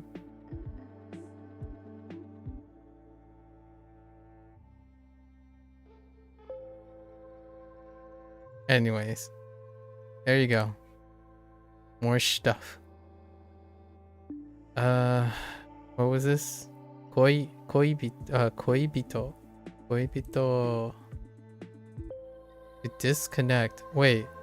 To be disconnect. Okay, so we have disconnect already, which was really weird. And then now we have to be disconnected. Hazu. Maybe hazureru. Ne? 外れる Hazureru. Okay. The kanji outside, but this word it means to be disconnected, come off. It was used when something separates or comes off of something else. It's intransitive. You already know. Yeah, hazusu. Which is used when you disconnect something, like many. Okay. Yeah, hazureru. 外れる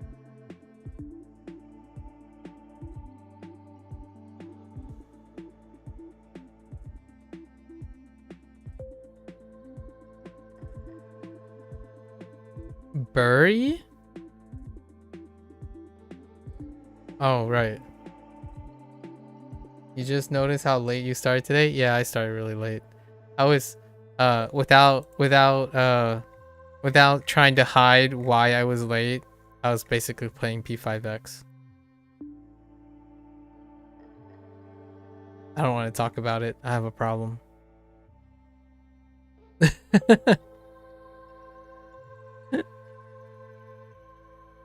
I did like all the stuff beforehand. So I did all my dailies and weeklies in my games beforehand, before today. I just thought I'd swap it up because today was going to be a really long day, regardless of it's level up day. Level up days are very long. You could kind of say I indulged a little bit. I think I might take a break sometime. There's going to need some breakage at some point. Well, my breakage is coming up soon, actually. I'll be away for 4 days. For Otakon. It's on August 8th of this year. It's the one guarantee. It's the one constant I need, but that also means during the break I have to do my I still have to do WaniKani and HanziHero. I just won't record them. I have to do my daily stuff, so I have to make sure my phone is okay with that. Your nightly routine will be in shambles. Maybe we can associate it with some sort of routine that is independent.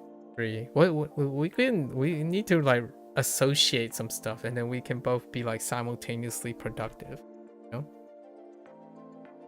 You should like I don't know what you're currently doing, but man, we should start like a side gig. No, don't. I know what you're gonna say. Do not say it. Don't. I know. Speakly French. I got it. That is a possibility. For now, though, we must be independent. Okay, the dirt next to your village is where you... Oh yeah, that's village, huh? Wait, what is it in HanziHero? To be honest, you'll probably just finish the Mentalist. You finally started season 5 yesterday. Oh, okay. The dirt next to your village is where you bury the dead. People don't live forever, so every village has a patch of dirt. Alright. Fair enough. Ooh. Uzu. You don't just bury dead relatives, you also bury your dead pet Uni. Of course. We gotta throw in some Uni. Does it say U? It seems like it should stay U. Umeru. Yeah, makes sense. Well, finish it for the second time. Yeah. Anything dealing with like life and death tends to be pretty particular. Okay. 恋人 Koibito.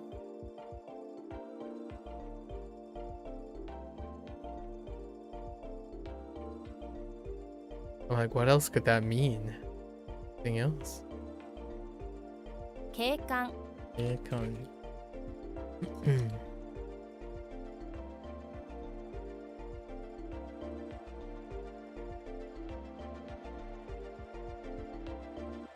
Ugh. Ugh. What was busy?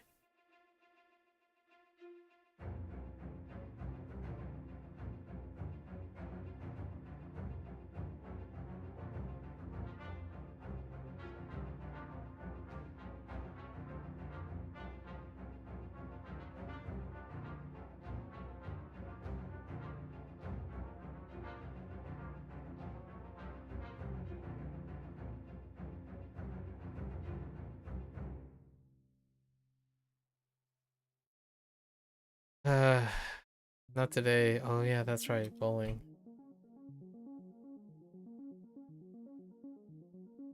Okay.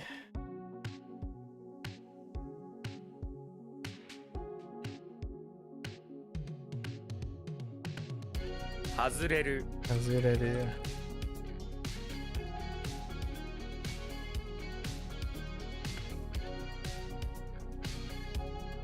We're getting there. HanziHero is gonna be a little tough today. Gonna be a tough total failure. Does that actually say no?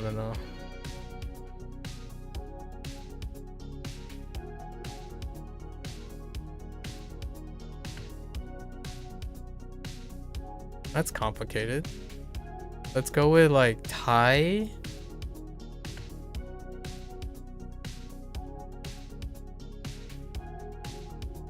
How does lose work?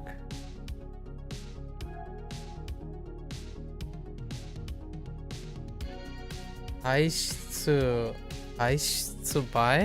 Aishitsukai? Or Taishitsuhai? There's a Rendaku or some weird thing going on here. Oh, no wait. Oh, wait. You know how... Yeah, that's a mistake. Do we just add dai in front of it? 大失敗 Yeah, daishippai. Okay, fair enough. Daishippai. Oh, yeah, daishippai. Yeah, and then rendaku. Fair enough. A group? The heck? We got a mouth and measurement. Oh boy, here we go. What do we got? Use your mouth to take a measurement of this group. Just stretch your mouth out and around every single person. Yes, I'm sure that's exactly how I'm gonna remember. How about to measure how many people are in the group? We measure the number of mouths, right? Measure the number of mouths to find out how big the group. Good enough. Let's see, and yeah, boo. Dan. On. This group is so big, it takes till dawn to measure. Okay. Get your measurements. They weigh a ton. Ton.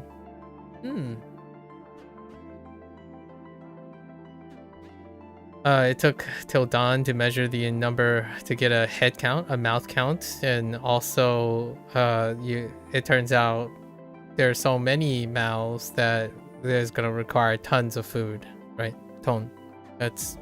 I like that better than whatever's written here. So, group, gather group. Key? What is this key? Oh, Jew. Wait. Chu. Yeah. Okay. Chu ton. Oh no. Ton and ton. Okay. New ton. Futon. Oh yeah, futon. What the futon? Oh, I forgot this was in futon. A group of cloth. Oh, that kind of makes sense. Pickled plums. What did they use for plums? They used this for plums? Oh, because of the ume. Oh. Ah, that makes sense. The ume. You know, ume is Japanese plums, and dry, or to mean to dry something. So when you combine them, you get dry plums, right? Well, sort of. Yeah, pickle them before you dry them. So we can say means pickled plums or pickled ume. And if you know the Japanese name, you can call it by that too, umeboshi. We're just gonna use umeboshi, which that's umeboshi. Umeboshi. Umeboshi. How do I know the read? It's kind of tricky to use as two kuns that you learned before.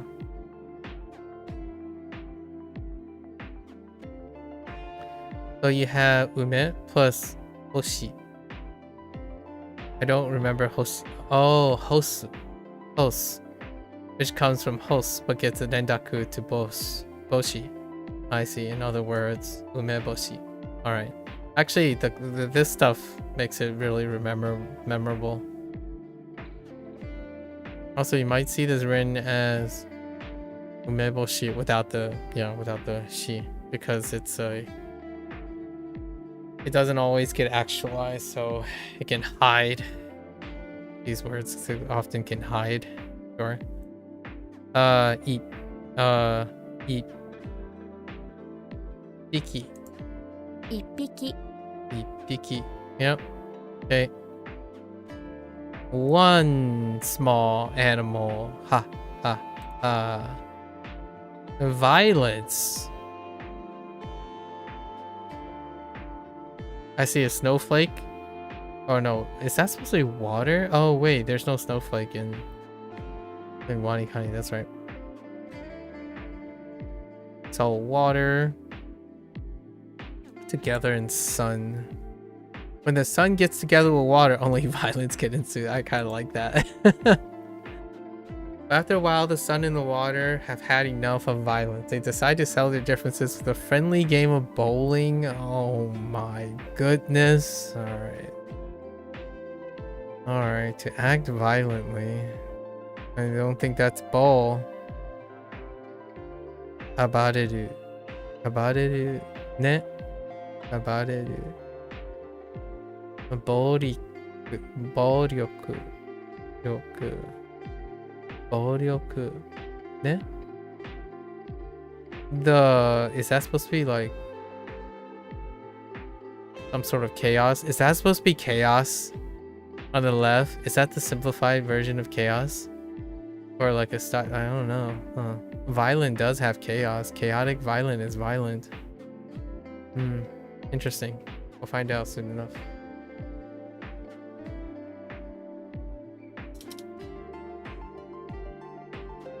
Hmm.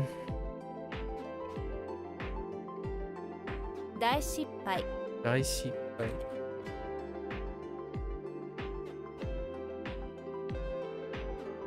梅干し Meboshi.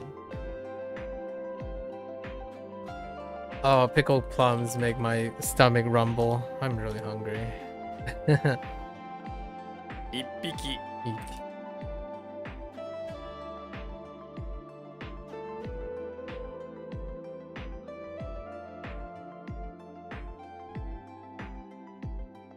What happened?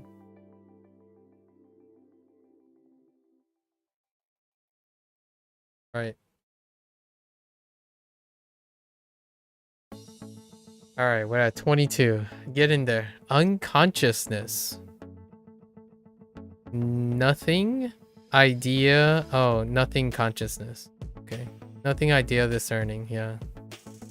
And then we get to use a negation instead of using bu or fu. Instead of using fu, they used wu. So what is wu? Mu. Mu yi. 무의식? No, 무의쇼.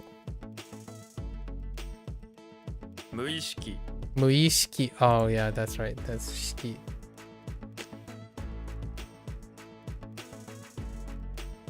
How did that work? Something like about a drunkard making sounds, discerning, elegant, chic. Okay. Involuntary. Know how ishiki is consciousness. What about when it's no, nothing yet? 無意識 Ishiki. All right, it's fine. Next one. Next one. Mix.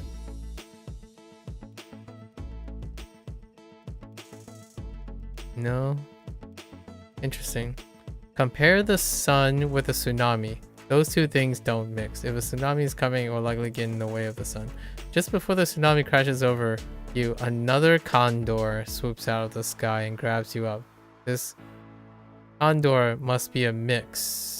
So this must be a mix. A normal condor is not strong enough to pick up. Okay. Condor. We're really stretching the limits of these things, I'm telling you. 非常に very. Okay. 非常に that would be very convenient if it was 非常. Oh yeah, it is emergency. I forgot. 非常 is emergency or unusual or extreme. 非常に非常に非常に I'm okay with that. 非常口 Oh, 口 Oh no. 非常 Oh, maybe they just do 非常口 and be done with it. 非常口 非常口 Alright, 非常 nice. 口 Fine, I'm okay with that. Oh, it's riot. There it is. Riot. Oh, there's disorder. And pretty sure this is supposed to be chaos as well. Because chaos is really wackadoodle complicated. Right. But you can see how it became that. Right?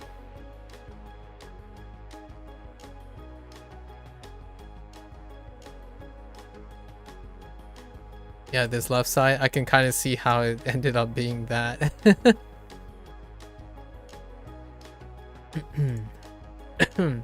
Oh my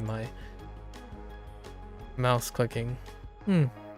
Disorder. I like it. If you stab somebody in the tongue with an umbrella, it's sure to start a riot and cause disorder. Nobody likes to get stabbed in the heart. Jan. What was the chaos then? Lun. Yeah. Lun. Right. Jan. Just now you it might not be the same. I don't know. Because tongue exists too. If you now realize that the man you stabbed in the tongue with your umbrella was none other than Macho Man Randy Savage. Man, that shows some age right there. Randy Savage? Oof. Okay, it's fine. It's a proper noun, so we're probably pretty good. Melee? Ran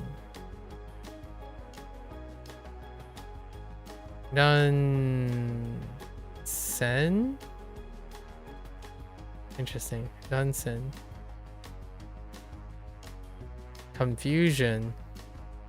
Mix. Riot. Intriguing. Konran.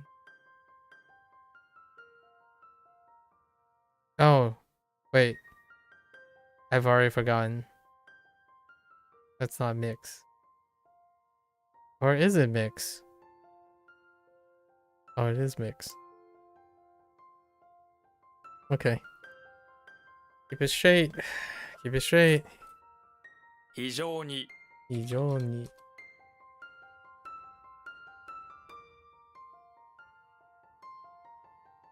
無意識無意識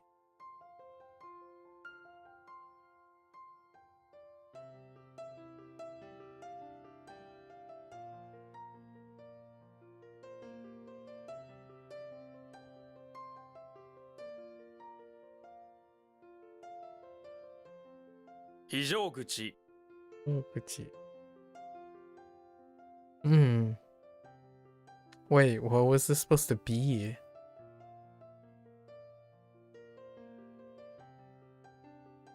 Oh, emergency exit? Yeah, makes sense. Really?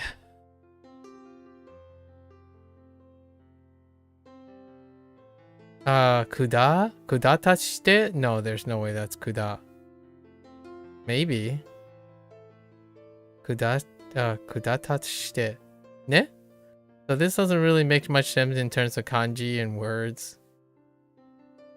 But it is what it is. Let's remember it this way. The kanji is fruit, so the meaning is really. Like, really, really. Because it sounds like you made that up. I doubt it.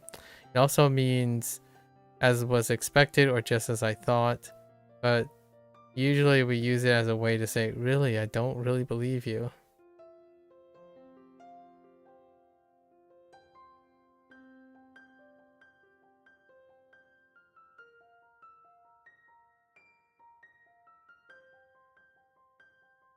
As opposed to like, honto desu ka? Honto 果 desu ka? たして Hatashite. Oh, right. That's right. Hata.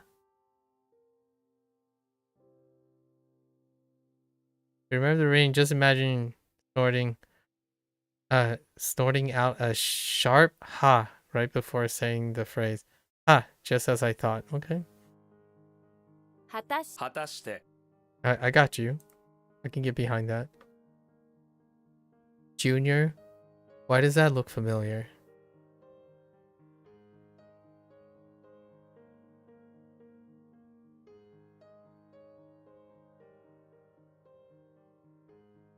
It was something like young, long, right? Long. What did long look like?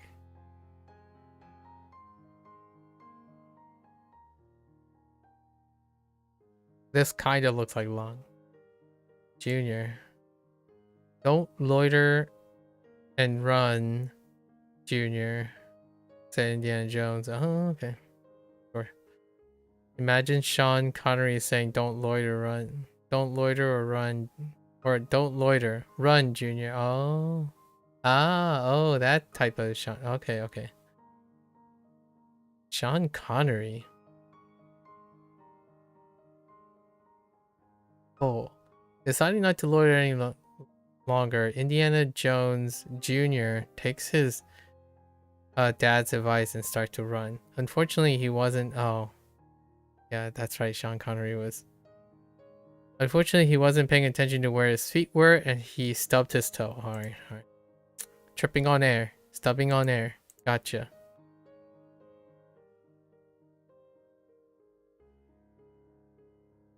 Seto.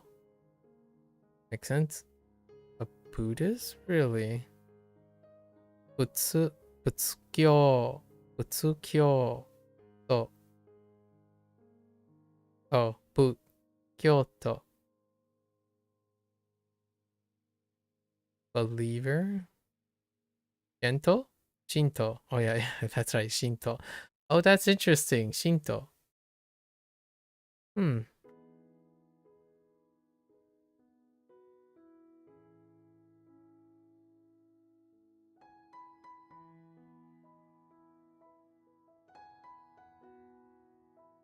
That's kind of convenient. Relates to something, like it sounds like something else. Not exactly, but close enough. Detailed.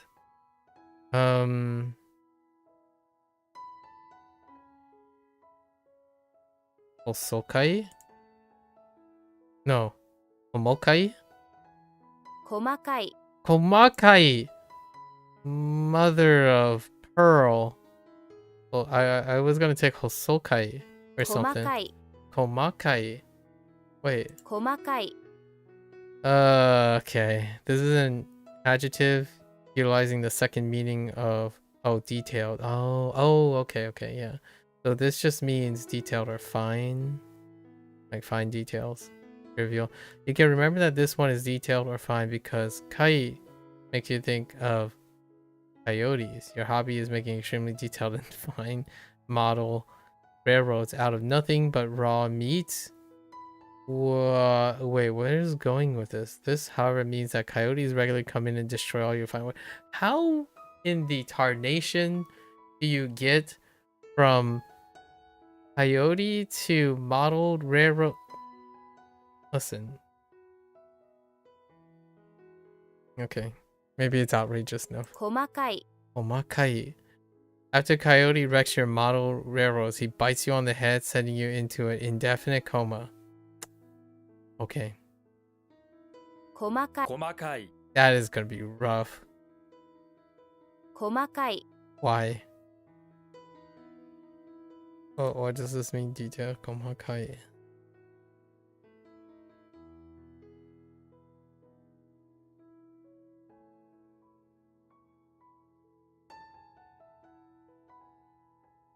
Police station. Okay. Keisatsu. Keisatsu ne? What the heck is shu? Keisatsu. Keisatsu. 警察署 Keisatsu. 警察署警察署 Acquire. Okay, duh. Oh, give me. No, there's no way. If you loiter around the Sun Temple, it's likely you'll acquire something. When you loiter around, like it looks like you're waiting for something. Toku. Oh no, it's a toku. You managed to acquire some tobacco, but just as you're about to leave, Tokugawa Ieyasu comes marching up. Okay. Got another toku. Second toku. Do we have... Wait. Interesting. Yeah, tokui. Yeah, tokui is... Nigai. No. Mijikai? No, Niki. Yeah, Nigai. Complimented Nigai. Okay.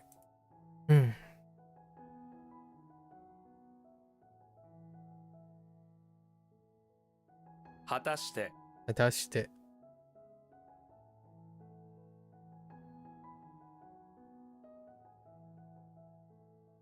It's just as I expected. As expected. Oh my, just as I thought.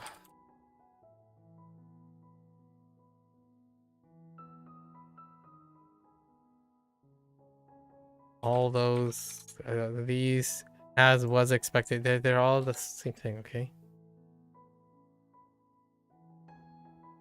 It's not a bit off. Just heck you.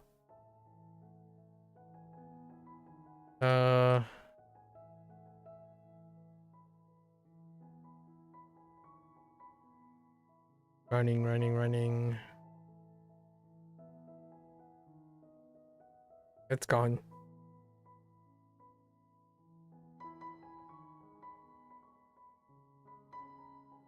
Totally gone.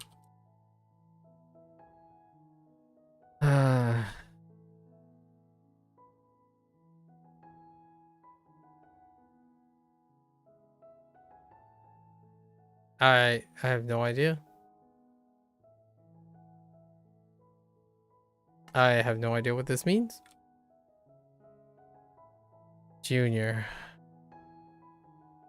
There's so many words. So many particular words that could have been. Okay. Yeah, these are rough. Okay. This one's outrageous. Mm-hmm.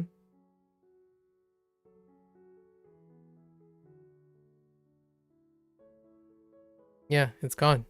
It gets stuck at Coyote. And then railroads.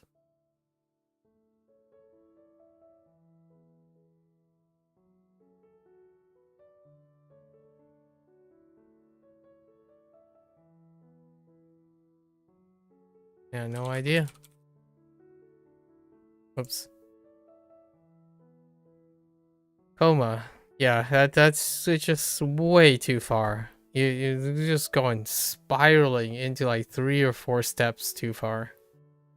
I think some of these are probably easy. Like this takes the cake. I think this set of 5 is easily one of the below the bucket, under like at the bottom of the barrel situation. I have to think about how I'm gonna switch this up. 細かい Okay. Bottom of the barrel.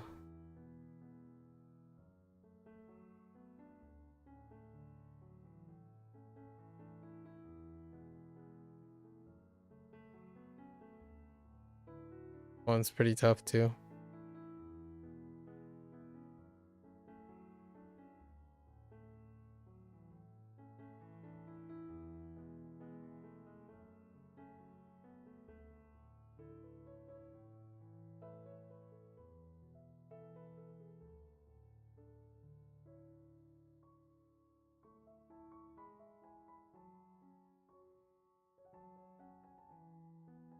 警察署 Keisatsu.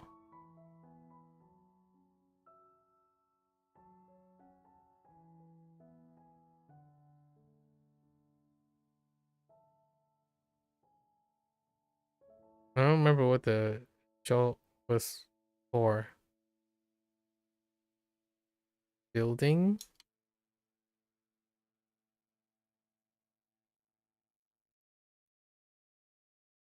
Police station? Okay.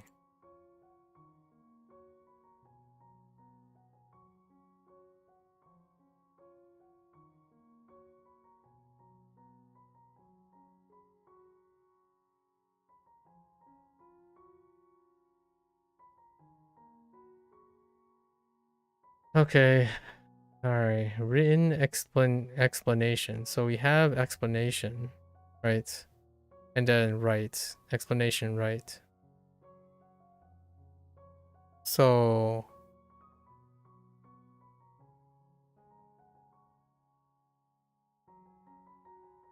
Setsume. 説明書。説明書。説明書 説明書.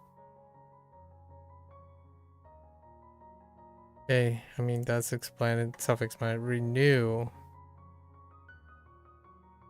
I don't have anything related. Renew. It's important to focus oneself in winter so that one can emerge renewed for the New Year's.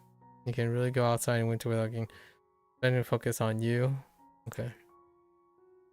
Hi. Winter ends and renewed, and you can come out ready to start a new hobby, kayaking. All right, that's fine. World as a standalone. よ Yo. Really? よ Since you have a generation of people making up this world, think of the rapper generation. What do they say all the time? Obviously, I don't know anything about rap. They say yo yo yo. Okay. よ よ All right. Memorize.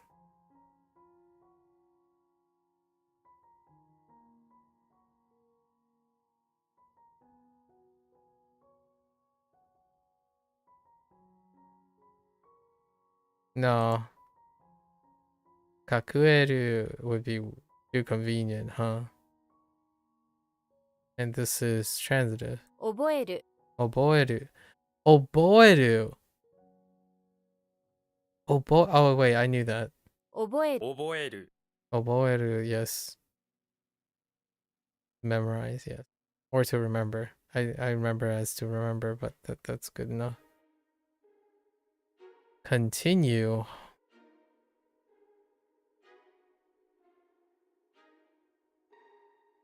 What word? What vocabulary? You have to sell thread if you want to continue to live. Zoku. Zoku. You have to continue to sell thread because a bosozoku. Oh, okay. Well, that's for the family thing. Fine. But Zoku.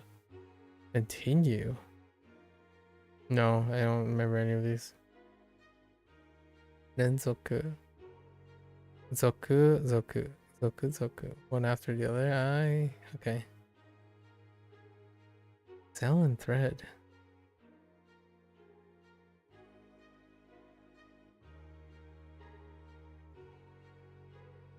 Hmm. 説明書説明書。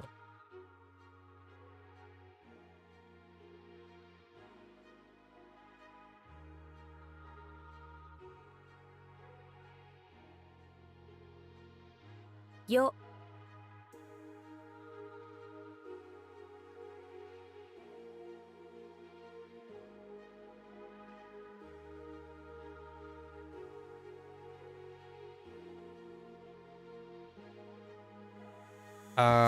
It's gone.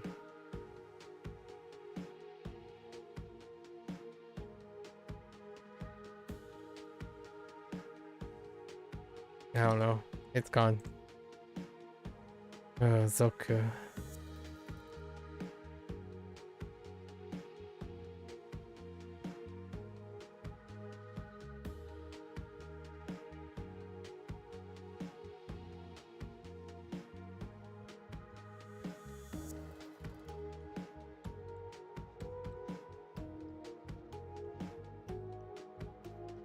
Oh, oboeru. Oh, that's why I was confused. Yeah, I should know 覚 that. える Oboeru. Ugh. Then help. Take along. Oh man, that's a swap up. Instead of successive, connect.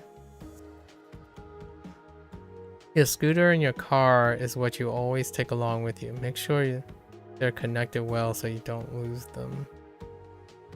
And then you take along your scooter and your car. Anything else you can do a rental for. You can do a rental for.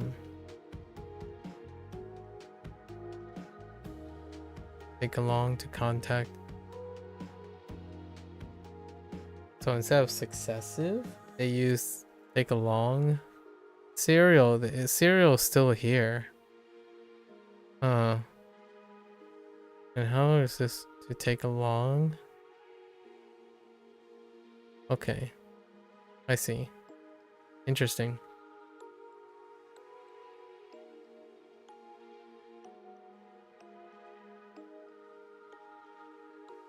Joy.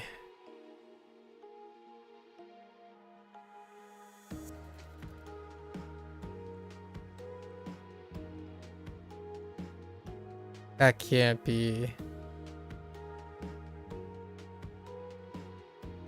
What else do we have other than ki?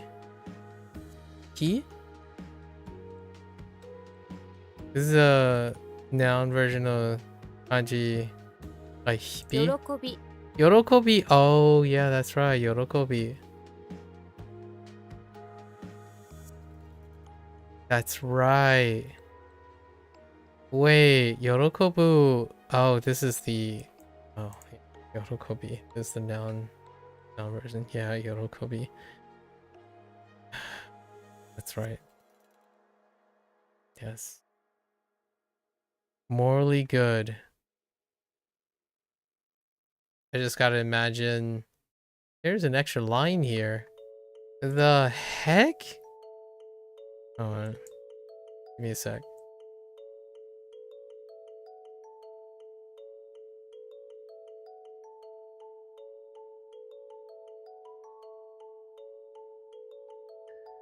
No.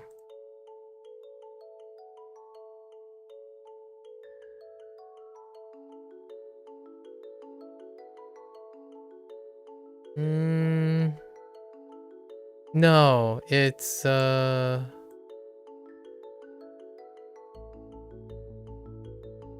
thing I'm thinking of is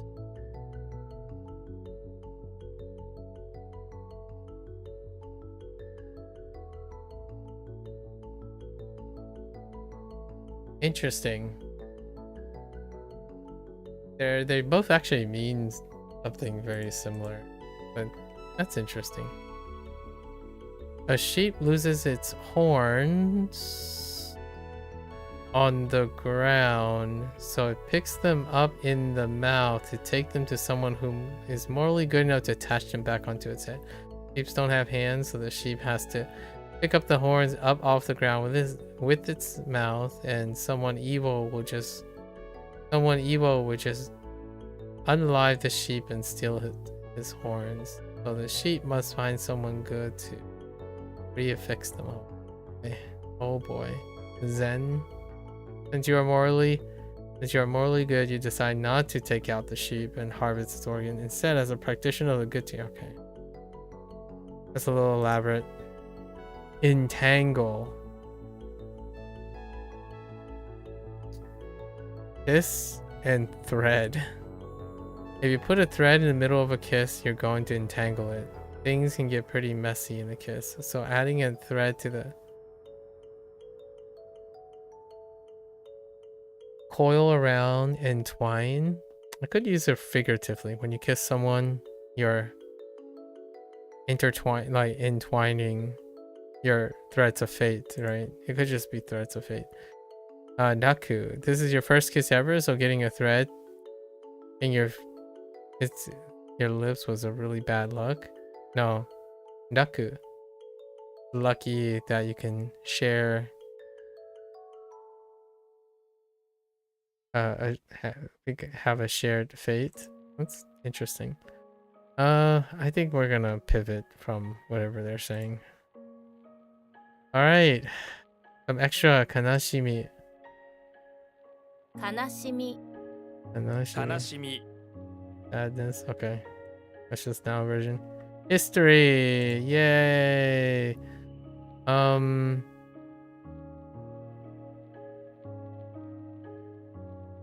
True? Chi. History was, oh yeah, right. Chikaku. Or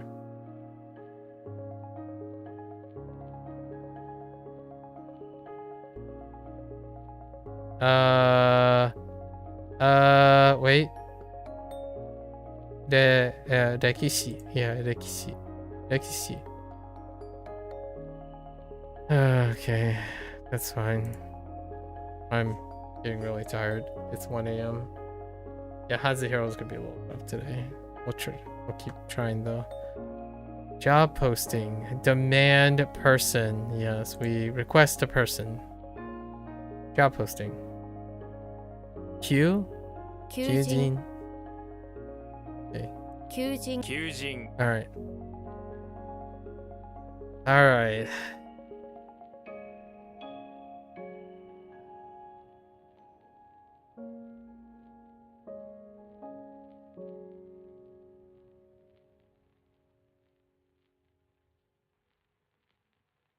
What was the other one? Like twisted or something?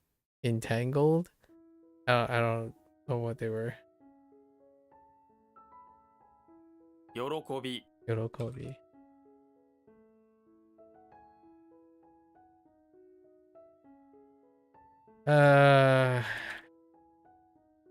Dang.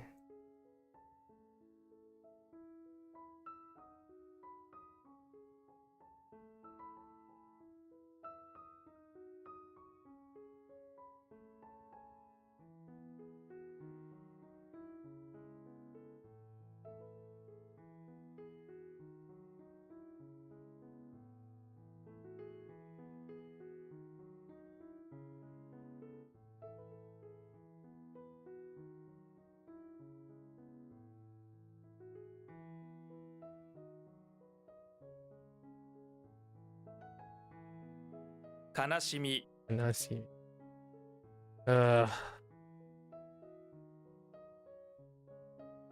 求人 Yuji.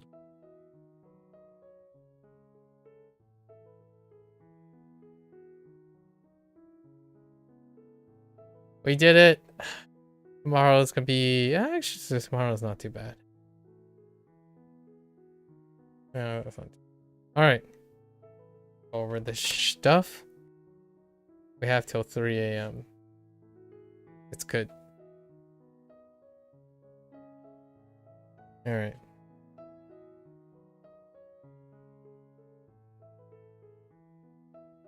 Ooh wee. Ooh wee. Wowzers. All right. Monix. So become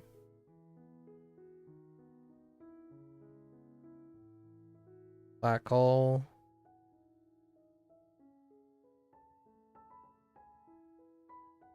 Director.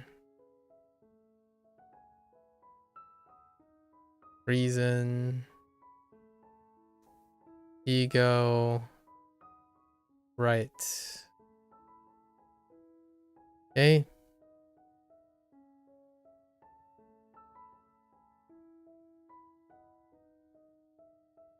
It's gone.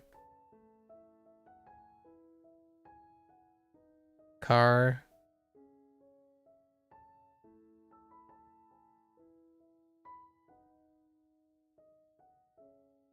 Huh.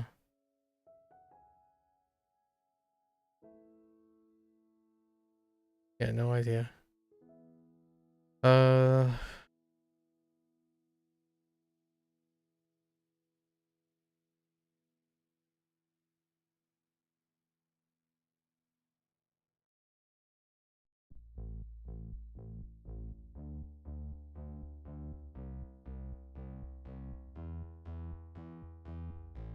Sets.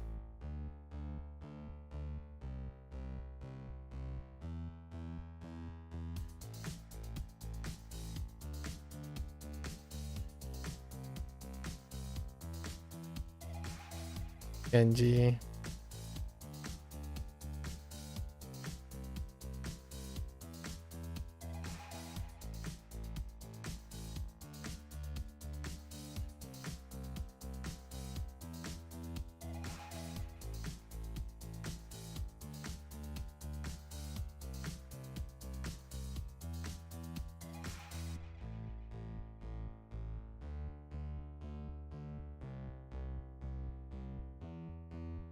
Yogurt.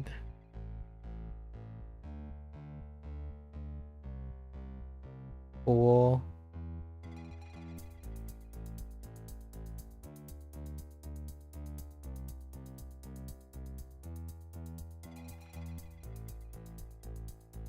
Did this change at all?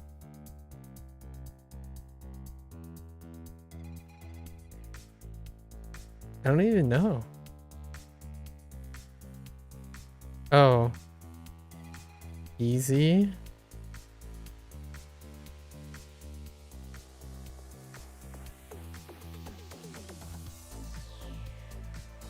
Cyborg and xylophone.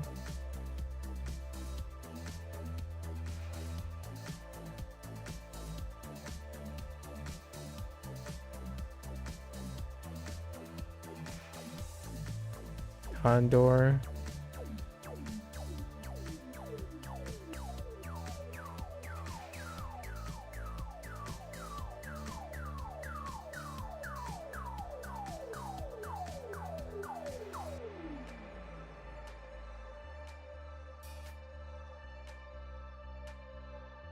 Alright. Okay. Wreck.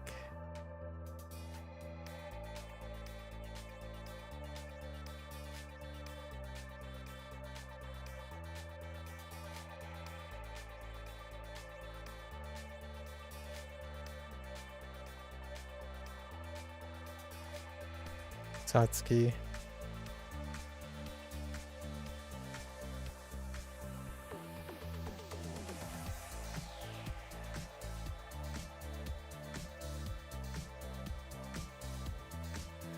Something about outer space. Yeah, these are all. I think a lot of these, 50% of these are. A breakdown is like I need to take a break from WaniKani or something. Largely because they're not that great. There's so many steps to the mnemonic. They're no longer like out there, but and funny. They're more like you gotta be really on point. Since today is pretty. This level is starting to have me a little bit concerned.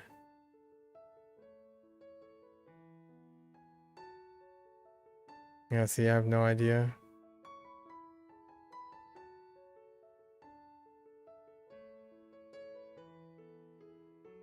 Uni.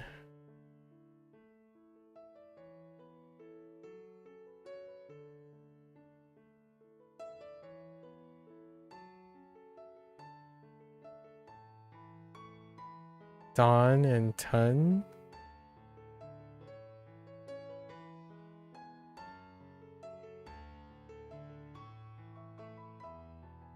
No, wait.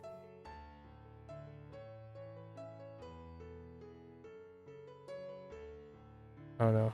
Bowling.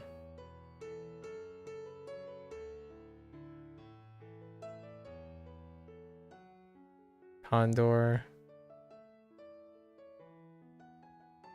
I don't actually know if both of them are condors.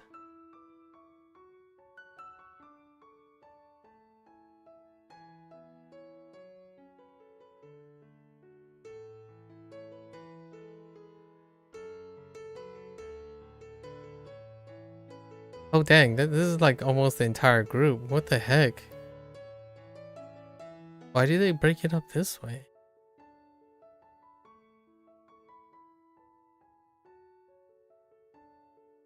Randy.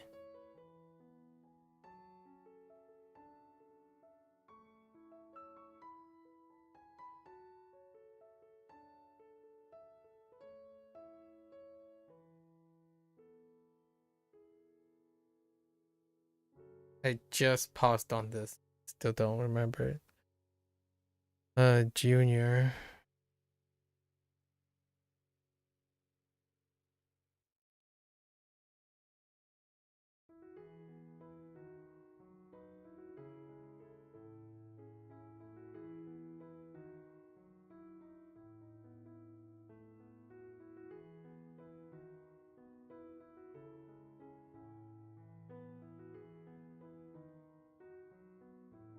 Tokugawa.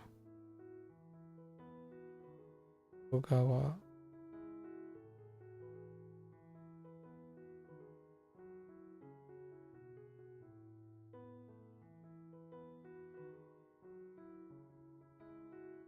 Kayak.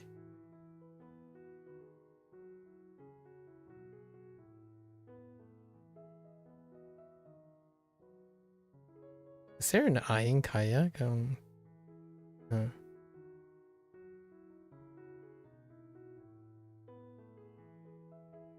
Luck.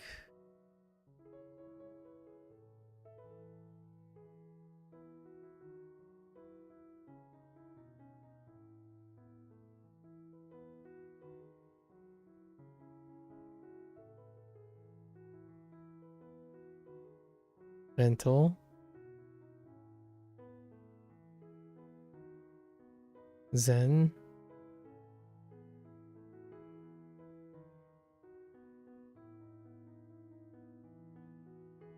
Oh, I got two things mixed up. This is luck. What is this? Oh, Zoku. Both. Bosoku? Bose? I don't know, it's Bosor. Bosezoku. Sure. Cheap. Okay, let's see if I can get the others.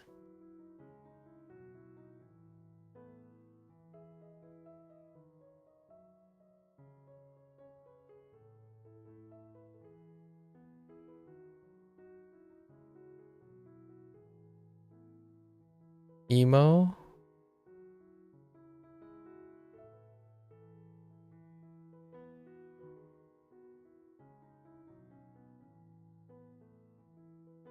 Something about needing to do it in the right order to get it in to get to the river. I don't remember in what nature. Conquered gate.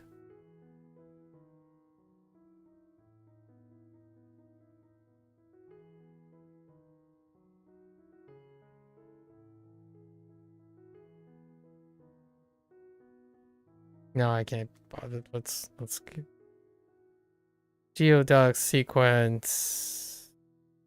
June. June is the most auspicious month. Okay.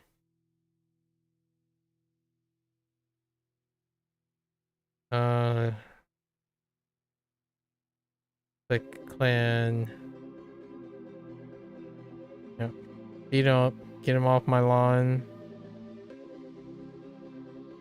That's it. Matsu-kun? No. Tongue thing. Start to drool all over your sheets. Okay.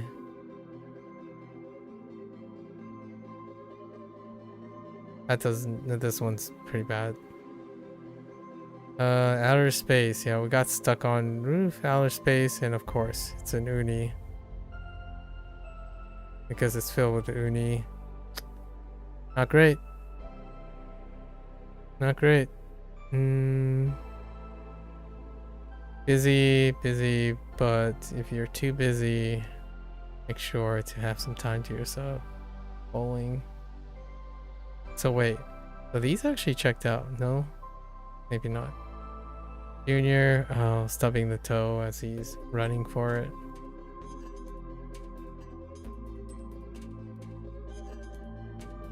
So were these? If you loiter, Sun Temple is like require some.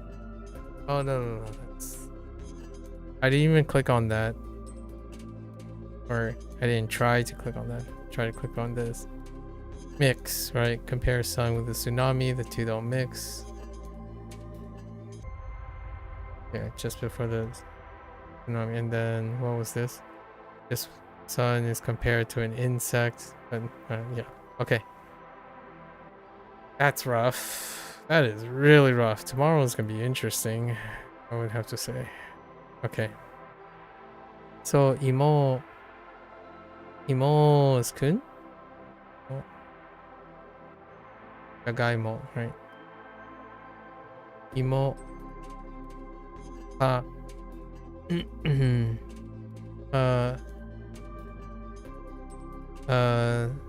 Setsu. Gen. Jun. Yo. Fu. I. Sai. Zai. Hon. Atsu. Reki. Shitsu. Natsu. U. Bo. U. Dan. Hon. Bo. Hon. Dan. It's Dan? Dan's one. To. Toku. Ai. Zoku. Then. Zen. Raku. Shi. Okay. That's a wrap for today. For WaniKani. We're gonna watch this later. Arigatou gozaimasu. Again, as always, feel free to follow along, pick up WaniKani, try it out for yourself. You're always welcome to bring up a chat or two. Today I had a really wonderful opportunity to talk about science a little bit.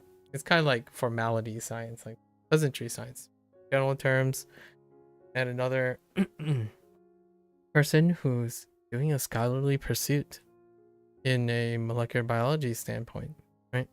Pretty neat. Melanoma. I have to brush up on whatever is current on that area, just to get a cursory understanding or to refresh. Right. Always feel free to follow along, or I mean, feel free to come on by.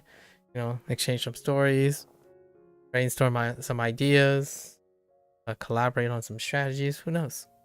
Sky's the limit, figuratively. Until then, for all those who are only interested in WaniKani, minasan mata ne. Right. See you guys next time. I'm gonna get up, stretch, try to like get a little bit more and get my blood pumping a little bit, and I'll be back for HanziHero. Thank you, thank you.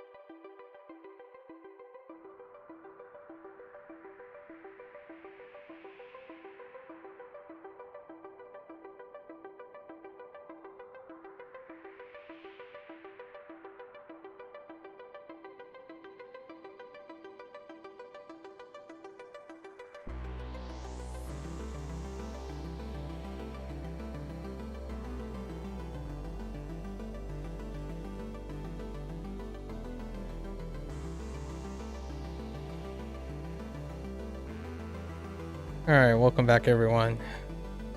欢迎大家回来。今天是第186天 This is day 186. A little bit on the exhausted side. We're gonna try our best to keep focus. There were two things that I wrote yesterday. One was do, right? Do. It just doesn't stick with me, right? Do. for belly. And 绝 绝 no 绝绝对绝对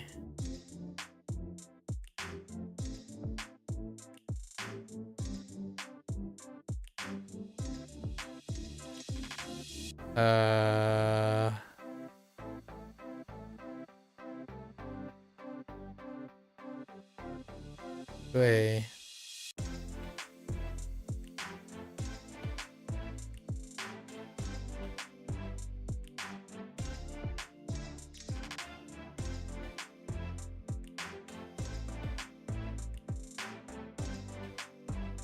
yeah 绝对 right.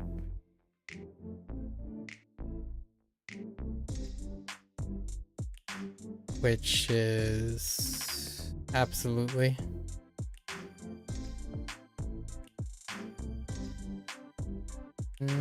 Okay.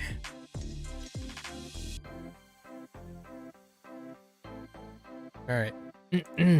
This is gonna be for bumpy ride.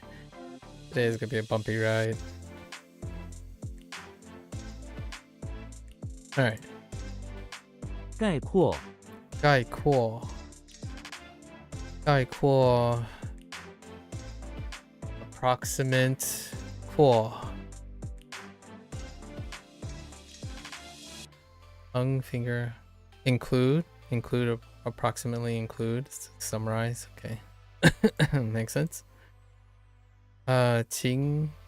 请你概括一下这个概念 interesting concept 概念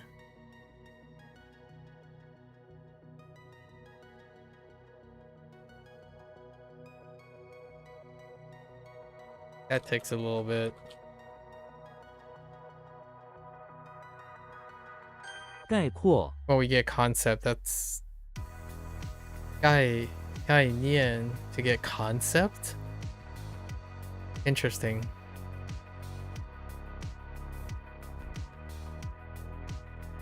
刺耳刺耳 is we have thorn to the ears. Yeah, thorn to the ears, harsh on the ears. Ear piercing. 他的话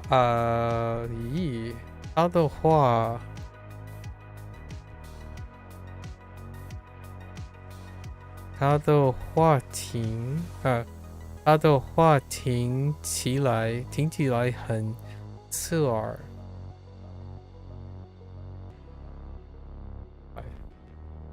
刺耳解脱解脱 is to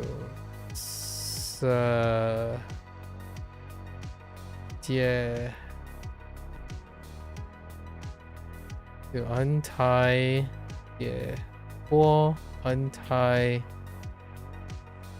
What was that? It's Tom waiting to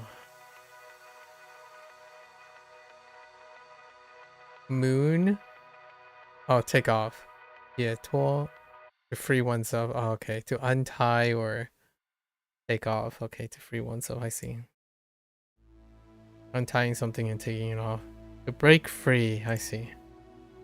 Yeah, 解脱。他解脱，他终于他终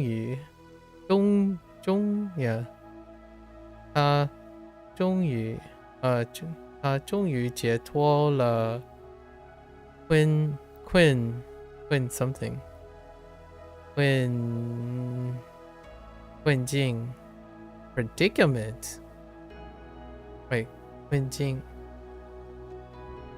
actually stuck 困境 for predicament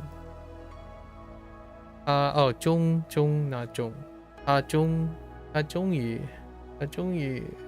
解脱解脱了困境 predicament actually trapped 解脱，考虑，考虑考 test 虑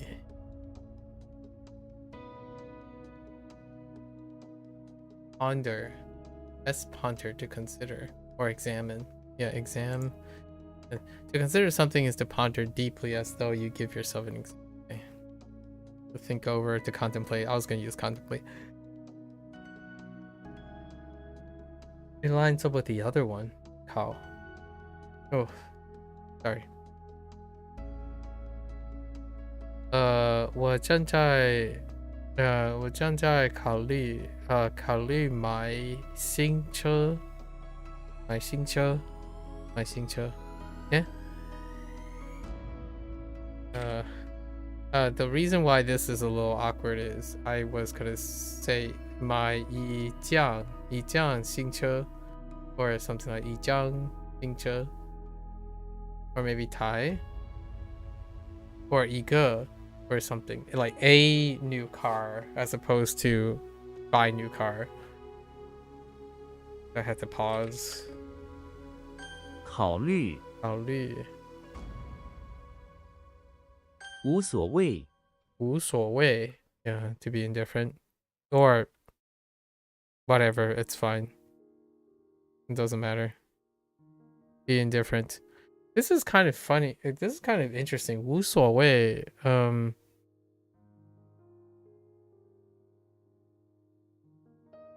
something about 无所谓. So in English, there's two things about to be indifferent. Sometimes there's a difference between 随便, like sure, right? Sure, and then whatever. But in both cases, technically, this can be both of these can be interpreted as being indifferent. Now, I'm not entirely sure if sometimes I get lost in translation when I talk. There's also apathy, right?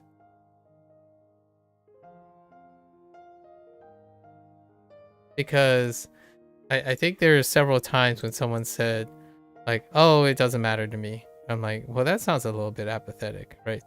Or indifferent. And there are several times where when someone says they don't really care about it or they have no emotional state on them, a lot of times they don't mean indifferent or apathy. They mean they do care about it, but it doesn't matter to them.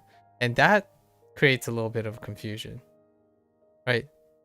Maybe a lot of times I feel like when people are expressing whether they care about something or not, when they say they don't care about something, they actually do care about something. And 无所谓 is one of the ones that I typically comes to mind when someone says, oh, you know, I don't care. But they do care. They just don't care in the way that it would interfere with the decision making. Like, oh, sure, whatever. But they're in English. I don't necessarily, you could say, oh, I'm happy with whatever you choose or whatever you think, right? Like, I agree with whatever you're saying. That's another whatever. But I feel like nowadays that expression has been lost, where you have to illustrate that it is, you are indifferent to the decision and would go along with any decision that other person makes. So 随便, right? 随便. But 无所谓 is something like how I think people mean, but it's not what they meant. Whenever they say like, oh, I don't care either way, that is being indifferent. But it also lines up with a lack of emotion. So there's always this interesting discussion when someone says, oh, I don't care, but it's important. I'm like, if it's important, then you do care about it. Happens quite often.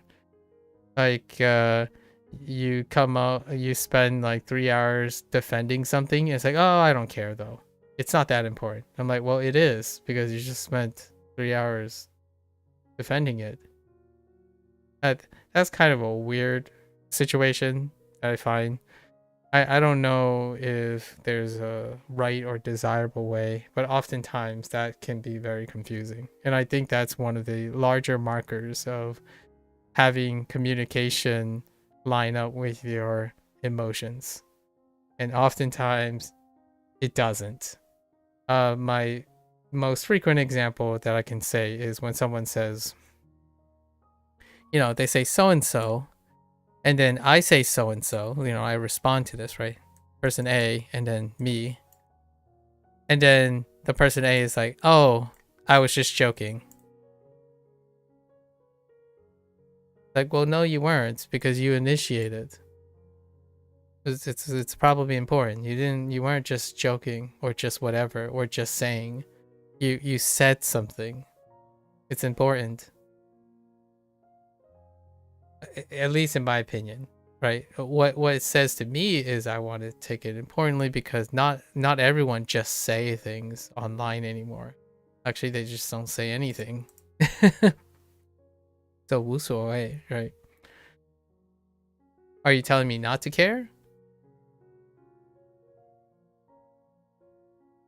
Yeah, 我对吃什么无所谓, right? Like I'm indifferent towards what I eat, right?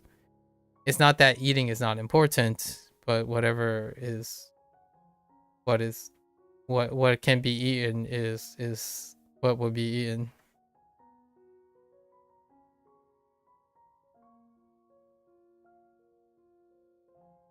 无所谓。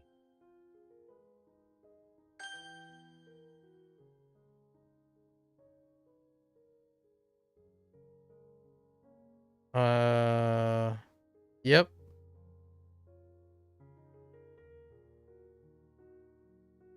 概括。概括。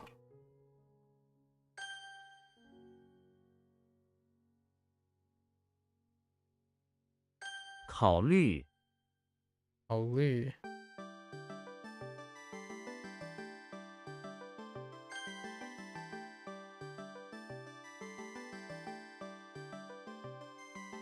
刺耳。刺耳。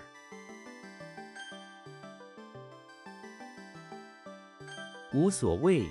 无所谓。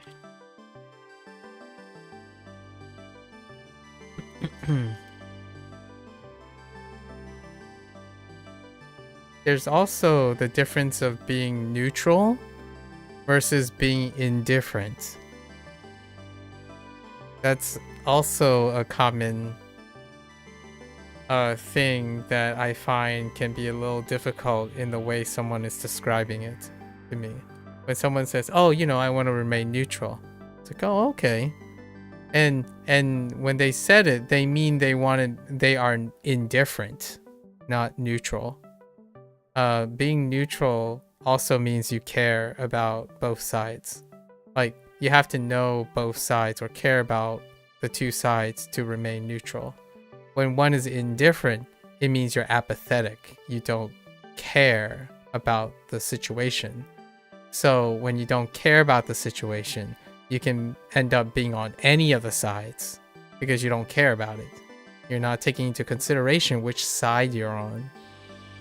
That's another one that happens a lot of times when there's like an argument or a debate. Like, oh, I like to remain neutral on this. And I'm like, oh, that's considerate of you. Like, so how do you negotiate both sides? Like, we talk about both sides. Like, oh no, that means I just don't care about which side I'm on. It's like, that's indifference. It's apathy. You don't care what side you end up on, like, or where you are located. So when you don't care about something, that means that you don't know. You don't know what side you're on. Like, you could be, if you don't care about what's A, B, or C, you don't know what's neutral. So not caring about something is not the same as remaining neutral. At least that's my opinion. I think it's often very counterintuitive to me to think that if you don't care about something, somehow you know what side you're on, or what side you're not on, or what sides you're not on by not caring. You can end up on those sides despite the idea, right? You can be on the side of not caring, for that matter. Being intentionally neutral is caring about what is neutral. It's kind of like suggesting like atheism is not caring. It's caring about the topic, about spiritualism. Unless they really do mean they want to be neutral, then that means they're not indifferent, right? And they do care about it a lot. Being neutral in being like moderate, you know, in between or something, it takes a lot of effort. It's, in my opinion, objectively speaking, it's tougher, right? In the sense of splitting one's attention. You have to account for all the sides and then try to remain neutral in it. Neutrality is rough. You play both sides. No one likes you. Well, you can be seen as an opponent of both sides. It's a third side. The one in between.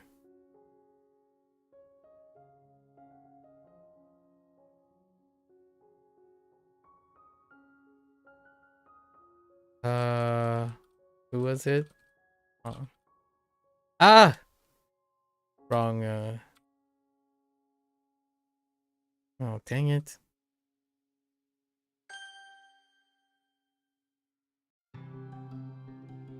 解脱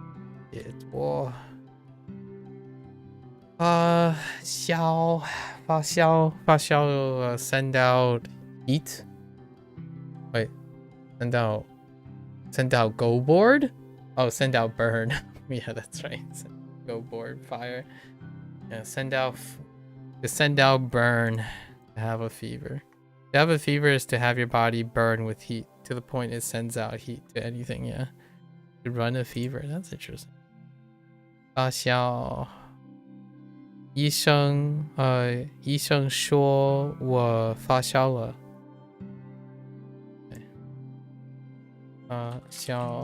发烧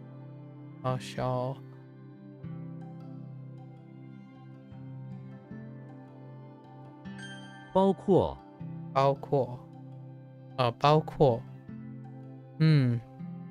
So to include in a package. Okay, package include.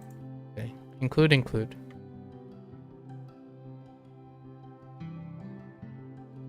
Ooh. What in the tarnation is that? Rain and merman. Nope, no idea.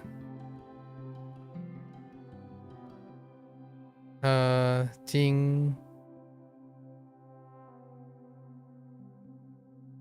Ooh.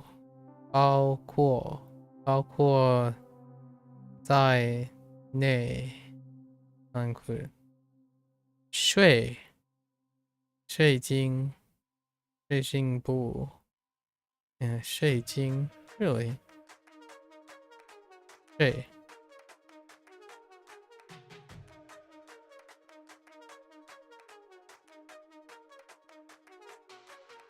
包括权利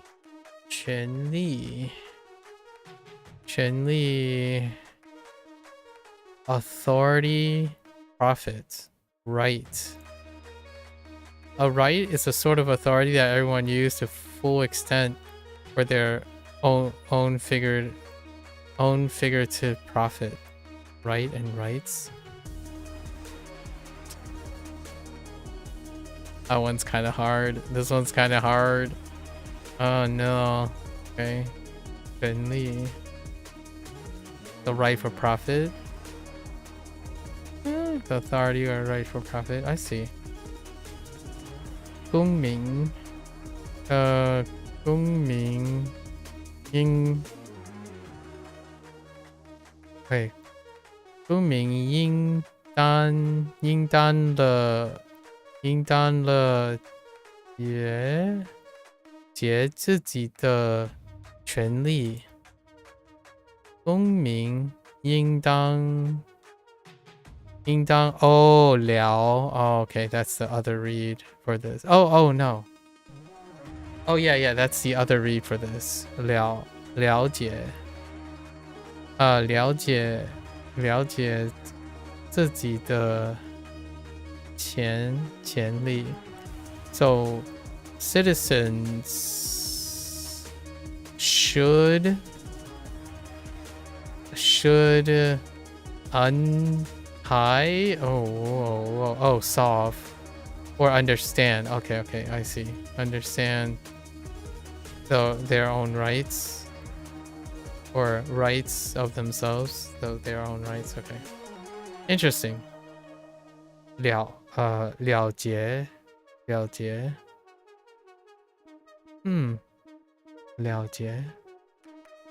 finish untying understand. Yeah, that checks out. 权利 Oh, this one's tough. 竟然竟然 is in actually so. Oh, actually so is actually unexpectedly. What? Is it during a negation? Interesting. 我不 I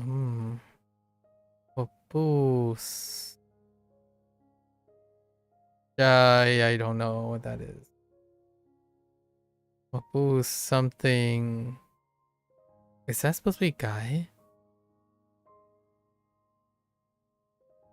No. Why am I drawing a blank on you?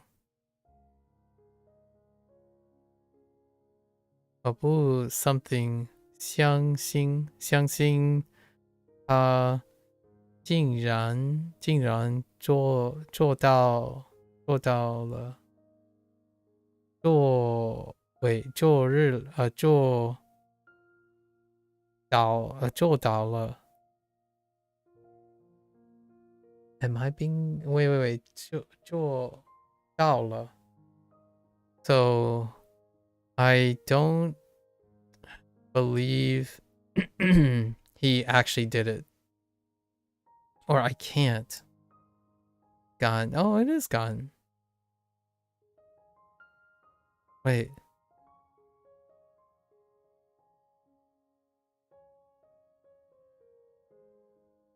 No, yeah, to dare. Okay. Yeah, that's the dare. Okay. 竟然圆圈 round circle. Okay. 圆圈 这 something 这东西这 something 画有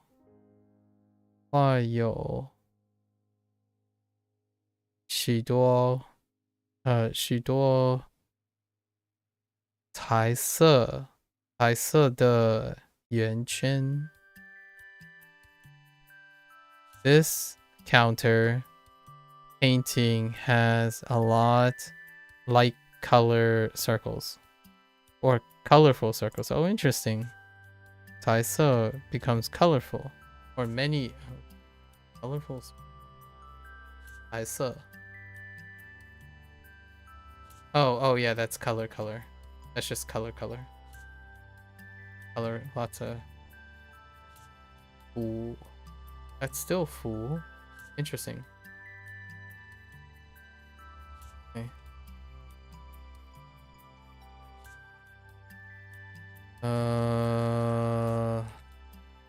圆圈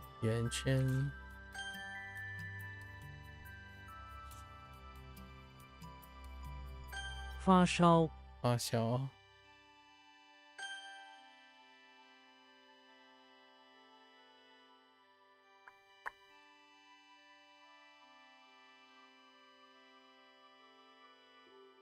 竟然，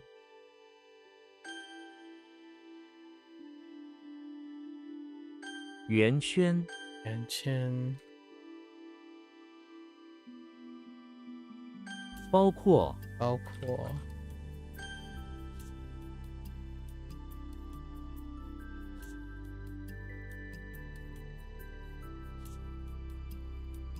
权利，权利。何谓，何谓？谓，谓。Okay. Call. Okay. So what call? What to call? What is? Okay, what to call? Like, what is that? What to call that? When we ask what is, we are asking what exactly do we mean when we call out a certain word. Okay, what is called? 囊胃有什么？有 okay. 友谊 interesting friendship 友谊 another way to there's so many 快乐 that's fine 自由呢自由 freedom own reasons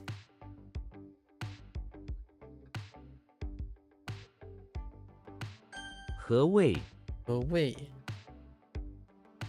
刺眼，字眼字眼 thorn eyes thorny eyes a light that's glaring feels like thorns sticking into your eye oh okay dazzling oh that type of glaring I thought glaring like glaring at someone but no 字眼 okay I see glare dazzling 刺眼的关乎关乎我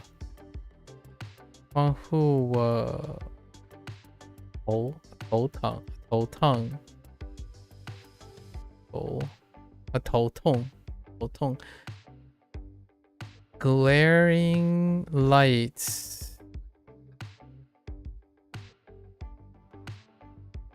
gives me a headache. What? Wait. I think I screwed this one up. What is that? 让 How does 让 work?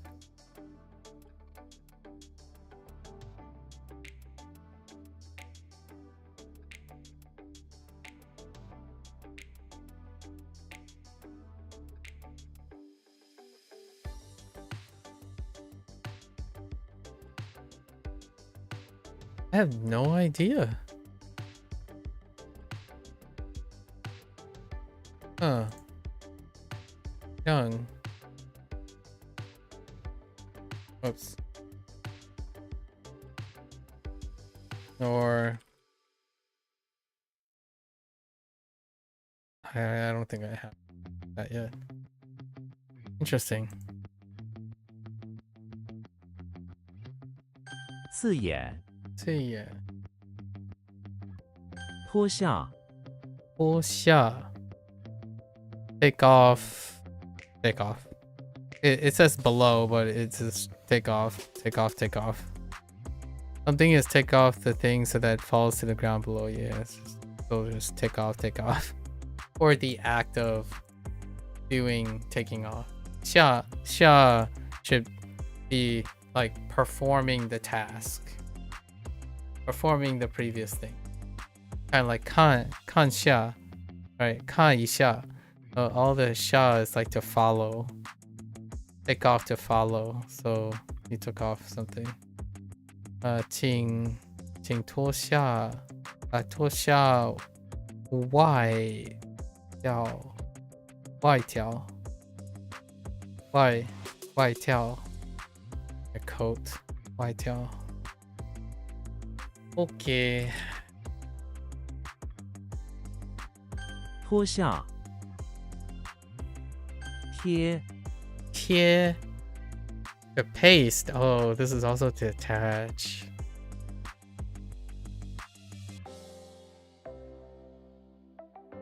Okay. Do I write to attach as well? It's to like stick, right? Like to stick. But stick can also be to attach. Attach is really so complicated. Timmy Turner. Timmy Turner is in front of the electricity plant.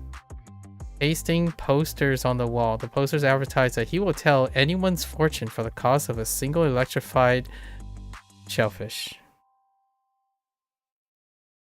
Fortune, right? Using his like wishes.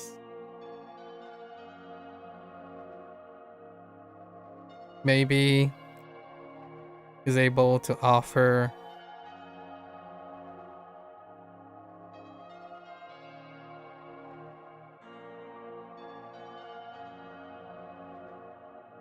wishes. Anyone's fortune for the okay. Electricity plant. I don't know how I feel about that.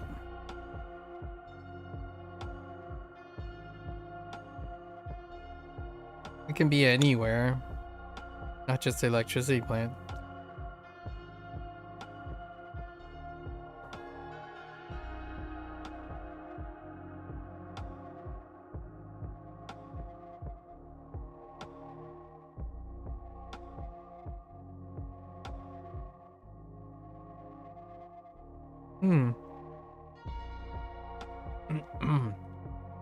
I guess we'll try it.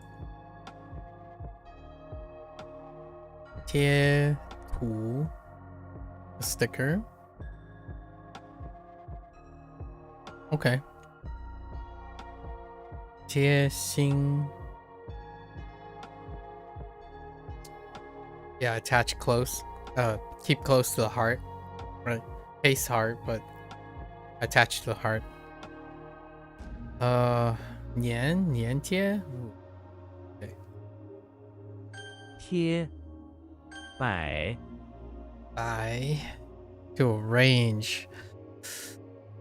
We also have 秋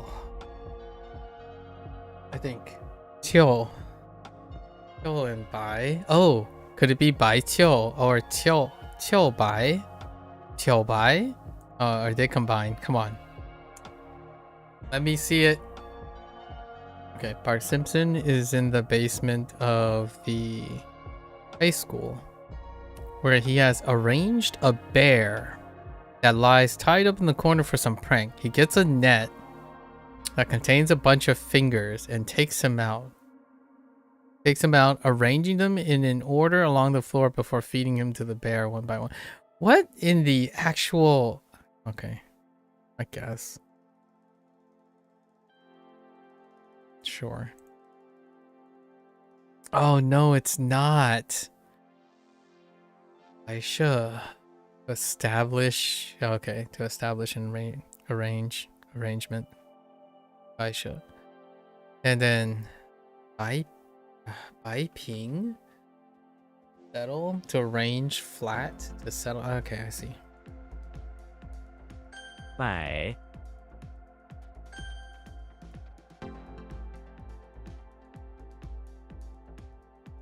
贴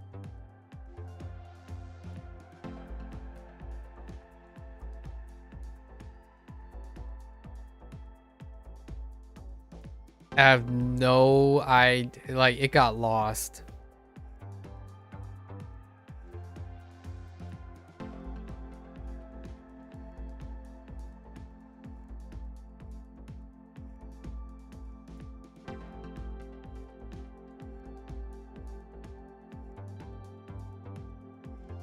Yeah, this is what happens when the mnemonic isn't great.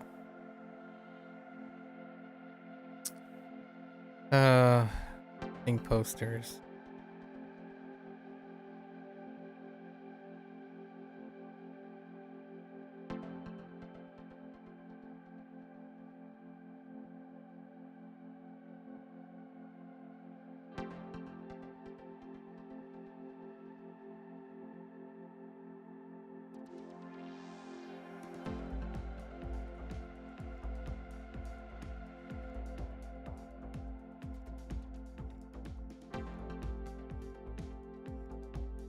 Hmm.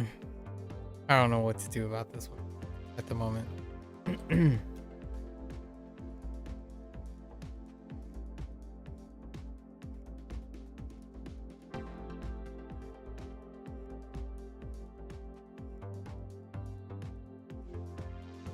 脱下 都想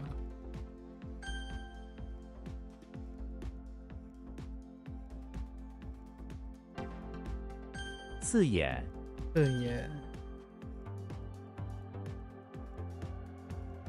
摆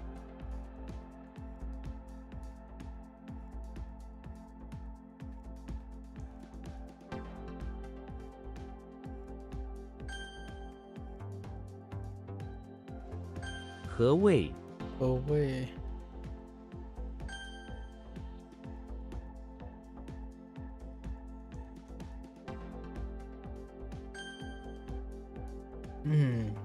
that doesn't bode well. So garbage. Oh, this will help me. Oh, the other thing that I forgot last time was garbage. The other garbage. So this is le se, or is it se le se? Yeah, so this will help out with the le se. I forgot the le. I think. This one's complicated too. SpongeBob is in the bathroom of the electricity plant where there's an electric escalator near one of the sinks. He rides it to the top and afterwards fell down into a pile of soil that is covered in garbage. Rides it to the top. Plastic bags and electric wires and random food, all sorts of garbage in a soil pile next to the escalator. Okay. SpongeBob, huh?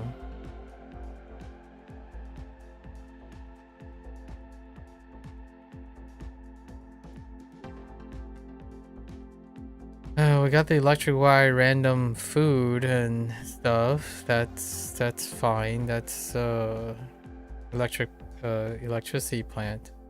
But SpongeBob. I guess he's like curious and nosy. Suppose. Sure. Yeah. Le se. And then le se die. Le se die. Le se die. 色月 Yeah. To read? Really? Intriguing.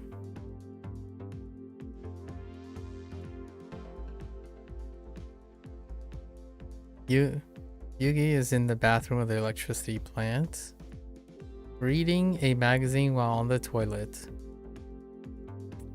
Suddenly, an electrified merman bursts through the saloon door that serves as an entrance to the stall. Yugi is so engrossed in the magazine that he continues to read it without paying notice to the merman who is now staring at him. Oh. Perusing. Oh.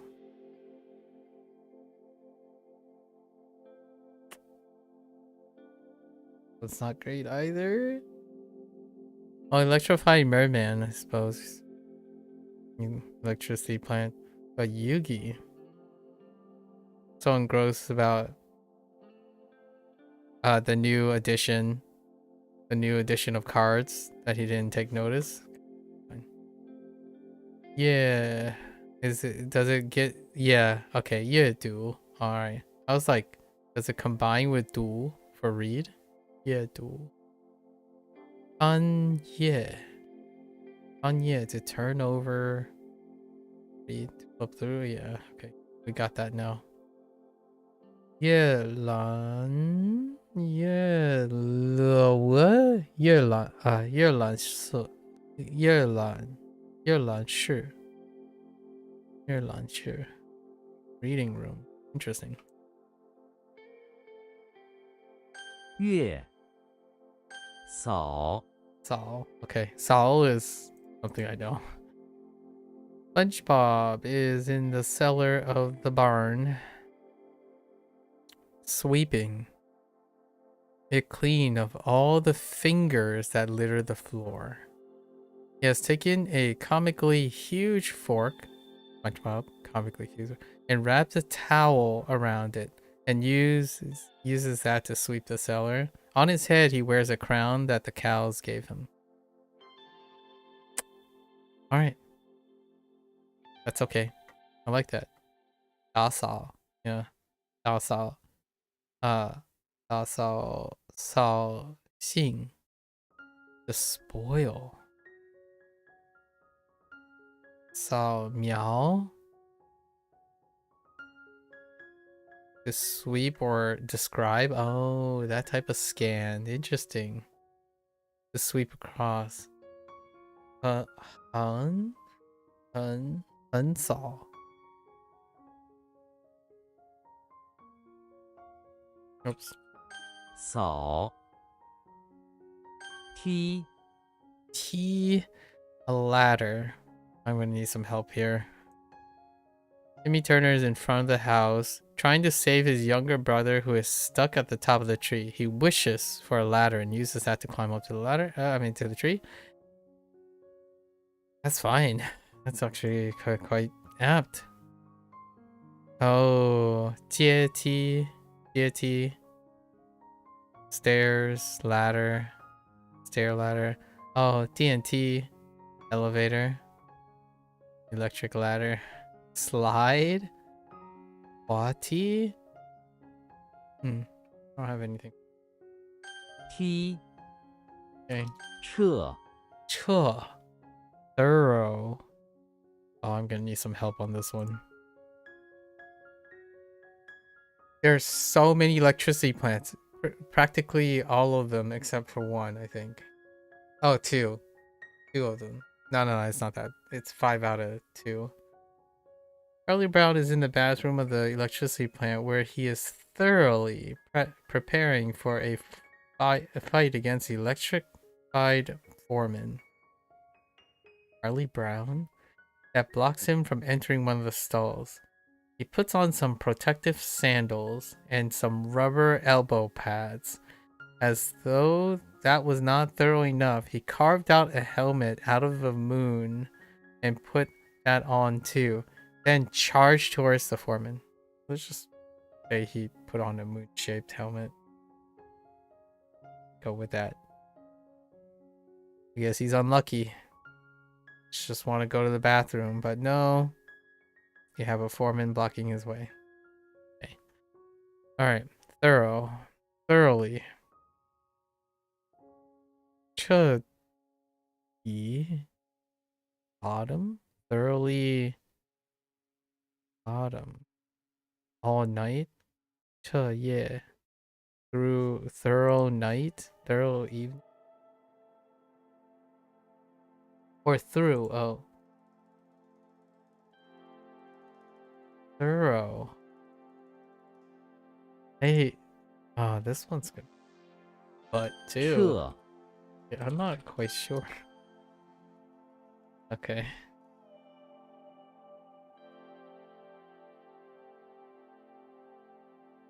色 Okay.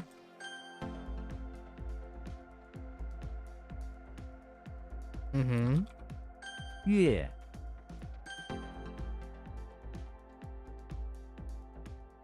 Mm-hmm. 撤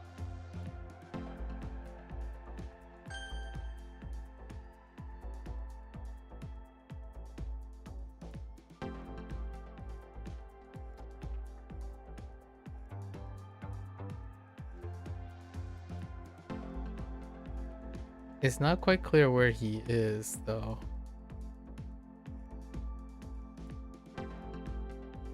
Oh, I missed the H. Oh no, I missed the S, not the...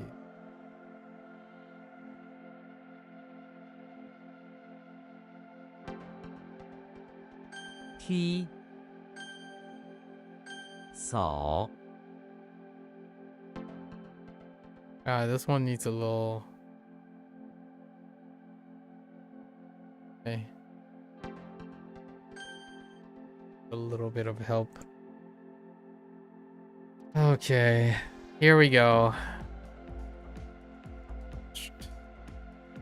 All right. 福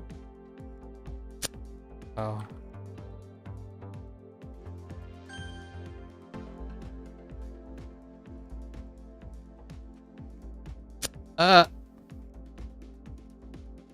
Then help. 阶级有闲阶级，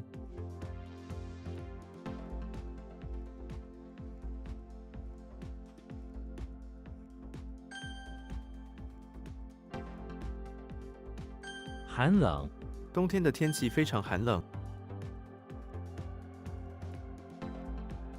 海鲜他对海鲜过敏。寒假寒假我要去旅行。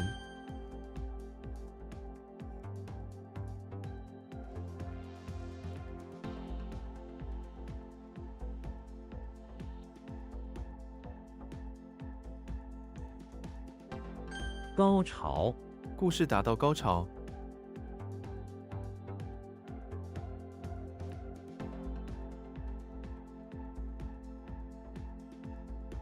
Like top class, top notch, high IMAX. I'm just gonna write top as well.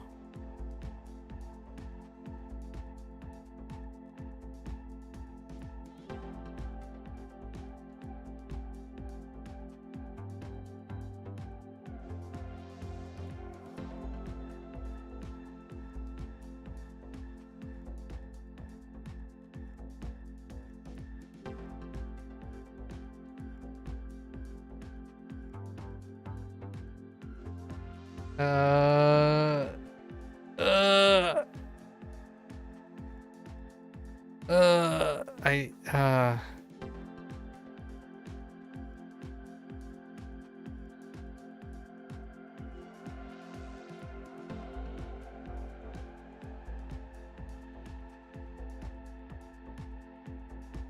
yellow. Right. That's just so disappointing. "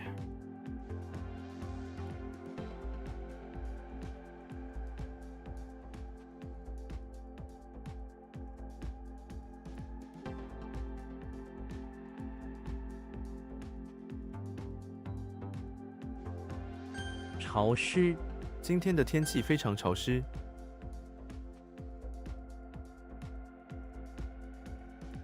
入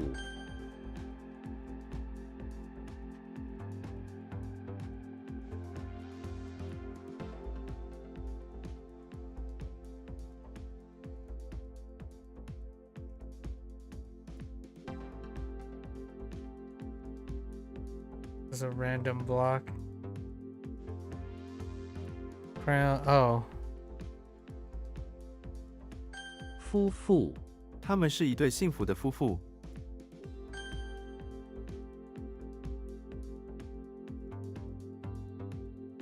阶段这个计划分为几个阶段进行。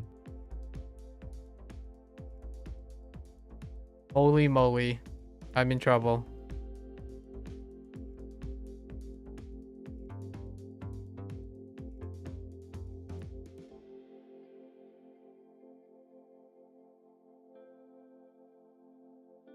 闹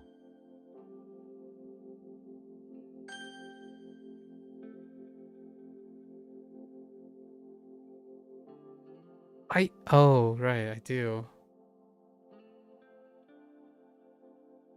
像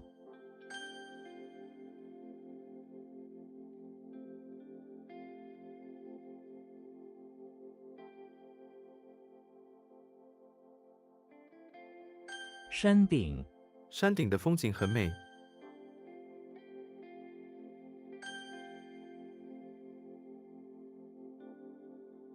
鲜花花店里有各种各样的鲜花。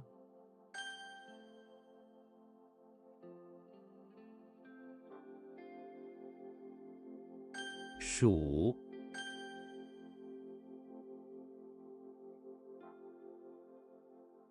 团圆我期待着我们的团圆饭。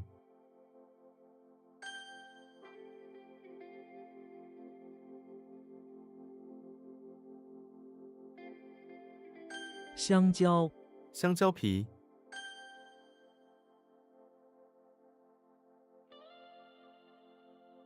屋顶，我喜欢在屋顶上看星星。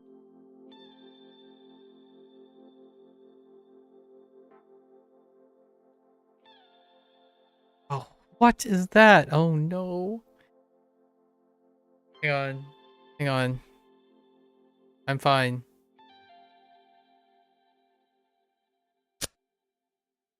Dang it. That feeling failed. 主妇，主妇的工作非常辛苦。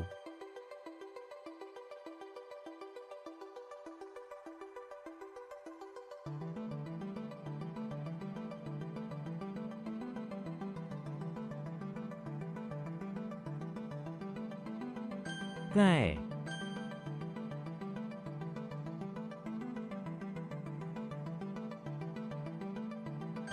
挑，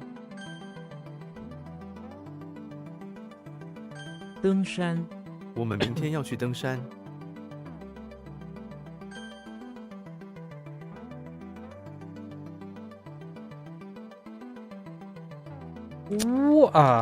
Dang it.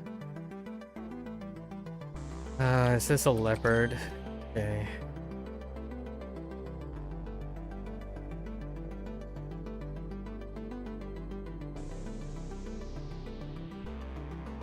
拧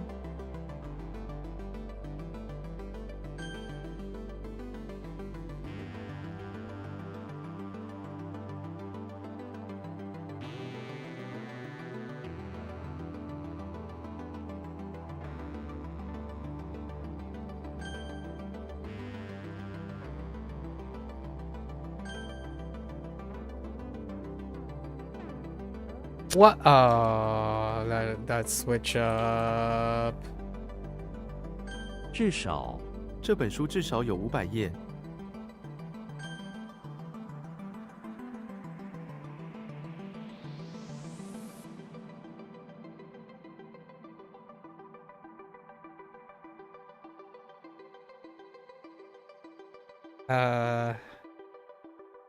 洗，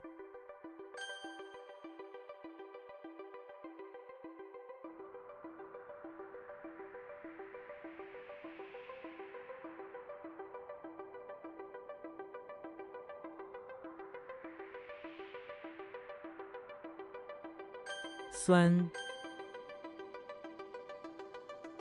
潮，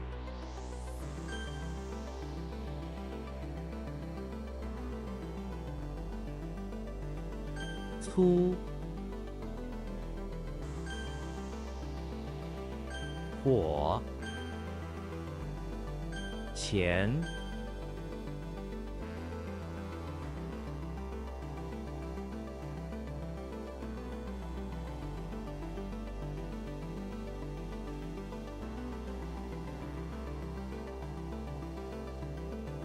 封闭，这片森林已经被封闭了。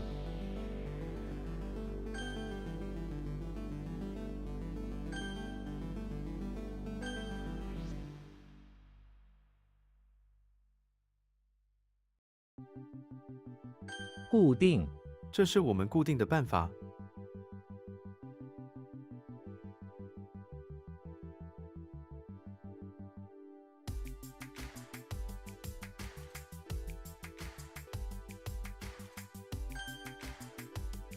Regular? Okay, okay. Yeah, yeah.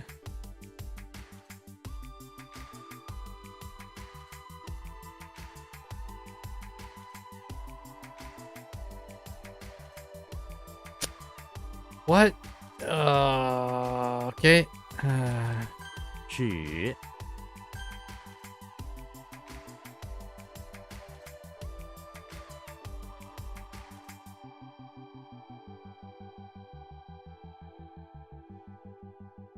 哇！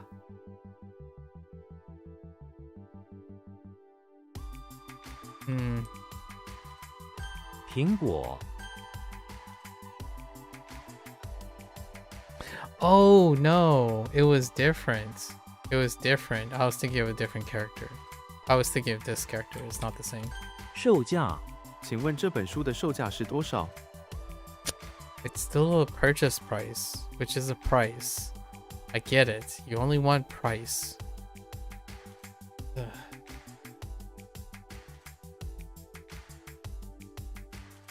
Oh, no.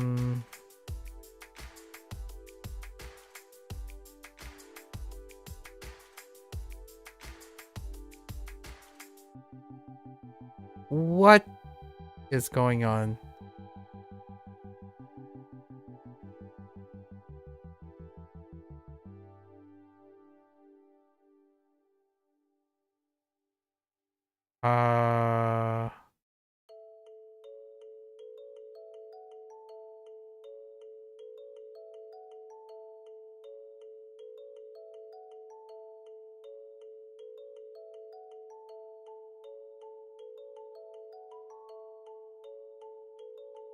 The car is throwing me off so hard. Or maybe it's the...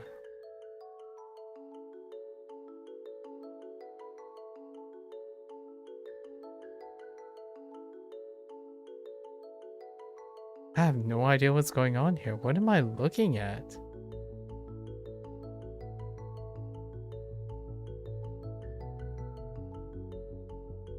Axe, car, and... Wait.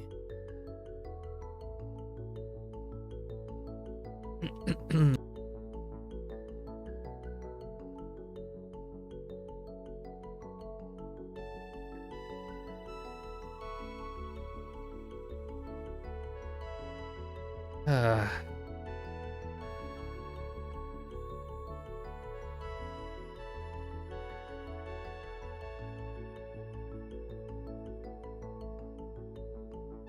No. Yeah, the car is... A car?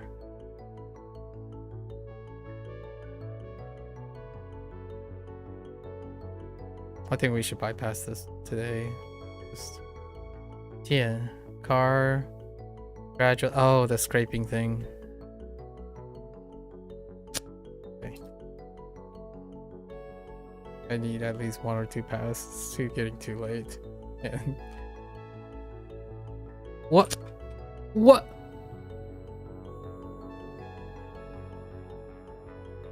Okay.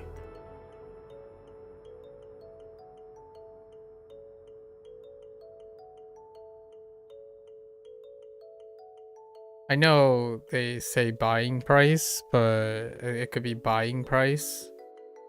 But selling price, buying price, they're all very related in context. Oh, what is happening here?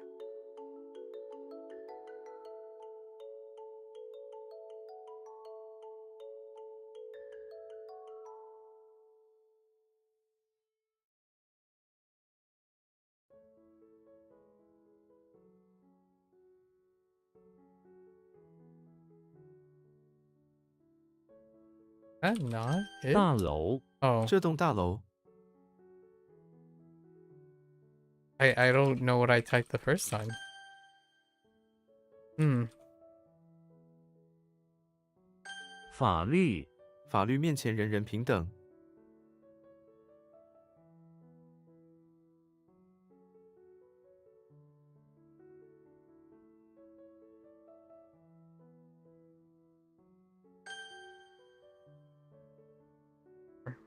Law.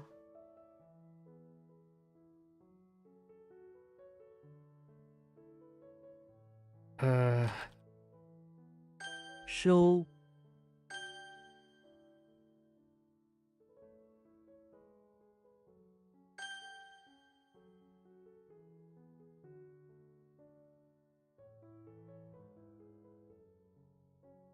可能 可能会下雨。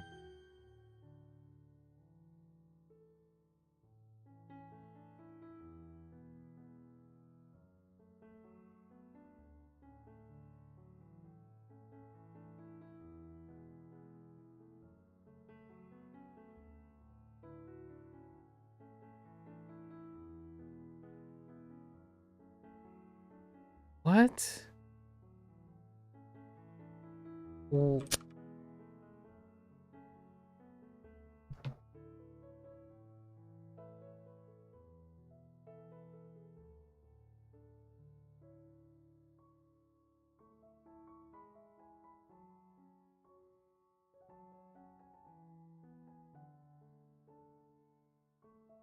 Is it because it's ya?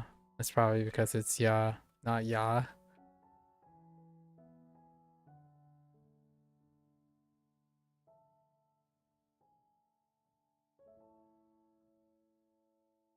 见。你好，你好，我是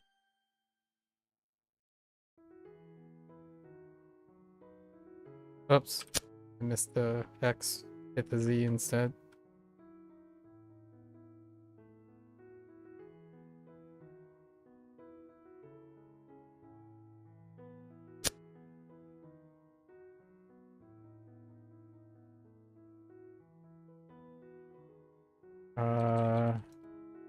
Oh no, it is that. Oh no. Oh no. Wait. I've got some. I'm messing up something.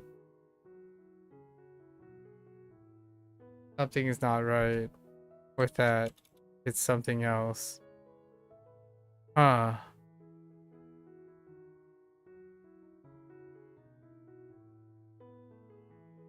饿，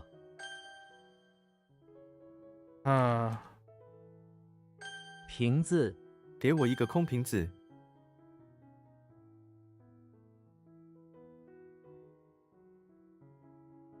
稳定， 稳定的家庭关系，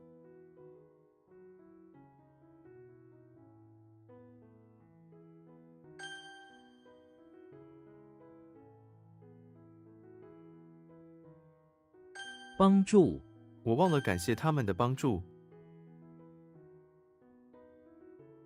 秀，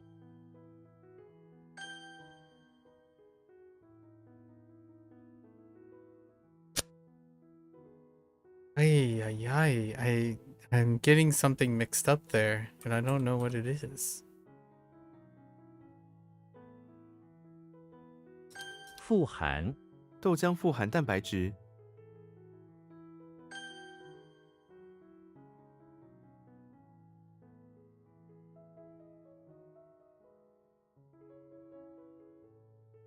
必须， 必须你本人来。 Certainty, I suppose. Inevitable? I need to read that sentence again.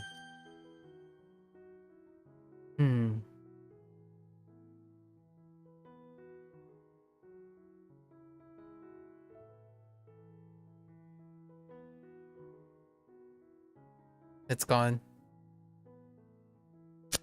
It's gone.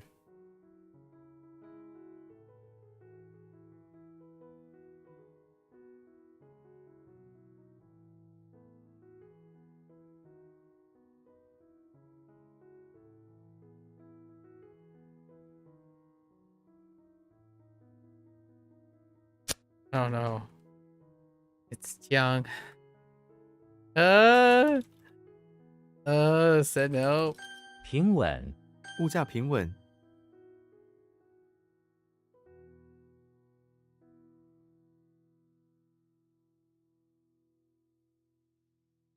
批评， 我们必须批评政府。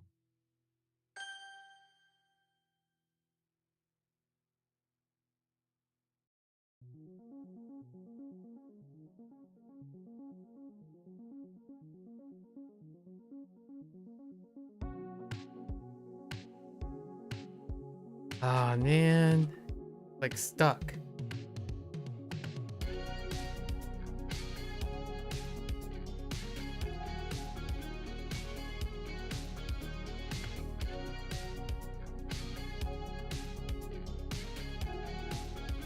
Oh. Oh, I typed the wrong thing there. Oh, so this is something that I'm messing up too. Oh. Or not?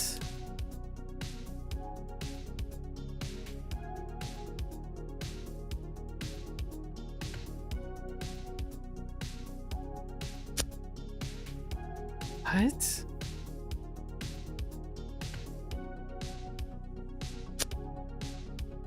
Oh my gosh, today is just not happening.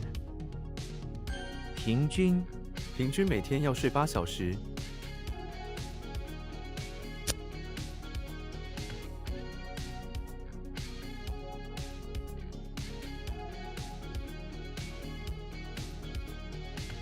存货公司需要定期检查存货量。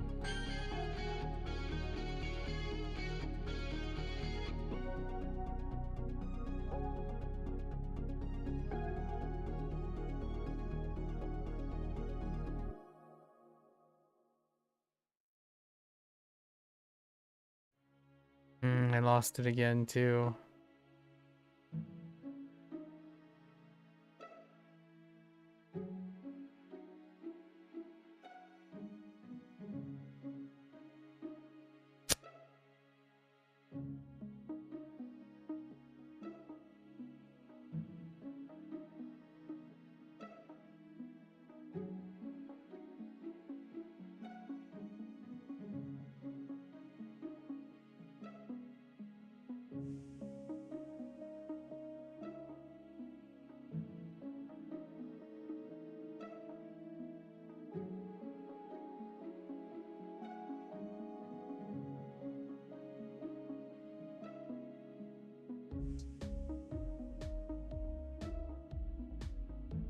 It's Milky Way.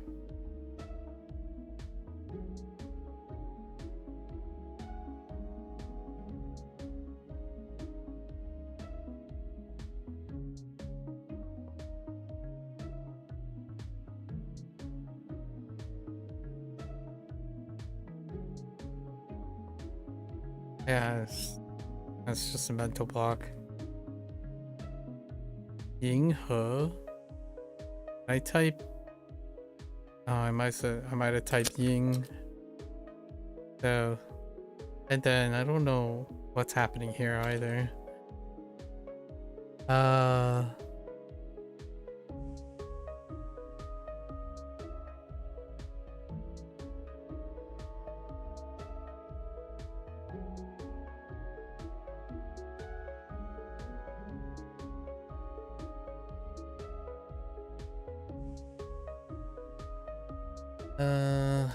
This.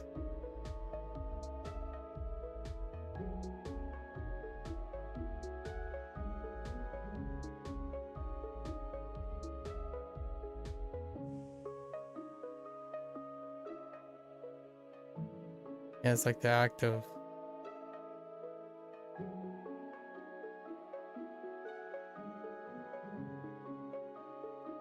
Yeah, this is a block too. Yeah.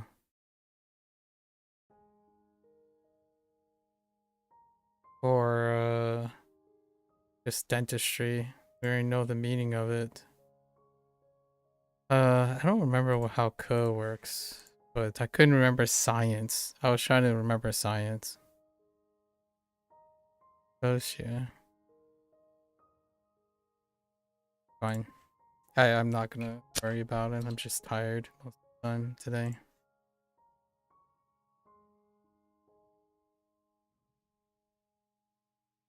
银河我晚上可能看到银河。And I lost this one too, right?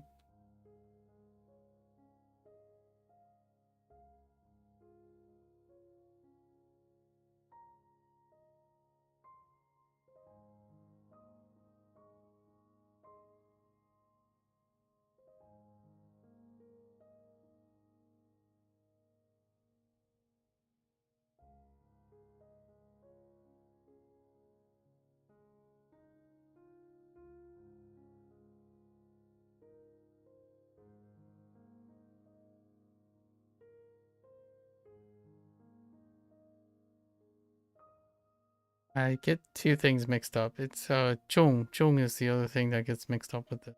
But I'm clearly not thinking it's Zhong anymore. Zhong has a net at the top. Oh no, wait. Yes. It's just gonna be a block for today. Gee, let's try assemble. How many Hanzi do I know? Part? 1200. Something like that.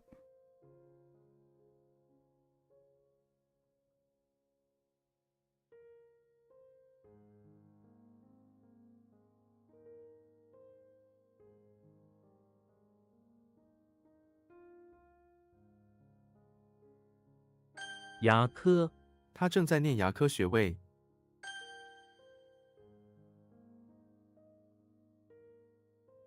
聚集，这些云正在聚集。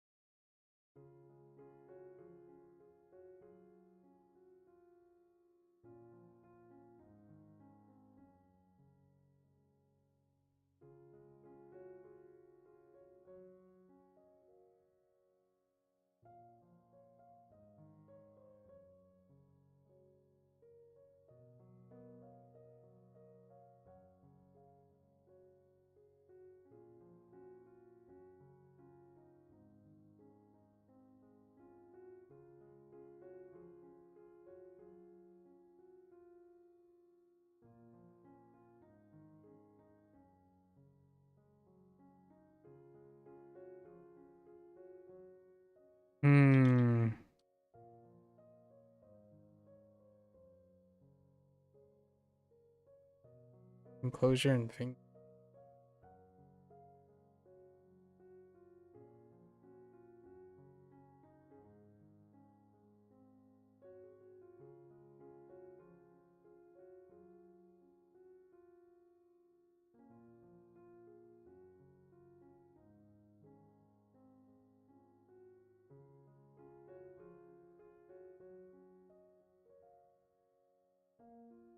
“传扬”，我想传扬快乐。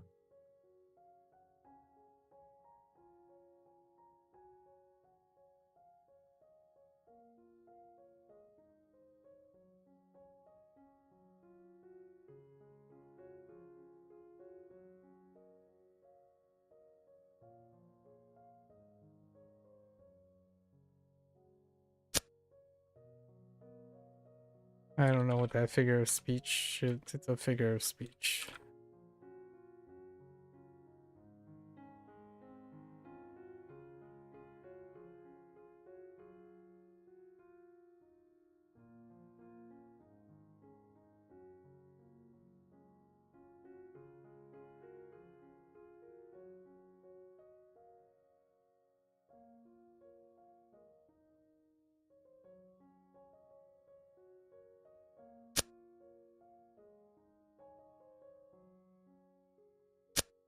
I don't know how to express that, but it's making sure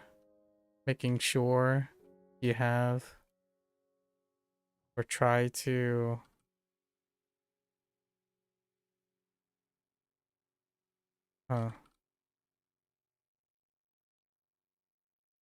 hoist pass through.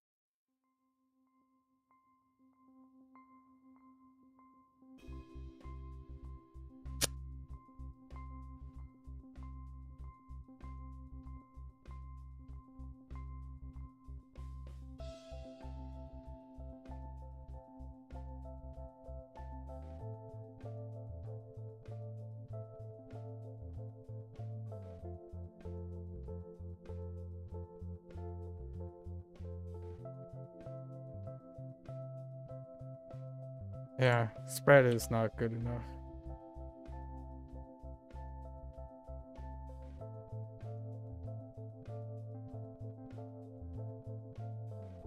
Okay. 科， Oh, right, academic building. Sure. Academic discipline.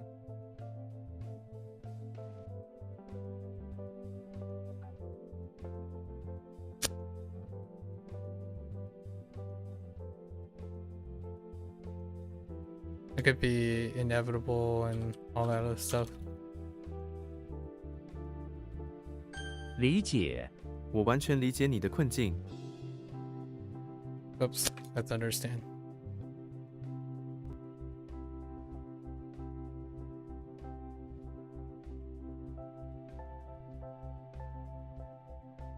Oops. Missed the V. “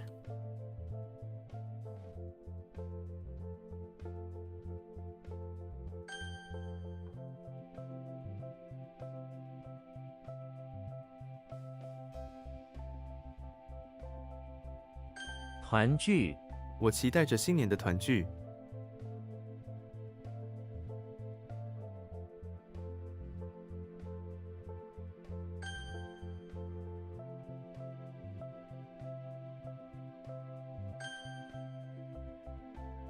旅，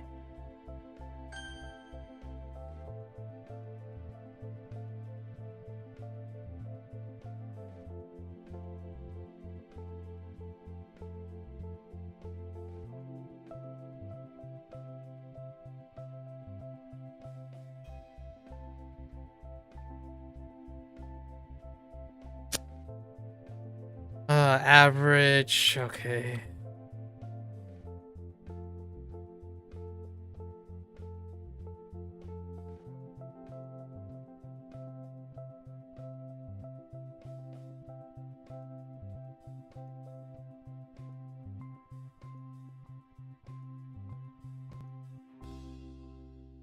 Okay. Oops. Wait. 短，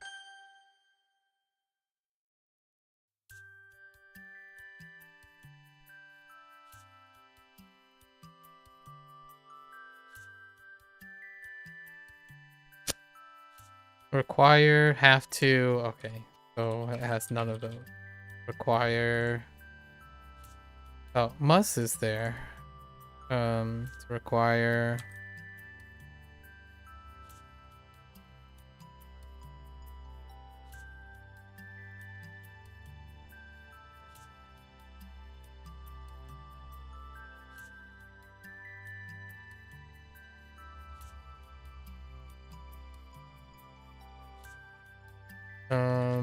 Understanding. Or understand.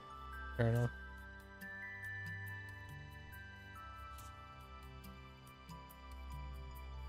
行，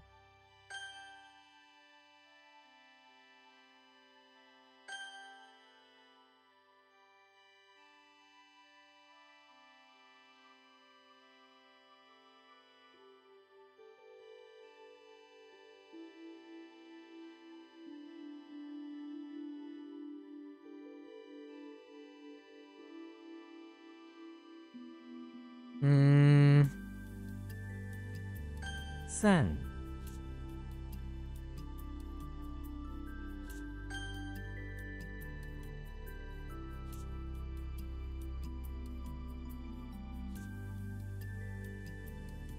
摸鱼， 不要再摸鱼了。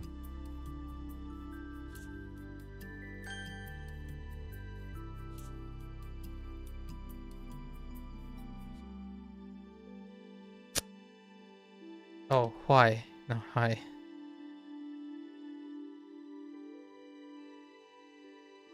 轮船， 这条轮船的快慢怎么样？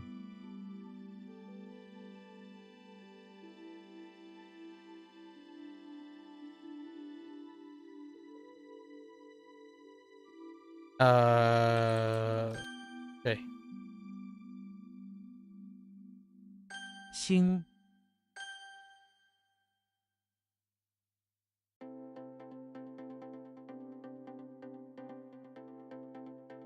俩，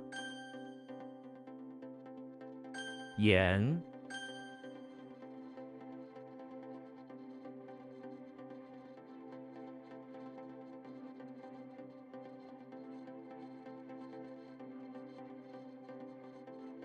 胸骨， 胸骨位于乳房之间。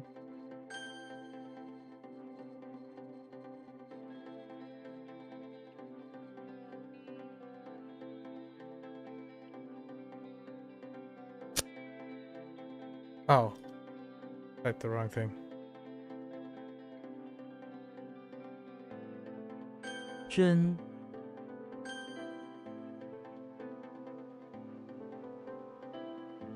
What the? Hmm.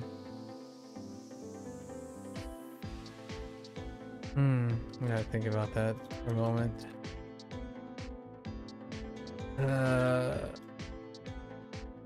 毫米1公尺含有1000毫米。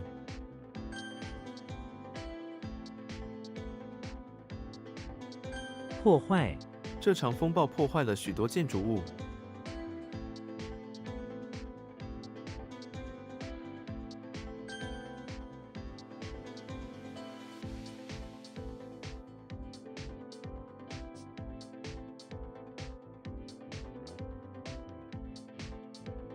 短裤你不能穿短裤上班。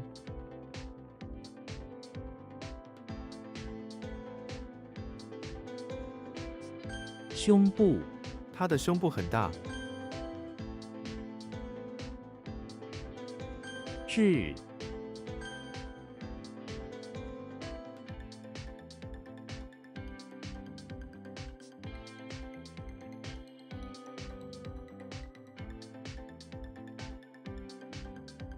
Huh.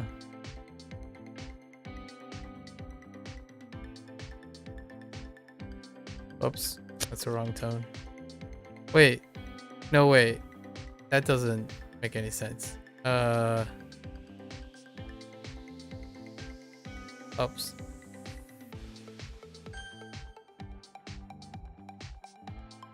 女郎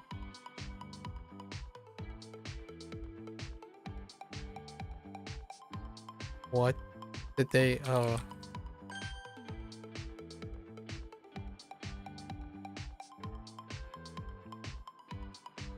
Oops, wrong tone. 赢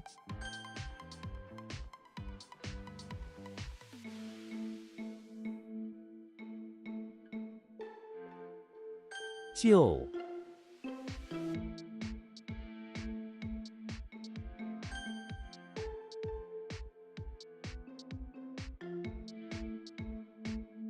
措施我们必须采取安全措施。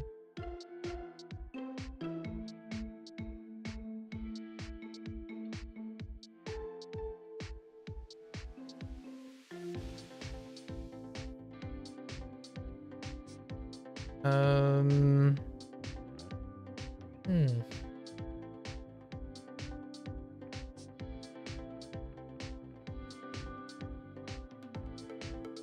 Execute. Oh, okay.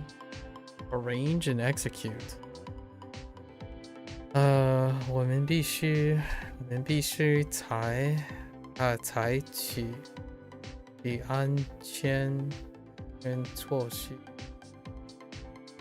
施，安全措施。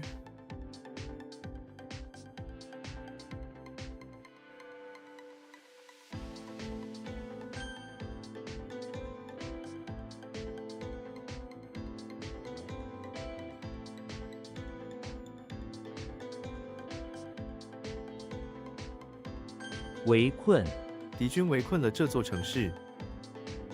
That's not how you spell besiege.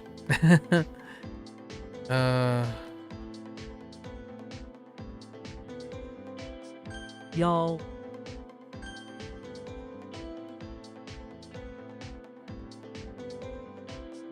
Oh the what? Yellow? That didn't work. Gut feeling didn't work.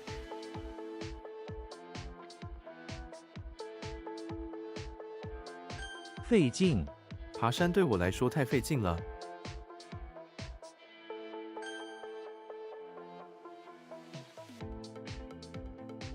Yellow? 记 What the?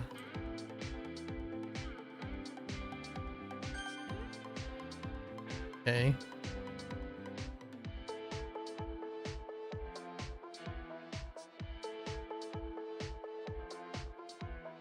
善良我感激他的善良。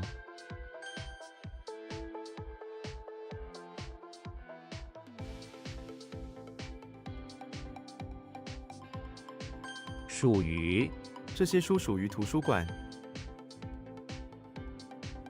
翻 help. 蓝图蓝图纸 Man.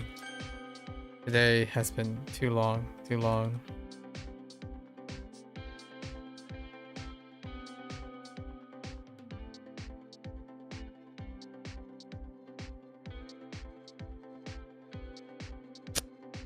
Wait.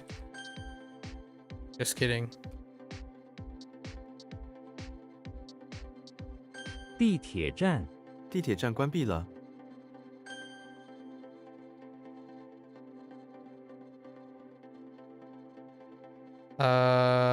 Hmm.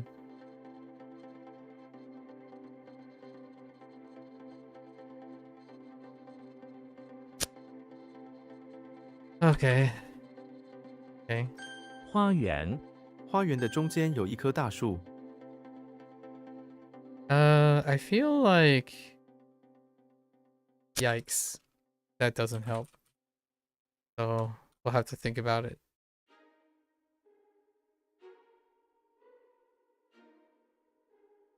算盘他擅长用算盘快速计算。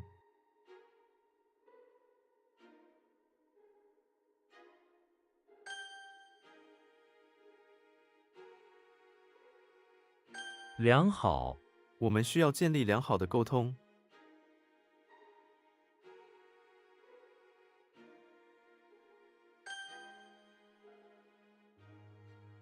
Okay. See if I can...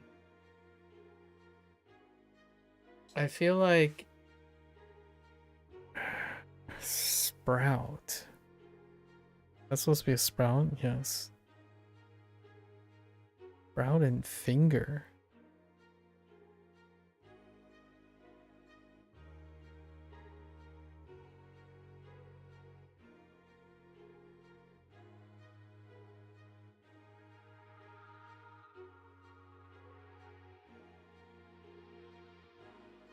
Oh, wait. Hmm.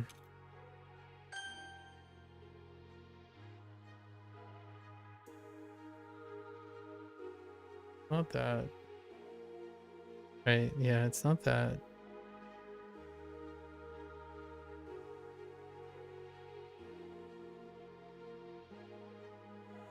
I don't think it's that. Oh, or is it? I'm at a loss at the moment.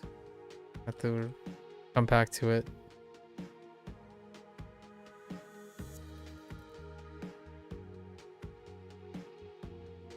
使劲他使劲地拉着绳子。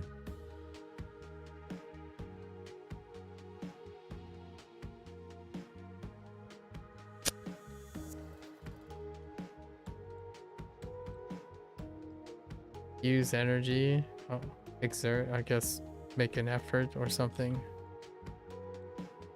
直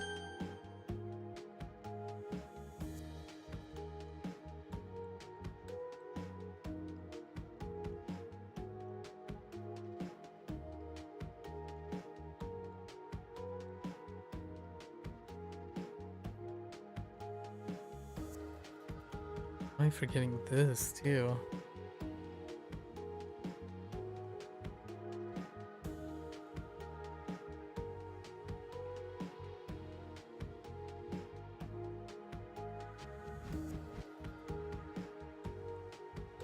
年纪他的年纪比我大。 I don't know what it is, but that's what came to me. We're gonna just stick with that. uh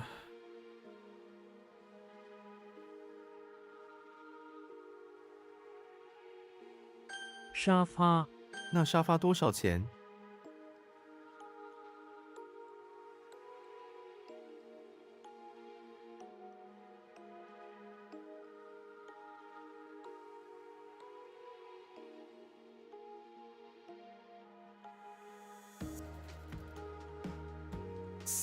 somehow.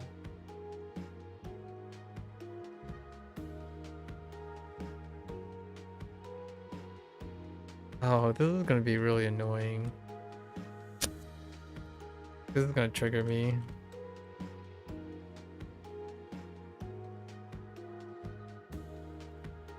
首脑，他是这个国家的首脑。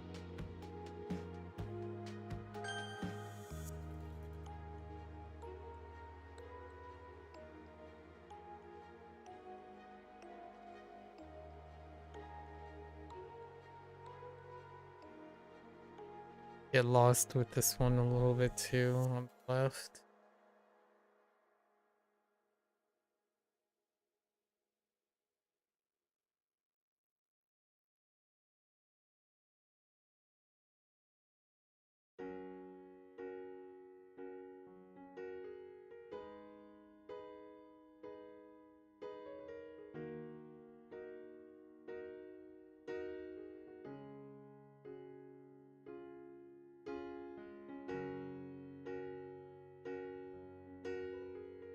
Yeah, it's gone.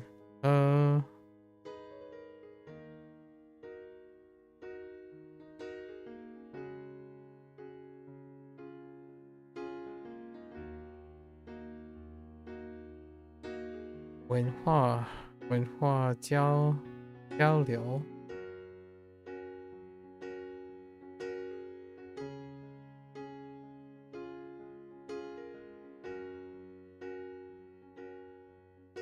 Ding.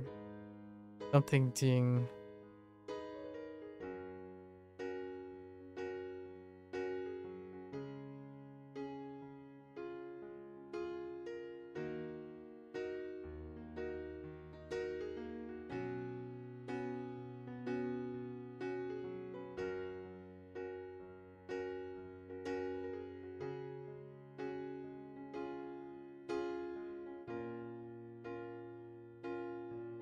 The foot part is throwing me off.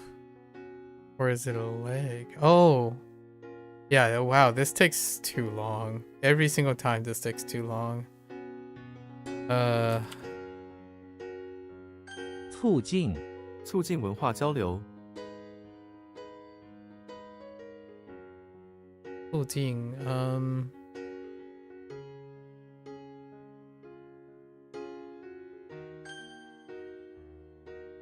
that takes way too long. Ooh.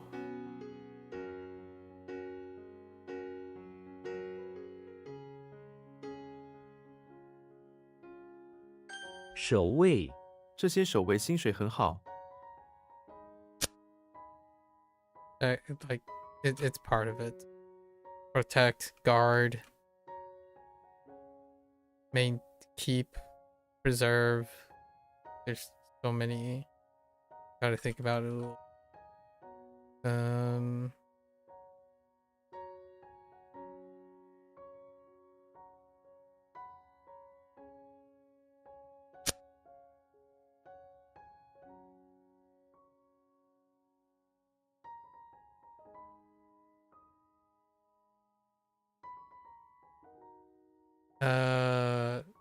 Okay. I have to think about that too. This is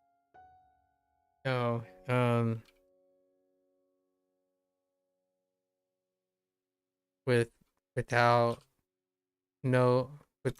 without spare no effort is what they wanted or something like that. Or not, just use energy, make an effort. Oh, really? Huh. I guess that wasn't acceptable. 教授，这位教授对学生非常友好。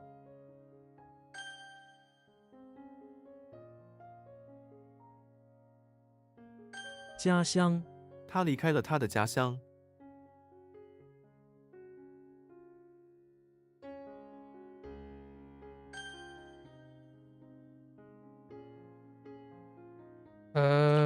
以， Okay.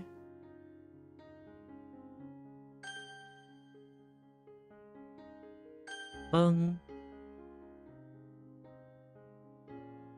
Mm.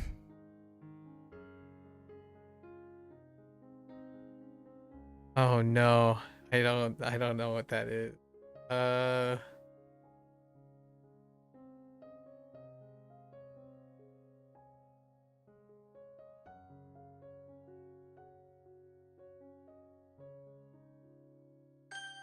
Okay.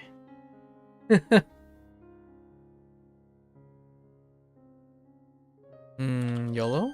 户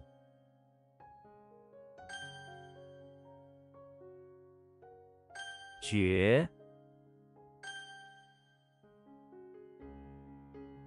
背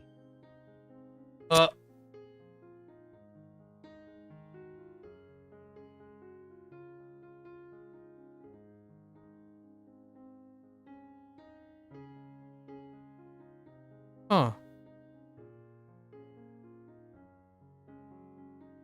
逛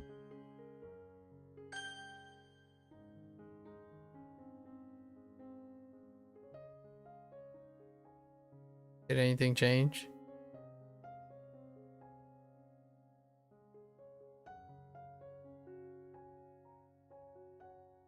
This is lock. Oh, we're smoking. That's right.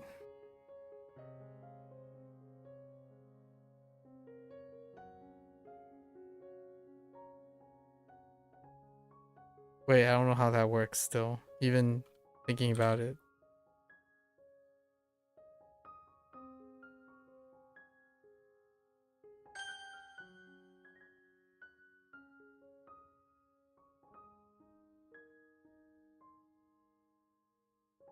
This is related to the other thing.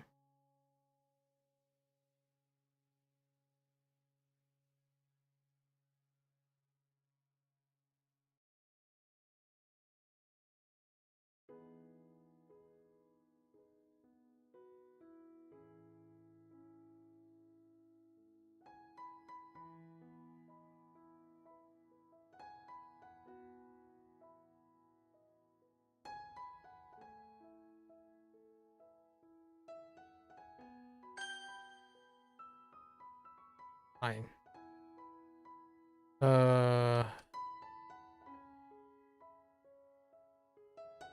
What happened here?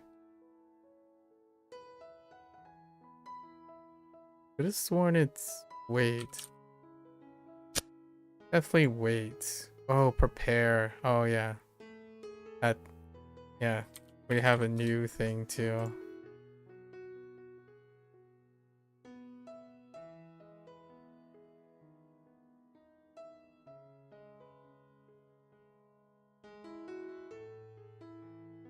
Um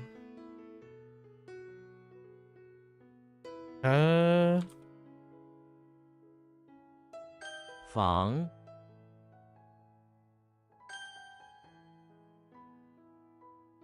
日日 我们日日进步。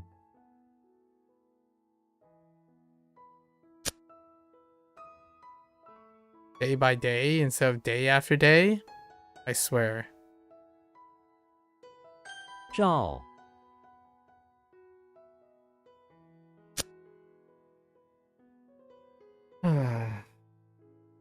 Don't know what they're going there. 府 That's just government works actually.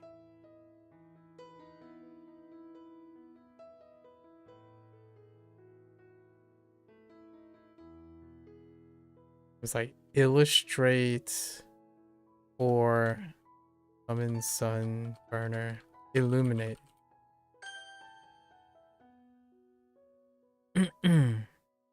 What?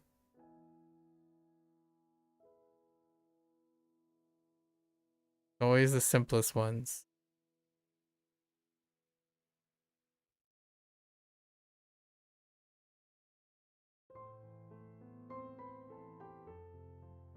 Yellow. 寸 That's not what I was hoping. Good.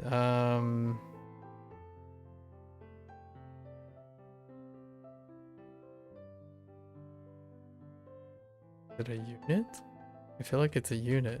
分 I feel like it's a unit. Hmm.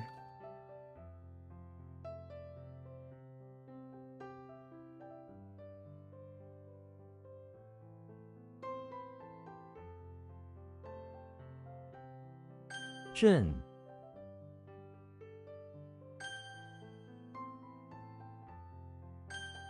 Daily? Day by day? Dude. I added day by day. It's daily. That's fine. YOLO.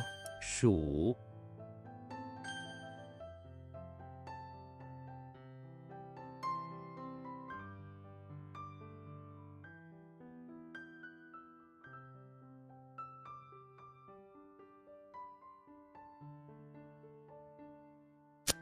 I don't. I know it has. Yeah. No idea. I would need a context sentence right now for today. Sure. Oh, that's Jie. Whoops. What? Oh, that's not a caliper.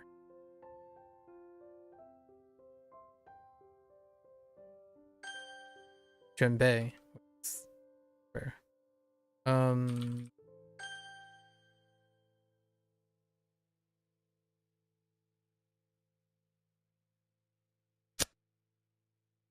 I missed the 4.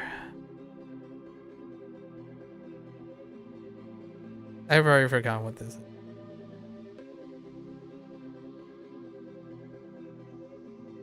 Oh. 抽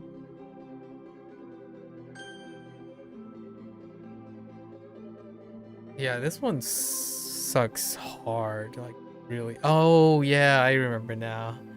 Yeah, he's taking out the weeds and hoping for. Oh my gosh, this one is. If it was next to Yin, right, Chou Yin, it would be okay. But yeah, that is rough standing alone.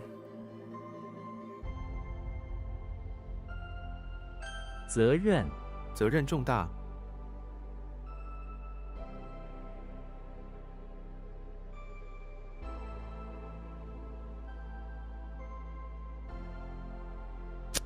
That's responsibilities of being responsible for.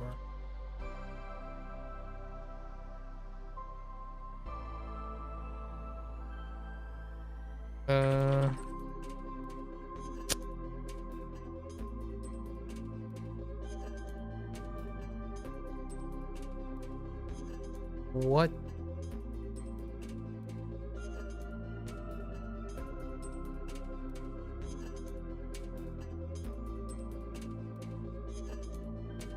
What?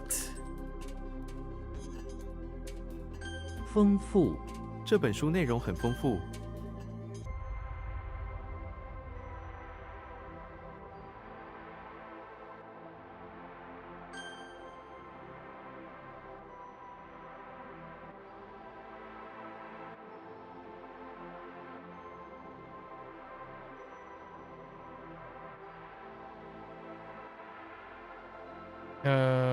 Okay.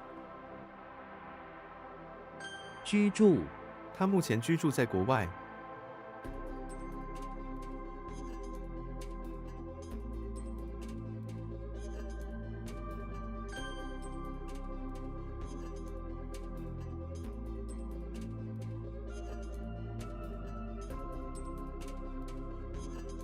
描述你能描述这个物件吗？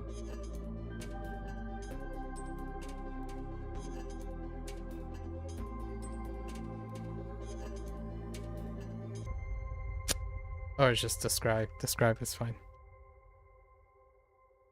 意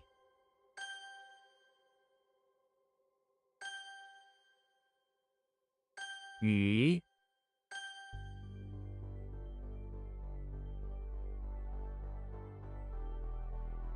附近他住在我附近。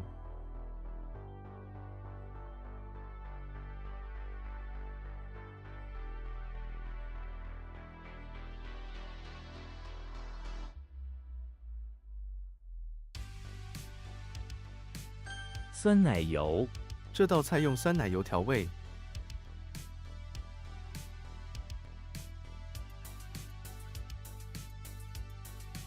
思考，他思考了许多天这个问题。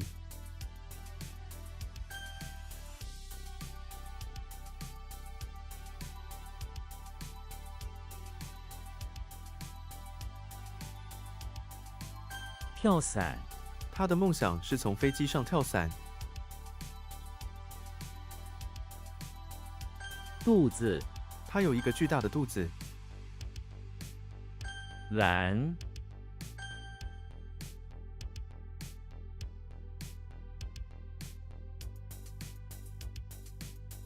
，Is this the same? No.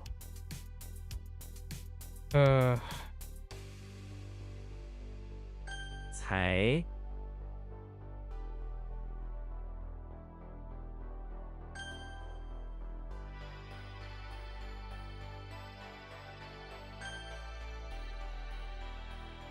结，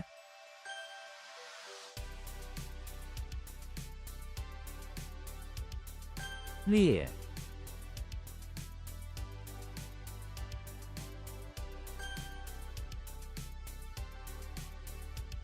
批，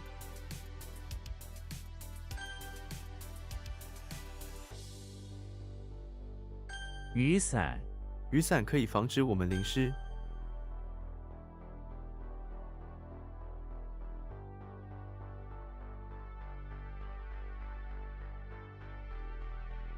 Oh my, wait. No idea what this is. Like, what is that? It's like Casper running around and then slapping someone with a caliper. An inch, yeah. I figured it was a measurement. We're gonna bundle all the measurement words in a later time.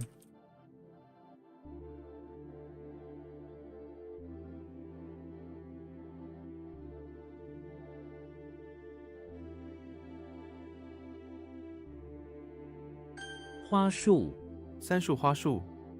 Measurement words really suck. They suck quite a lot. So what do we have now? Inch, English inch, Chinese yard. I don't even think we have English yard. Chinese pound, millimeters, centimeters. A piece, 1/1000th, 1/100th.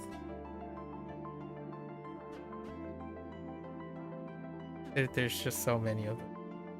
Kilogram, and they have no like distinct thing. You just got a raw memory it. Unless we group them all together. So I gotta organize all the measurement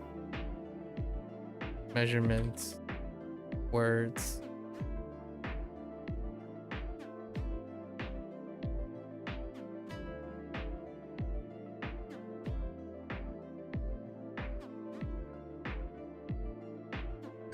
环境，我们必须保护环境。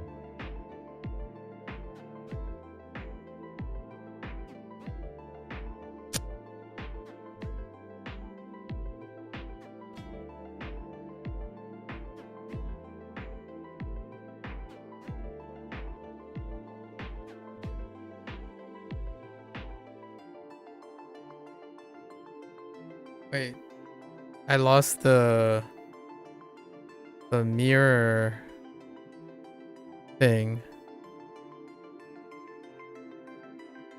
Mirror and dirt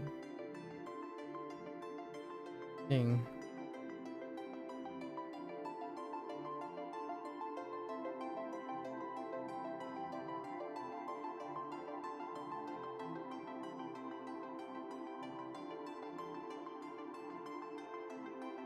Oh. 保护环境 we must protect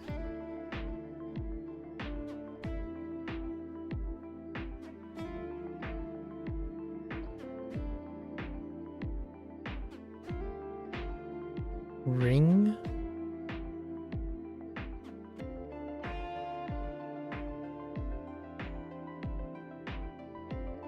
Just go do a quick pass on this for the environment. Boundary. Right. Okay, that's fine. Surrounding is better.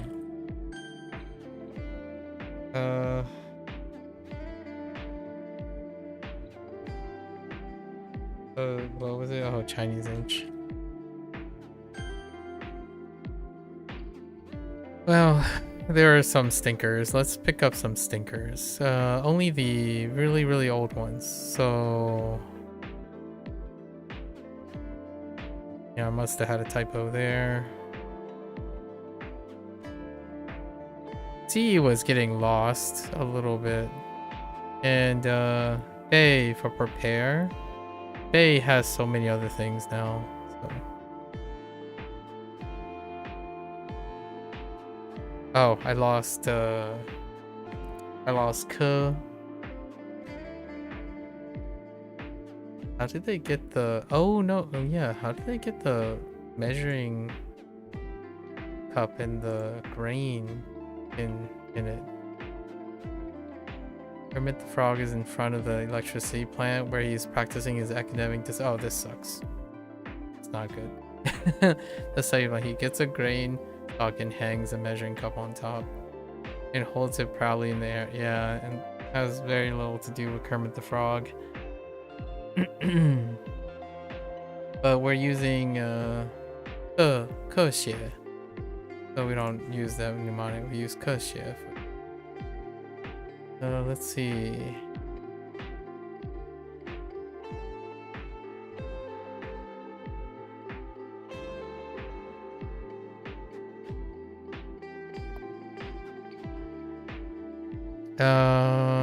Ying, Ying He. Ying He. I get silver mixed up a little bit by Japanese.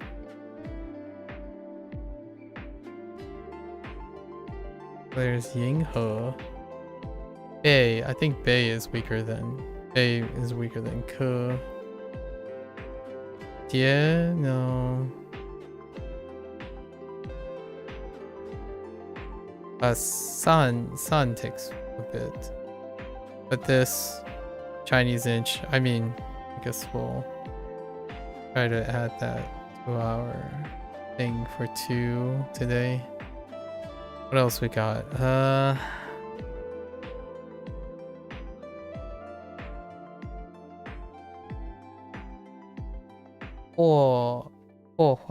no, 破坏算。伟坤小脑。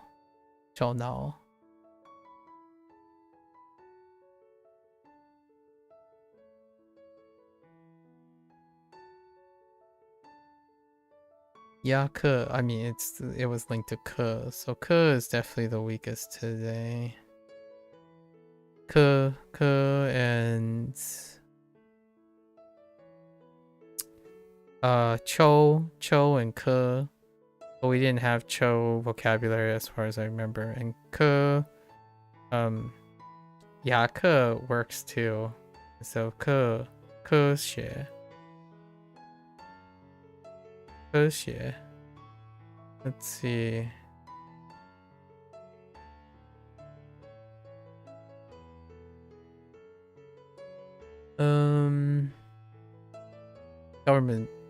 Government office was a little pedantic. Kind of blocked off of a few things. Okay, so those are the 2. We have Ke and Chun. Chun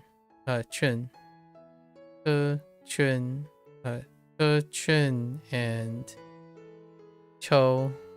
Chun and Cho.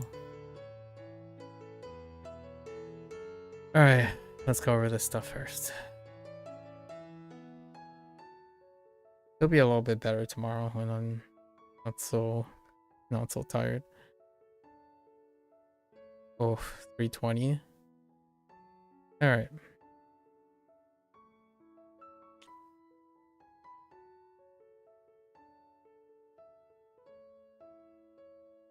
I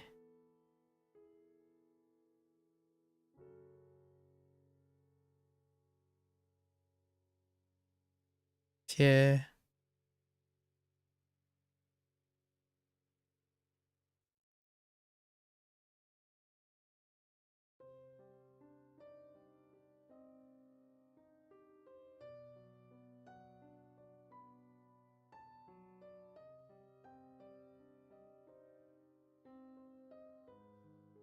se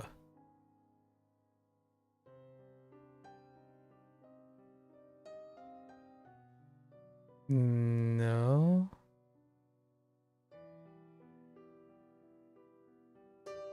se oh, it is se. Yeah, so this sucks.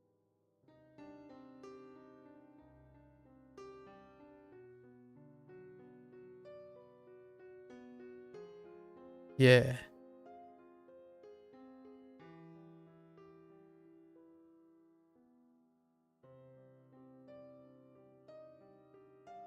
What incarnation am I looking at?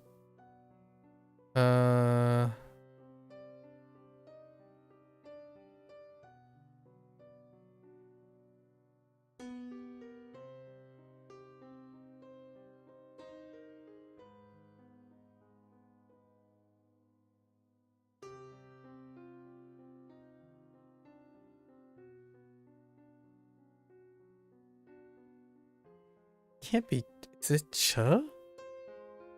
Man. Everything's electrified, but that's not great. Yeah, today is, ooh, we're gonna have problems. We're gonna have problems down the road.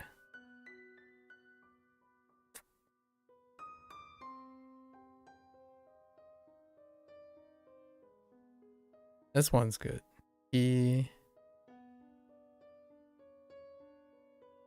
One's like not that great, but we know it. Sol. Whoops. Sol. Okay.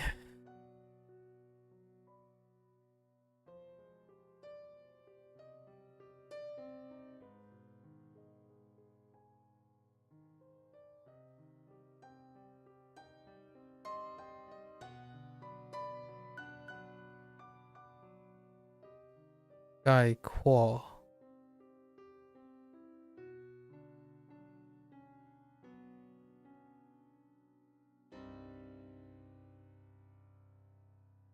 Oh,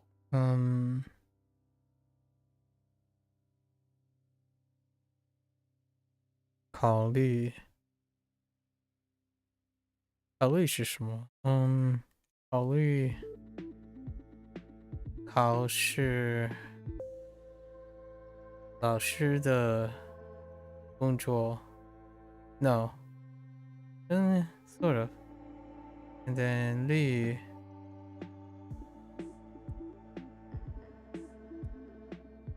Okay. 想的对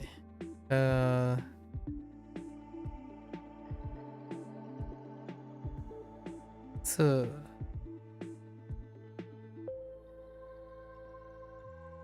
耳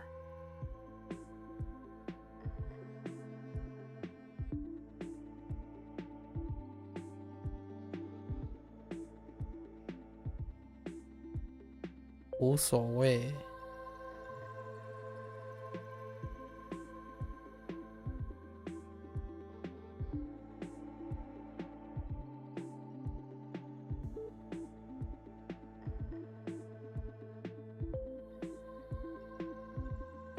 解脱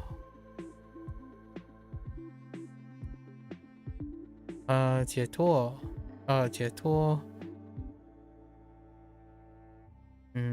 解脱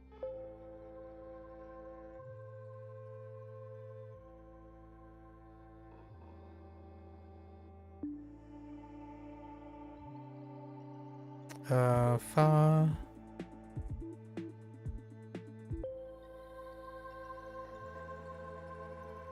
小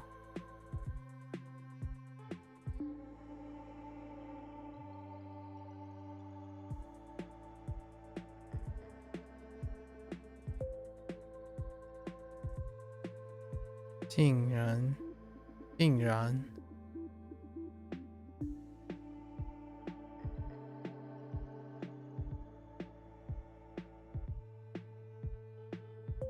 I also have to add Jing for boundary. List.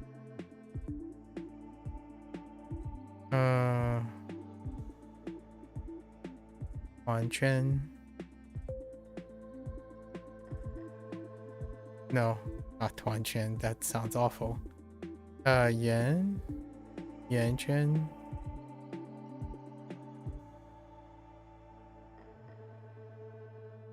Or what I was thinking in my head.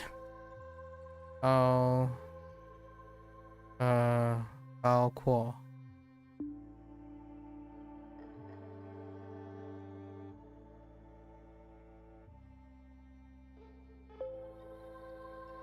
What am I looking? What is that?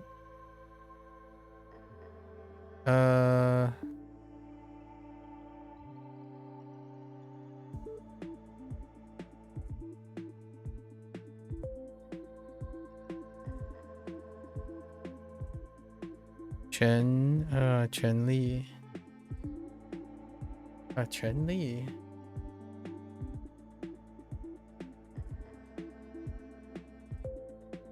This one's gonna be tough, Chen Li.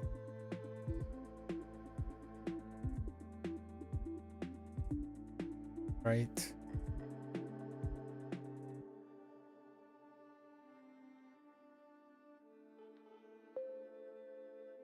Wo Xia.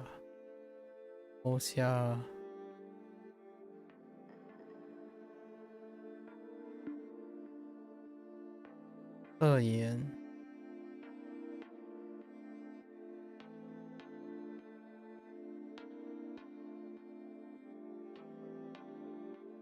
He Wei.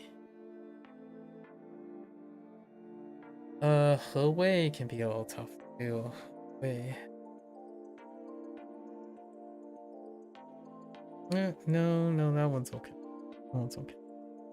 Alright, let's go over these.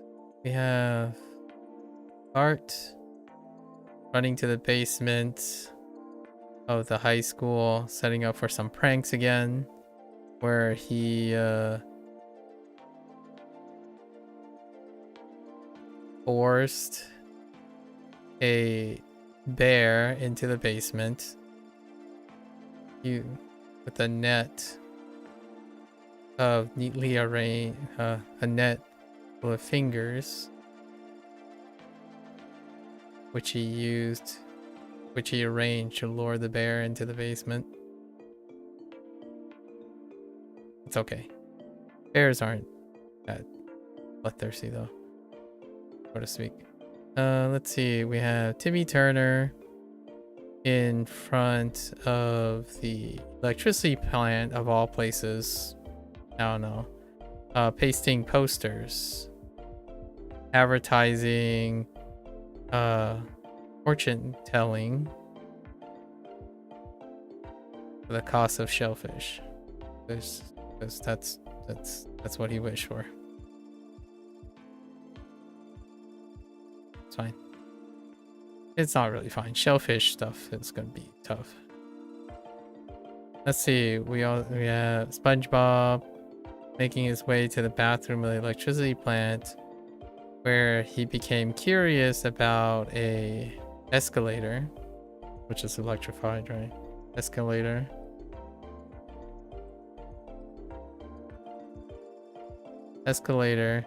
And he followed that escalator up to a bunch of dirt with garbage. That's where the people throw their stuff away. That doesn't really help much, you know. There's a bunch of garbage like electric wires and whatnot. People pitching trash. We have Yugi, who's also in the electricity plant, in the bathroom, sneaking off to the bathroom, trying to busy trying to read an issue, a new issue about the new set coming out, a card game. And meanwhile, he was so engrossed that despite an electrified merman busting through the stall doors,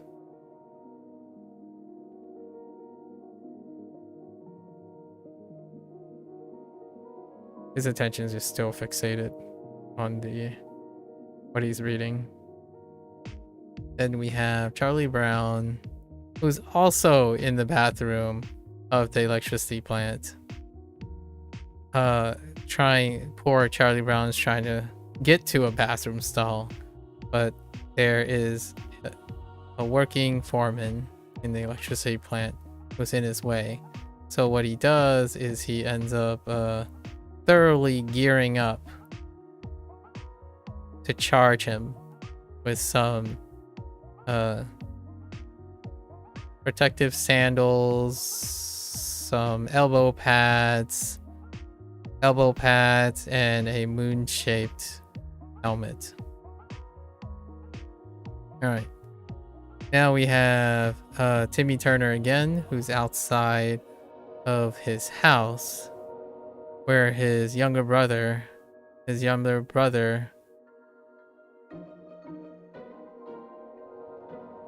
got stuck in a tree.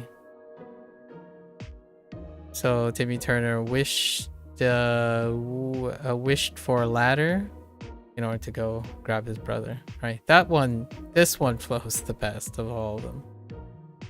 And then SpongeBob in the cellar, making his way in the cellar of the barn.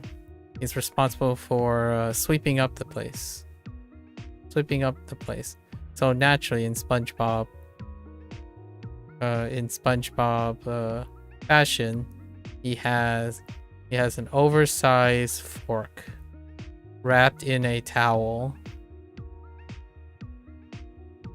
too big for his fingers, but he's just grabbing onto it anyways. Too big for his fingers, and he's wearing a crown while doing it, because that's SpongeBob shenanigans ahoy. All right, so we have three characters that are kind of weak without their vocabulary words.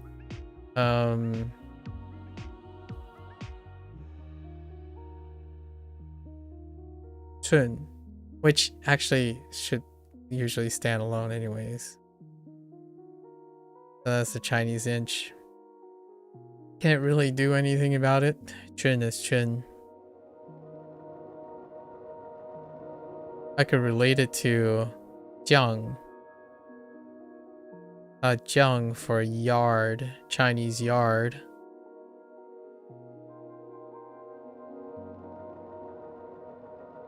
And how does that work? Cane? So cane, just cane? Yeah.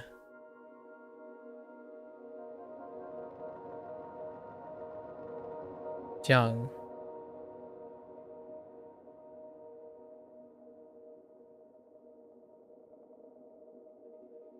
This is a measure of distance. But we also have millimeter and centimeter. This is fine. Singular. What was another one?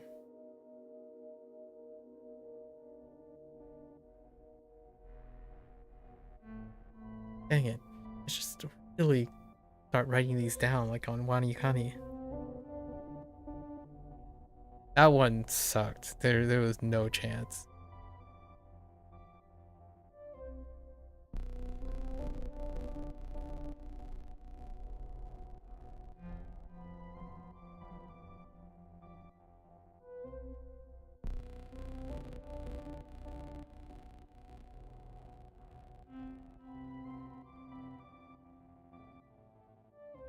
Let's remind myself of Ying and Qing.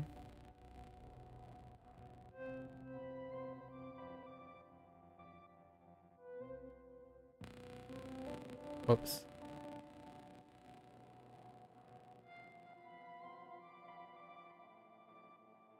Oh wait, just kidding.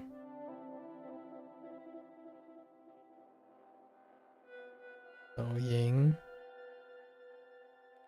and Jing.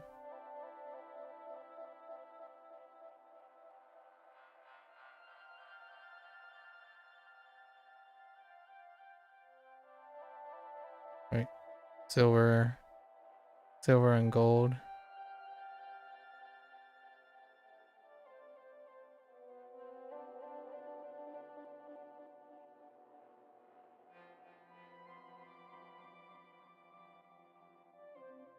I got a little bit stuck on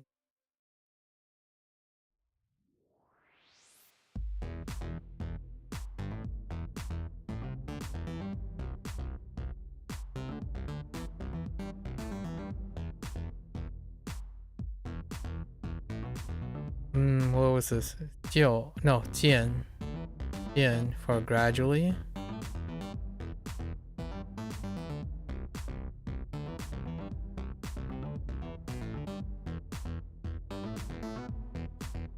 There's definitely another. I guess I'll remember it tomorrow. I'll just go back through it.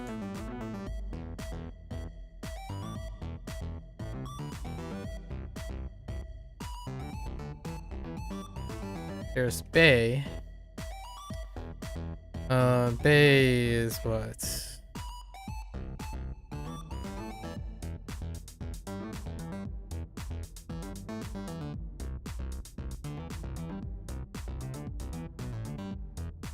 Right, Bay. Oops. Oh boy. Accidentally hit my top thing. That's a flashbang for you. Bay, prepare. Okay.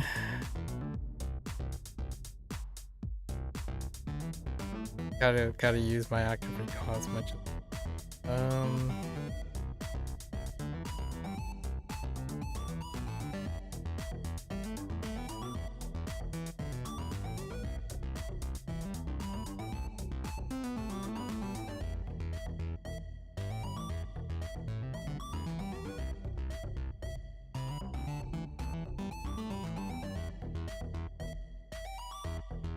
this is okay. I'm not satisfied. There's one that was pretty weak. I don't remember what it was.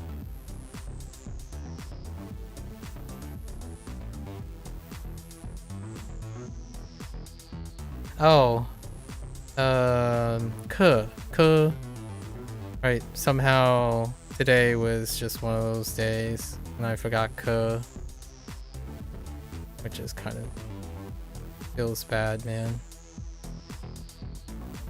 So academic discipline.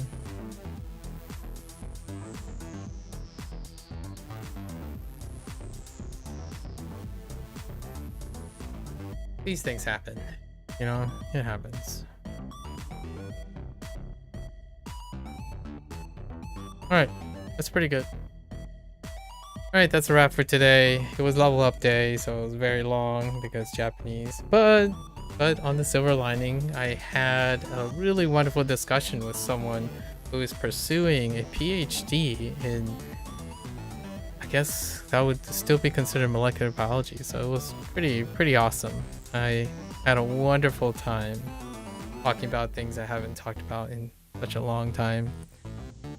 I am curious, you know, maybe I wonder what the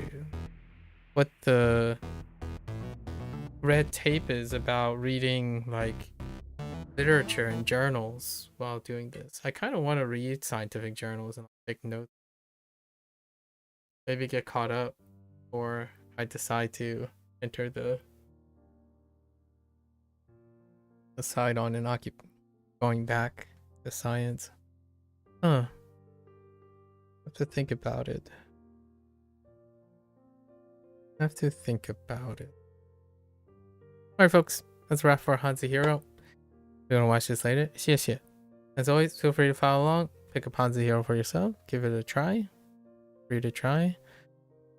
I feel welcome. I know I'm a little bit tired today. There was like lots of talk, but I usually have the energy to have conversations. So hopefully, you're always welcome to stop on by, share some stories, lighten the mood, get the second wind, the pep. When talking to other people, it really provides a break from the studying and reviewing. Please feel free, share some stories, brainstorm some ideas, right? Exchange experiences. Until then, until next time, for those who are only interested in HanziHero, 大家下次见. Right, I'll see you next time. Good luck, take care, stay safe.